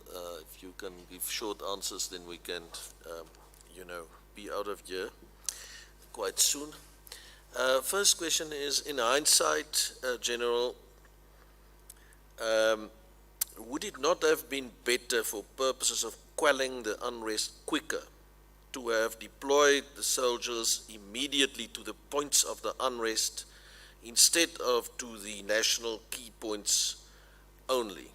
So was the initial assessment not incorrect in terms of, only deploying soldiers to the key points, and couldn't we have quelled the unrest quicker if, they were also deployed to the points of unrest? Thank you, Chair. I will respond to it in the shortest, as you said, it should be shorter, but I'll be precise that our employment is dependent on two issues. The first one is the request. We don't like playing big brothers because we respect each other's mandate. So if we are not asked, we remain ready, but our hands gets chopped. That is the first one. The second one, which we tried our utmost best, is the deployment drills. The process that is followed in deployment, we were not slow. That one I want to dispel that one because the Minister of Defense and Military Veteran was called around 10 to 9. I think it was around 10 to 9 because I'm calculating it because as soon as the minister got that call, she called me, and by 9 o'clock, I received the call from the minister. Whilst I was still trying to answer the minister, I got also, remember, in the line of command, the commander-in-chief has the right to directly call the chief of the defense force. So I got a call from the minister. And at the same time, whilst I was just talking to the minister, I got the other call from the big boss. And I take it that it was around 9:05 that I started, 9:05 to 9:10, that I started calling Chief Joint Ops to say, Chief Joint Ops, I want you to be at the ops room in the next 45 minutes. I want to see all your planners and your commanders. By 2200, I was arriving at Joint Ops. And at 22:30, I had started with my mission brief. So, if you look at that time frame, I think without even getting the request from the police, we had already started moving. In the meantime, because the chief of the army was represented there, because I said all commanders. So we started now saying, what are the quick wins in terms of getting the foot on the ground? And if what the police would like us to do is to go to the national key points, then let us identify which ones are the national key points that the police says they wanted, because we had picked it up that they want us to go to the key points. Now, the following day in the morning, we pick up that no, after we left, the troops then started now on the ground without the prime mission equipment, but with at least those that were in the standby mode started being on the ground, which was a plus. Then they started planning. We looked at the air option of getting the equipment in, the bulk and the size of our vehicles. You can take one vehicle at a time. I said, no, let's look at the train option. So we looked at all those options, but eventually we ended up saying the best option for us is the driving option. Now, the question is, if we were brought in quicker, the police were optimistic that the situation can still be contained. What is required is for the defense force to come in and release those police that are busy with guarding the national key points. So if the defense force go and protect the national key points, they will be able to deal with the uprising or unrest. I want to use the correct terminology, the unrest. Now, we cannot, in hindsight, say maybe if we had gone in earlier, we could have resolved the problem. We could have aggravated the problem, because the police would say, oh, you are taking over. The defense is taking over, and that may be construed as a coup. So we played it very tactically until when we got direct orders, the police accepted, and they wrote a letter to our minister, and that is now when we started rolling the vehicles all the way. And we might have averted some of what might have happened, but it is not the defense force's responsibility. And in terms of the intelligence part of it, it is what had been perceived to be the threat at that particular point that led to requesting the services of the defense much later, especially when we were to go only for that particular issue of the national key points. Next time, if there is a next time, but we don't wish that there should be a next time. Just a quick follow-up maybe on that one. The overwhelming evidence before us is that the police was overwhelmed. So would you agree then that the assessment of the police, that they could actually deal with the situation and quell the unrest, was not correct?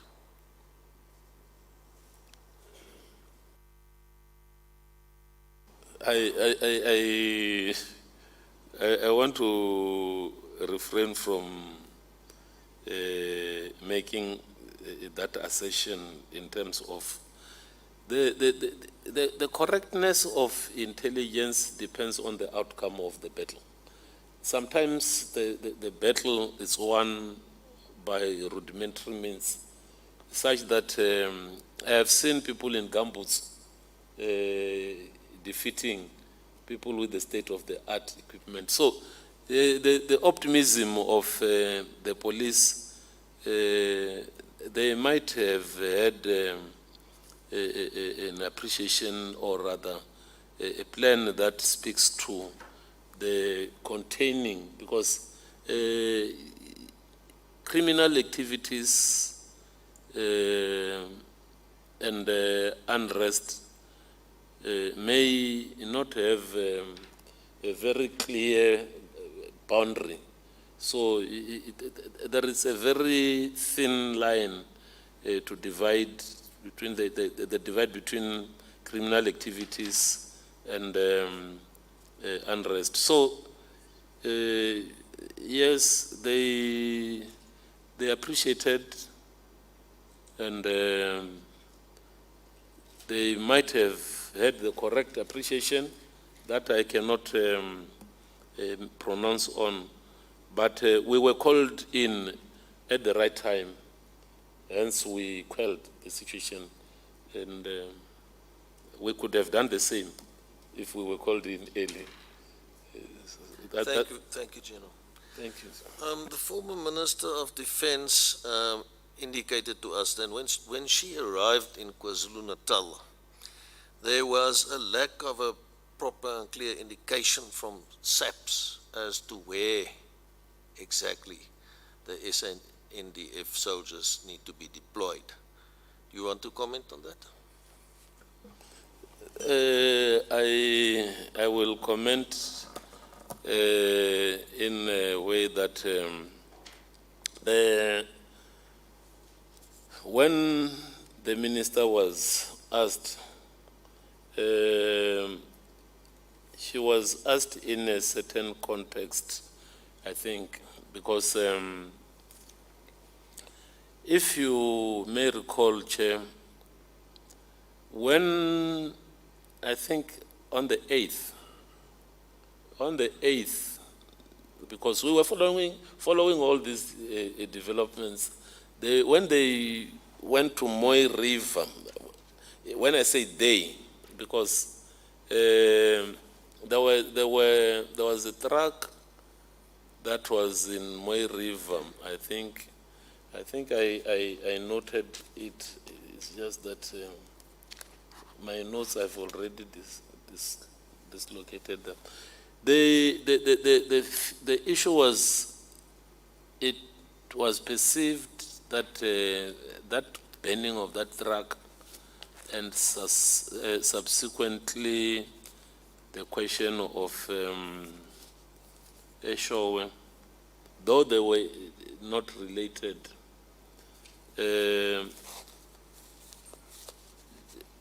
it gave the police an indication. It was more like an indicator to say it is going to take almost the same dimension as the previous unrest, whereby the focus is on blockading.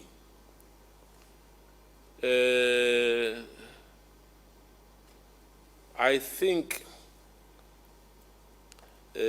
without having the benefit of the context in which the minister raised that issue, the coercion that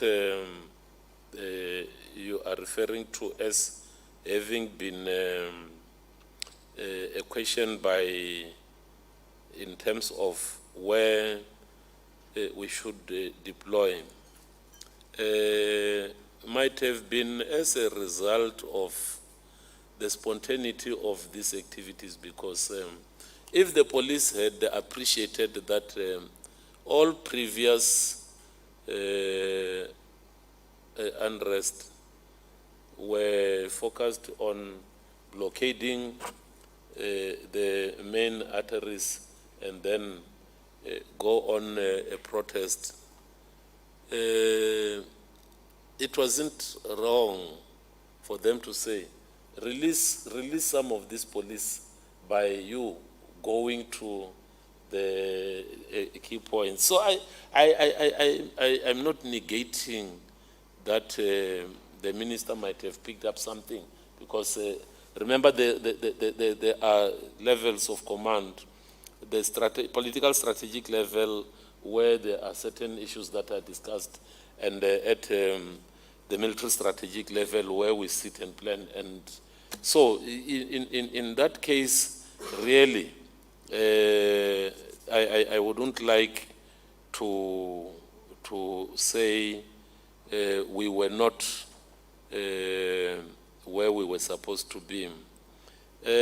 We might have had difficulties in earlier coordination, and but the fact was that we were to purely look at the national key points, and it is the coordination between the prof joints and the members of the police, disaster management, the defense, and the elements of the ICC that now should determine where the threat is, what is the level of the threat, what is the force that should actually address the threat. So by that time, we deployed, and when we came now with the bigger force, that actually might have shocked most of the people, because when we came with the bigger force, we had different concepts of operation. The first one, we needed mobility. The second one was the question of deterrence. And mobility, it means we should be able now to take full dominion of the entry, and nobody should disrupt traffic, because that is the artery between Durban and Gauteng. So we had to bring in the robust and more faster equipment, which we did. We brought in what we call the Mercedes-Benz of the defense. So we managed to patrol without, and we cleared the debris, and the entry was opened, and it had never, because we were patrolling the entry with the fast and robust, something that nobody would challenge, even if one would dare. So I think on that note, it will be unfair to throw a blame to the minister and say he said there was incoherency. But I want to qualify this by saying that the minister at that level had interaction, and the interaction at the political strategic level might have spelled out something that speaks to the incoherence, because I also during the engagement picked up that there were discrepancies in terms of the numbers of people that are being deployed and the areas where they're deployed. So at the end, we find that in the fog of war, there are certain things that might not be visible, and the planning cycle, the way it's so quick, it makes it sometimes difficult for those who are not within to understand as to, hey, what's going on. That's why the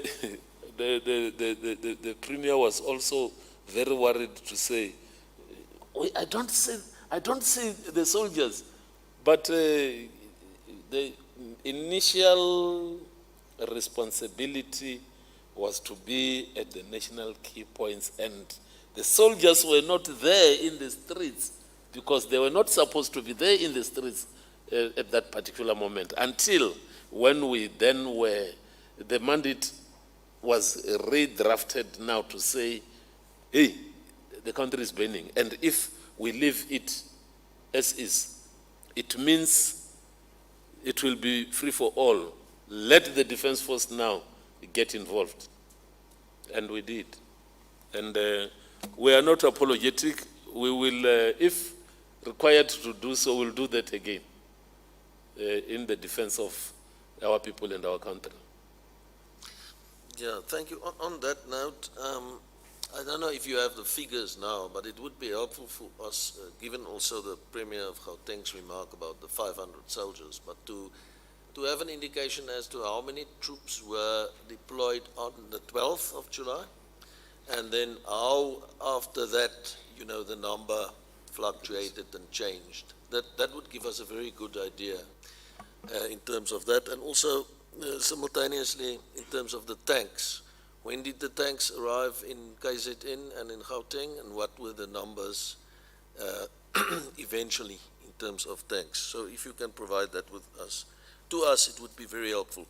Now it seems that sometimes, this is my second last one, very quickly, it does seem, I see you are quite unwilling to accept, you know, that the Defence Force should also play a role in terms of the use of things like rubber bullets and tear gas and so on. But it does appear that from time to time the Defence Force is called in to assist, as we've seen in this case. Would you not agree that under such circumstances, when it's internal duty, they should be distinguished in terms of its role, and that maybe there is room to think about the matter of then also issuing rubber bullets and things like tear gas and so on to the Defence Force, and that they would, under those circumstances, you know, make use of it. Otherwise, they're only sitting with sharp point ammunition, which creates its own, which can create its own issues under circumstances like that.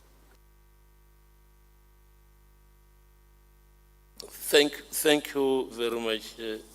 I will go back and quantify the number of troops, because that is in the war diary. It is not something that maybe one would have loved to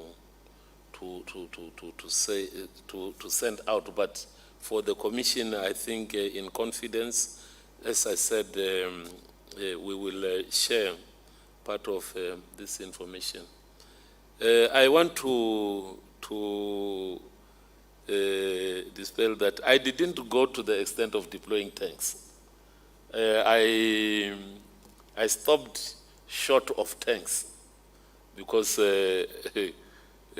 if I deployed tanks, I think the Commander-in-Chief would have called me first thing in the morning to say, what are you up to? Because most of the people would say, we have seen tanks rolling, and therefore, what is happening?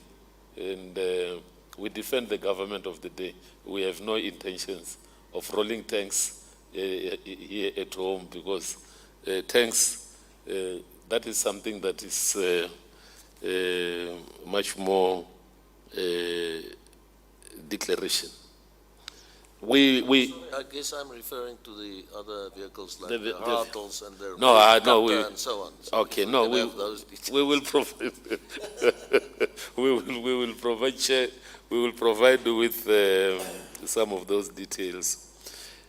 Coming to the one that had been persistently put to me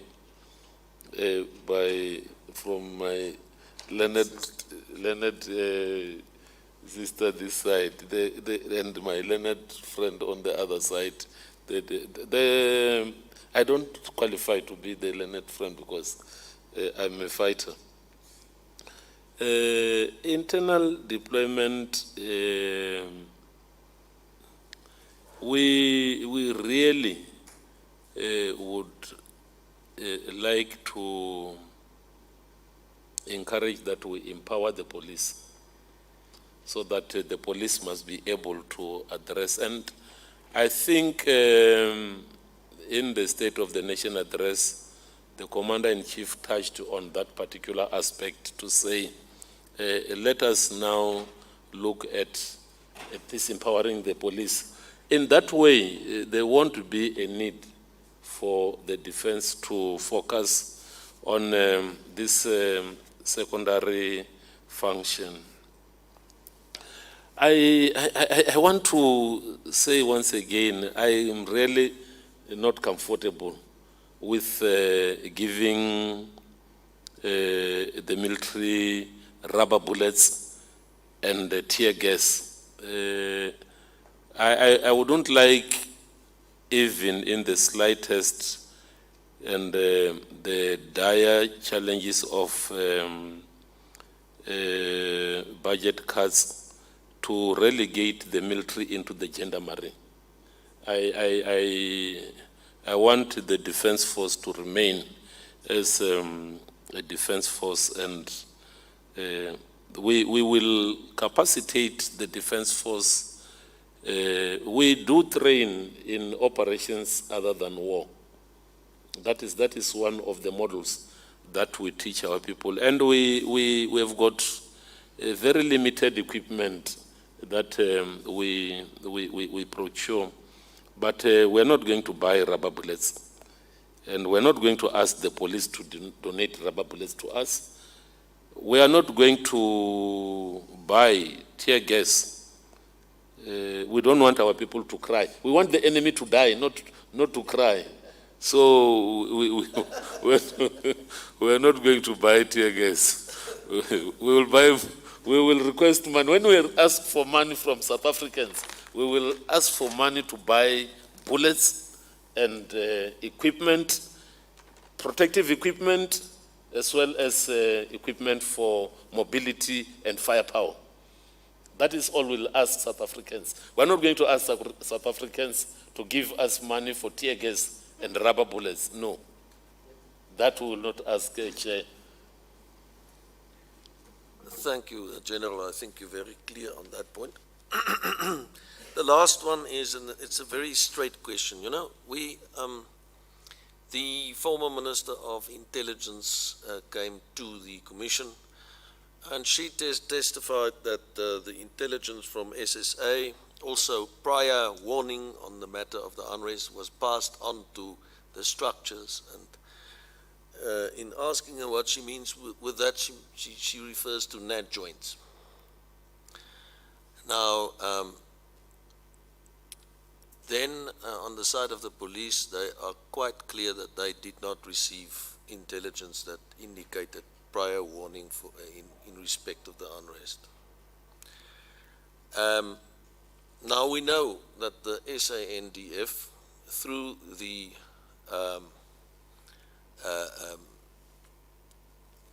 what do you call him again? The operations, your operations chief is represented there. We know that the SAPS is represented on NAD joints through the Deputy Commissioner, if I understood well.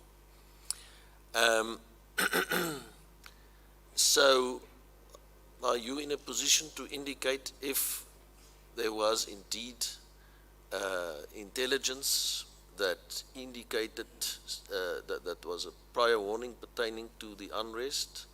You say it is shared on a need-to-know basis, but I would suppose if there was such a prior intelligence warning coming from SSA side or from crime intelligence side, then both the SAPS and the Sndf needed to know about that. So the clear and question is, you know, was there such intelligence or not? Because we have conflicting versions before the commission and this hearing. Thank you. That's my last question. Thank you, Chair. I wanted to look at one of my notes, but I will respond in earnest on the question, because the net joins, as I said, is attended by the representative from the Defence Forces Chief Joint Ops. The intelligence work stream or work group of the net joint is the NICOC. So I am not going to get into the evidence that the former Minister of State Security have indicated, because in hindsight, we should actually try and not get involved, especially the military, in the issue of finger pointing, because I just picked what there is an adage in vernacular that says, "Umonyo komba umonyo obswen, umonyo akomba umonyo obswen." And in that case, it's not helpful in trying to get in the midst of that. So I am quite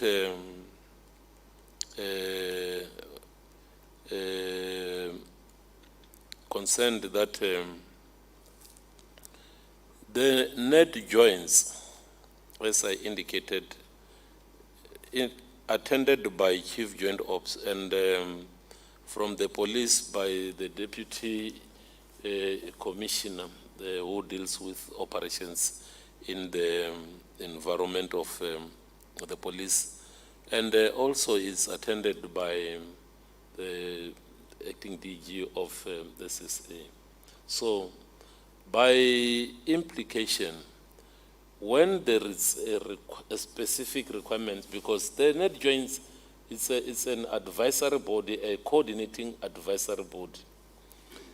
They request specific updates if there is something that they would like to be informed on. So I really wouldn't vouch whether any entity of state security had presented to the net joints and shared that, or whether there is any intelligence that was shared with any other principal, because remember I said earlier, Chair, that intelligence is disseminated on the need-to-know basis, and therefore, if there was intelligence that was shared, it might have been shared with those who were supposed to know, and those who might know might not have been shared with. So that principle of saying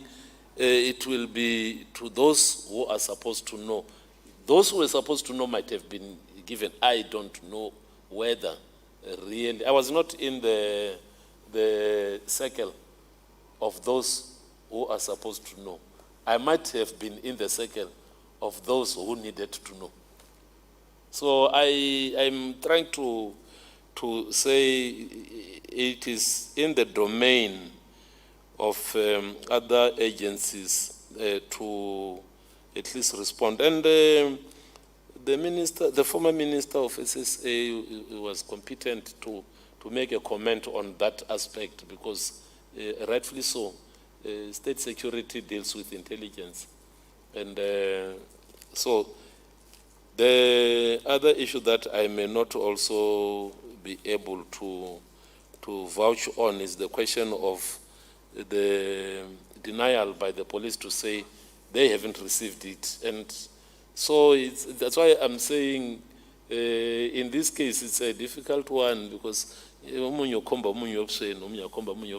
and we should not actually get in the mix of those. Let those who are having the understanding, at least, Chair, you said it very well to say the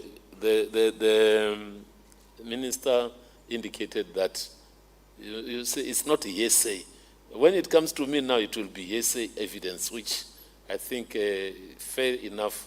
Let's allow the minister who has at least the audacity to say, I vouch, I have provided this intelligence, or my spokes have provided the intelligence to the structures, which in the end now is being denied by the police if they denied. So I think the testimony of both the Minister of State Security and the testimony from the police that they haven't received it, let's take their word. It depends whom do we then believe, because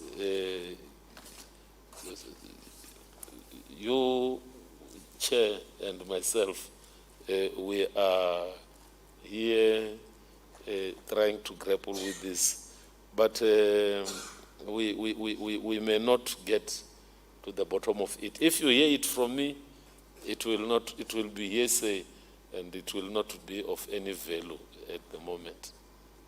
Thank you, Chief. No, thank you for that, General. Yes, so I think we have now exhausted the questions we wanted to ask, and it's now almost 7:15. Thank you very much for a very long session, General. Mapuana, thank you for coming, and also the same to Brigadier General Mashloli. We really appreciate it. You are indeed now excused, and the hearing will come to an end tomorrow. I don't know, Ranshu, if one of you just quickly want to indicate what we're going to listen to tomorrow. If you have it there, otherwise. Yeah, my battery Send on it my up. laptop is flat, but we will be.